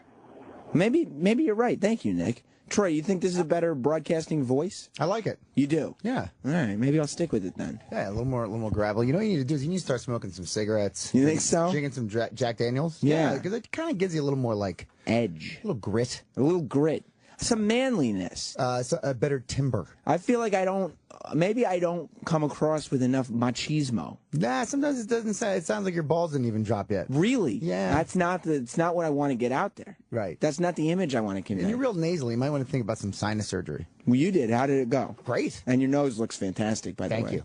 And I can breathe better than ever. I wanted to tell you that DJ Who Kid, we were talking about the mixtapes a minute ago. Mm-hmm. E-Rock, did you watch SmackDown on Friday? No, I'm a little behind. I got to watch on the DVR. I got some tweets about this. I heard about this. I might have had a hand in it, maybe. But listen, Troy, you're not a wrestling guy, but Fandango, of course, you know by now. Yeah. Well, the Opie and Anthony Fandango connection continues to grow. Okay. Listen to Fandango's entrance on SmackDown on Friday. We're in Detroit. The Kid Rock's Fandango. And his opponent, Fandango. Now the world-renowned DJs Avicii and DJ Who Kid have been sampling Fandango's theme in clubs from New York to Los Angeles. Wonder what Fandango thinks of that. I'm sure he's not happy. I don't know if that's true. I don't know if that's pretty fucking cool. Pretty cool, though, yeah. right? On SmackDown announcing that DJ Who Kid has been sampling Fandango's theme in the clubs. Yeah. We'll have to get him in here to find out if that's true. Yeah. But that was, and if there's any wonder as to whether or not, people at this show might have had something to do with it, half of the WWE broadcast team has been on After Opie and Anthony Live before. Yes. Maybe I had a hand in it, slightly. Is Who Kid even a wrestling fan? No, I mean, Who Kid's a fan of everything, but might be a fan of him. Right. So once he finds out WWE is shouting him out, he's into it. He's into it. Yeah. He'll Right. wear the Fandango shirts. He'll wear a Fandango shirt, especially if he can make a couple bucks doing it. Yeah. You know, he don't wear a t-shirt. Who Kid's the type of guy? I don't know if you know this. Like you and I, we shop at a store, we pay for shirts, and then we wear them. Yeah. Who Kid doesn't pay for shirts. Who Kid gets paid to wear shirts. And I don't think Who Kid ever repeats a shirt. No, unless he gets paid to. Right. If somebody's like, "Can you wear my shirt again?" He's like, "Yeah." For money, I'm assuming. And they're like, okay, here you go. I need that hookup. Yeah, well, I mean, you need that visibility. Yeah, I know. You know, you need to be in pictures with 50 Cent. You need to be on MTV Cribs. Yeah. You ever see the Who Kid version of MTV Cribs? No. He's such a liar. It obviously was not where he lives. He was, it was 50 Cent's crib. And Who Kid was in there, I guess, saying that he lived in 50 Cent's guest house. Yeah. And he moved the cushions off the couch and said that's where he keeps his big, giant, shady necklace. It's ridiculous. Robert in Birmingham. How you doing, Sam? Good. Hey, man. Yeah, I love you. I listen to your Sunday show and call in and listen to you on this this thing that's after that little amateur show before you. Right. But you want to be on TV, Right. and I think you ought to be, but you don't want to cut that silly hair, Right. and you want to be in your own radio, but Right. you don't go to a vocal coach to try to move your voice down out of your head and more into your chest. No. Come on, buddy. I want to see you everywhere. I want you to take over media. Yeah, but you know what? I don't want to take over media as a shell that someone's created. If I'm going to take over media, if I'm going to take over media, okay, I'm going to take over media, not some douchebag who's training me to sound like Ryan Seacrest. Me. You don't have to sound like, hey. Listen, Hey. singers take vocal lessons not just to learn the pitches and stuff, but to have a better timbre of a better vocal quality to the sound. It's not. Yeah, but it's not the- being fake. It just has the a better quality. Being up here is not that's not where you want to be. The quality of what I say, the quality of the sounds that my vocal cords make are so valuable, that it's worth whatever the sound is. And people get used to it. People like a recognizable voice. And Eastside Dave may say some really funny stuff, Mm-hmm. but he's going to be known as the guy that sticks stuff up his butt and screams drunken stuff on the radio. Well, I mean, that's Eastside Dave, you know. Take him seriously. That's Eastside Dave. I think we're in, a couple separate camps. But, Robert, I appreciate the advice, but I'm not going to do that. I'm not going to sit I know there. you're not. I'm not going to do it. I know you're not. That's why you're going to be here, and I hate that, Sam, because I want you to go and spread your wings, buddy. All right. Thank you, Robert. You're trying to go for the road less traveled by, and that's fine. Yeah, You it's know, harder. It's harder. It's a rocky road. And if it works, it's the reward is a lot richer. You know what Jay-Z once said? What's that? I reached the fork in the road, and I went straight. That's some fucking crazy shit. Yeah. Nobody goes straight. There's not even a road that way. It's trees. But he's one in a million, though. So am I, Troy. Well, so is Sam Roberts. You know that. Then you got to do it. You know that in your heart. I know you're a talented You know dude. that. I know you're a talented dude. I told you, though, I don't think you should be looking to this place as your fucking, this is going to be the answer to all your prayers. I'm looking all over the place. Well, good. That's what you need to be doing. I got eyes everywhere. Dr. Mike in Naples. Yes, Sam, good morning. Yes, I believe you may have obtained some fecal matter from Opie's son, who may have been digging in the back of his drawers while you were playing Rocket Ship. He didn't put his hands in my mouth. No, not at all. But you were eating crackers and having orange juice not long after that. I don't know what he's talking about. He's going for something. It wasn't working for me. Was it working for you? No. Okay. Did I make the right call? Yeah. Okay. Steven in Nashville. Hey, Sam, I just want to tell you that last guy before the last guy talking about fecal matter, Right. but the guy's talking about the timbre of your voice, man, Right. that's crazy, dude. Do you think he works for Entertainment Weekly? No, fuck that. No, you're doing a great job, man. You're changing history and shit, man. Thank so you. you just stick with what you do, man. I don't know about that. All right, Steve. What do you mean you don't know about that? Like, what history are you changing? I'm changing the history of, you can't sound like a fucking little douchebag to be on the radio. Oh, yes, you can. Well, I'm breaking molds. there's plenty of douchebags on the radio. Like, name one. Like all those people with those fake, sticky voices. But that's what they want me to do. No, I just think that they want you to talk at have just not so nasally. That's how I talk. But this I is, know no, it's, actually, I know it's how you talk. But actually, this isn't how I talk. I'm sick. Right. You sound better now, though. So You you're trying to prefer stay it. sick. Just start punching myself in the throat. I'm telling you, man, start smoking cigarettes and drinking Jack Daniels. Eating up acorns and pine cones and stuff like that. Go outside and just start screaming on the top of your lungs, like shred your vocal cords, and then smoke cigarettes. Maybe I should, or should I start like a hardcore band? Yeah. And be a singer? It's like my voice is fucked up right now. Because? I was working on some vocals on my new project. And you're a hardcore singer? Yeah. Maybe that's what I need to do. Just find someplace where I could scream. Plus, it probably helps vent a lot of frustrations. Oh, you're not kidding. You're not kidding. I wouldn't think so. Speaking of frustrated, yeah, I'm a little frustrated with Club Soda Kenny. Really? Yeah, he was just giving me a hard time today. In what way? Well, because I'm going to Cancun tonight. What, tonight? Yeah. Aren't you worried? I saw Traffic the other day. Yeah. I wouldn't go to Mexico if I was you. Well, and he keeps talking about all these he's like, you're going to get beheaded, you're going to get beheaded. Okay, well, I mean, I was kidding. You know, I don't think, are you going to Cancun? Like, are you just going to land and then figure out your shit when you get there? No, we're going to resort. But I said I want to go on a moped and go look for tacos. Yeah, that's not a great idea. Why is that? And you're hearing that from E-Rock. E-Rock, yeah. If there's one thing you like more than tacos, it's mopeds, correct? I never thought of that, but sure. You love both those things. Like, E-Rock is the type of guy, that's a motherfucker you would see on a moped, and that's a motherfucker you would definitely see at a taco stand.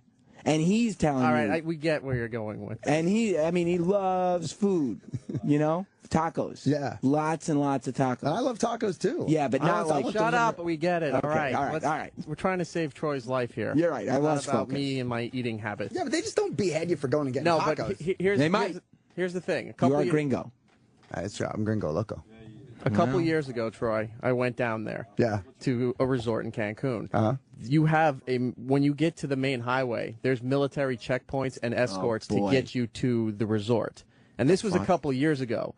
Now, a few months ago, we talked about a story because you know how Jim's obsessed with the cartels in Mexico and all that, right? They talked about a story where somebody was at a resort and just walked off the beach at a resort in Cancun and got killed. Dude, eat the tacos at the resort. Yeah, but what happens if but that's not the authentic shit. You have a tattoo on your clavicle that says what? It says Vida Loca. You know what? That is white faggot in Spanish. Like, that is not what the Mexican people want to see a guy like you with on. So you take your shirt off, you're in your board shorts and your flip-flops, riding around Mexico, Tijuana. Working on my tan. Working on your tan in a moped. Hey, fellas, where's a good taco place? Get the fuck out of here, dude. You can't drive around in a moped looking for tacos. I want tacos. Especially not with... Your chick is hot. Yeah. And she's Mexican. Yeah. That's got to piss some people off down there. Some gringo with a fake-ass Spanish tattoo across his chest. They're going to think you're, selling drugs or something. No, they're going to be like, oh, look at the fucking... He's down? Yeah, you think? he's cool. He's one of us. No, they're not going to think that. Because she'll say some shit in Spanish and be like, yo. They're not going to think that. He's up on Whitey over here. No. Don't behead him. Yeah, don't be at him. No lo tocas. All right, gotta remember that. What's that? I mean, don't touch him. All right. Right? And if you hear her say that, be like, okay, cool, she's got my back. Yeah, she knows what's up. Or, fuck, we're in a bad situation. She shouldn't even have to say that. Then hopefully I have a fast moped. Yeah, it probably won't be that fast because they have cars in Mexico. Yeah, but whatever, they fucking...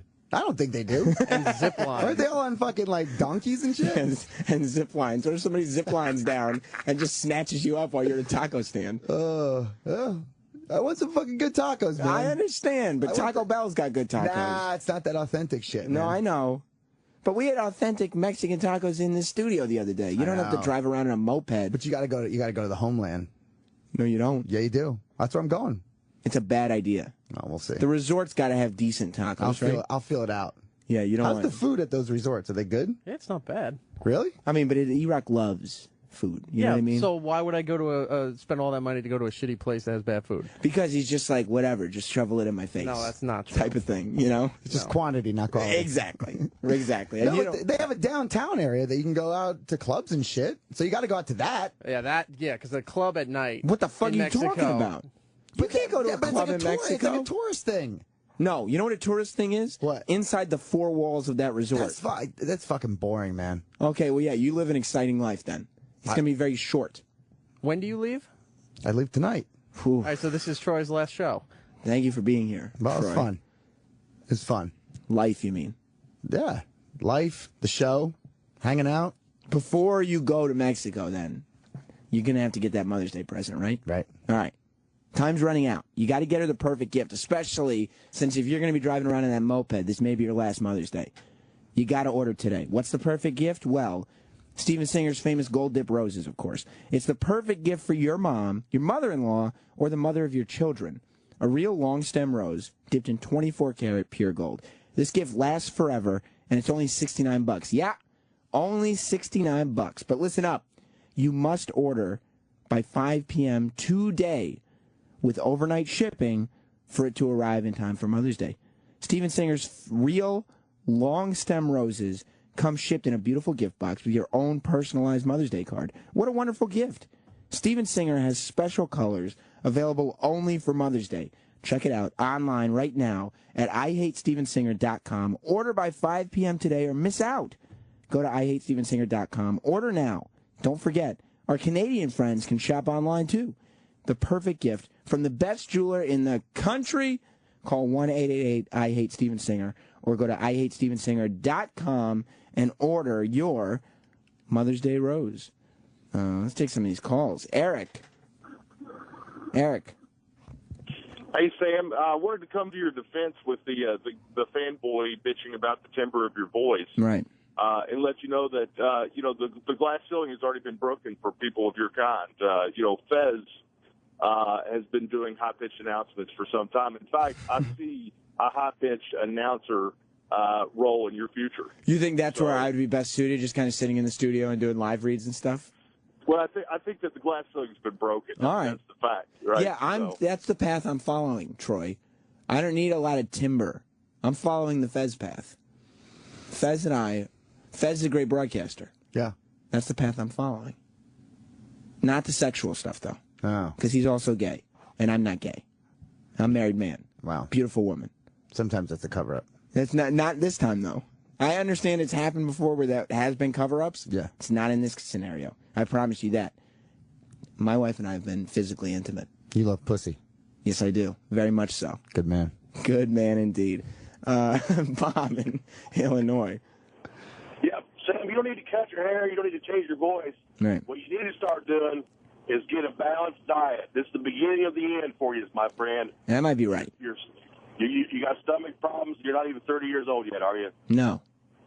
It's terrible. You got to start taking care of yourself, man.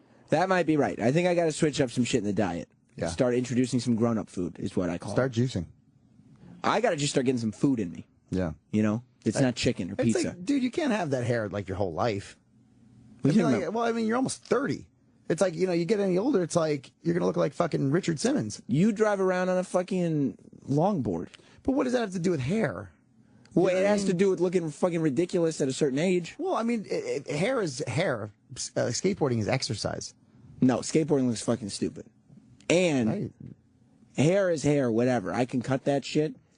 But you start thinning out a little bit up top, you're going to look a little fucking... You got an orangutan tattooed on your forearm. Don't worry about me. I'm talking about your hair. Well, I'm talking about just asking you. what you're going to do. You're getting to 30 years old. Yeah. Like, your dad doesn't have a full head of hair, does he? Yeah, he has a very full head of hair. What about your grandfather? Not so much. Okay, you might fucking lose your shit. Maybe, but that's a bridge I'll cross when I get to it. I'll reach the fork and go straight, whatever that quote is that I said a minute ago. You'll have like clown hair. I'm not going to have clown hair. You have fucking clown arms with your Vita Loca tattoo. Don't worry about my shit. You're the one who looks like a fucking asshole if it's one of us. Marcus in Dallas with your TCB bullshit. What's up, Marcus? What's up, brother? It's your appearance. I mean, you're great on O&A. Yeah. But no one's going to take you seriously with that hair. I'm identifiable. I'm a character. No. Fuck out of here. No. I'm tired of this guy. What am I just? Well, all right, fine. I just look like everybody else, and that should help. Look like every other jerk off. Exactly. Look like every other fucking jerk off around here. I like it. I like your hair, dude. But you're going the harder road. Yeah, I know. So, like, when you're frustrated, you just got to know, like, you're taking the harder road. But guess what? It's going to mean a lot more. Right, when of I get course. there. And it's going to last longer. Yeah. It's not going to be any of this bullshit part-time nonsense. Right. It's not going to be, nobody handed me shit. Right. Ever. What's up, Justin? What's up, Sammy? How you doing? Good. So, you really think people are going to fuck with Troy in Mexico? Have you seen this motherfucker? Dude, people behead people in Mexico. he looks like the stereotypical drug dealer. Freaking, he's the man that goes down there to pick up the pickers to pick the weed. You gonna have sunglasses on? Of course. That's not gonna hurt. Maybe some gold chains. 2 chains? 2 chains. You gonna be different? I need one of those like white what are they, like a cotton linen suit. Yes. With like a pink linen shirt suit? open. Yeah. So you can see my gold chains. Hair Right. slicked back. How many chains will you have? 2. Nice. And then your hair slicked back and some sunglasses on? Yeah. That'll be at least a little bit safer for you. Yeah. Bring intern David in here. It's his last day. In the meantime, I got to tell you, Troy, you got to shape up before you go to Mexico. You got to make sure you're looking smooth. Your razor, when you do this, doesn't need a vibrating handle. It doesn't need a back scratcher. It doesn't need 10 blades. Seriously. Have you noticed the price that you're paying for new razor blades? David, how much? Intern David. Not the real intern David. This is just intern Dave. How much, Dave, do you pay for new razor blades? Probably 40 or 60. It's how much? Pesos. Is that in pesos? See, I can't do the catchphrase as well with my voice like this. That sounded fun. It was all right? Yeah. All right. You're doing this every month for the rest of your life. This is your Dollar Shave Club moment, and it's time for all the After Opie and Anthony Live listeners who've discovered DollarShaveClub.com. Listen, here's what all the buzz is about. It's like found money. All us guys want is a great shave without shelling out $20 month after month. Dollar Shave Club is genius. You'd be crazy not to do this.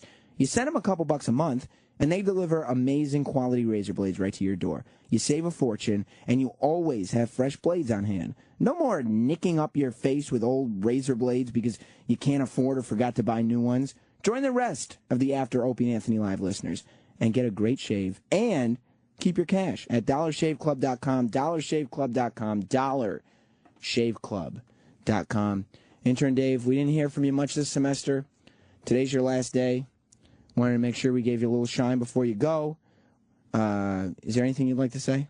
Just learned some things. What'd you learn? I learned that generally it's a bad idea, to sleep at work. Are you talking about Intern Allen?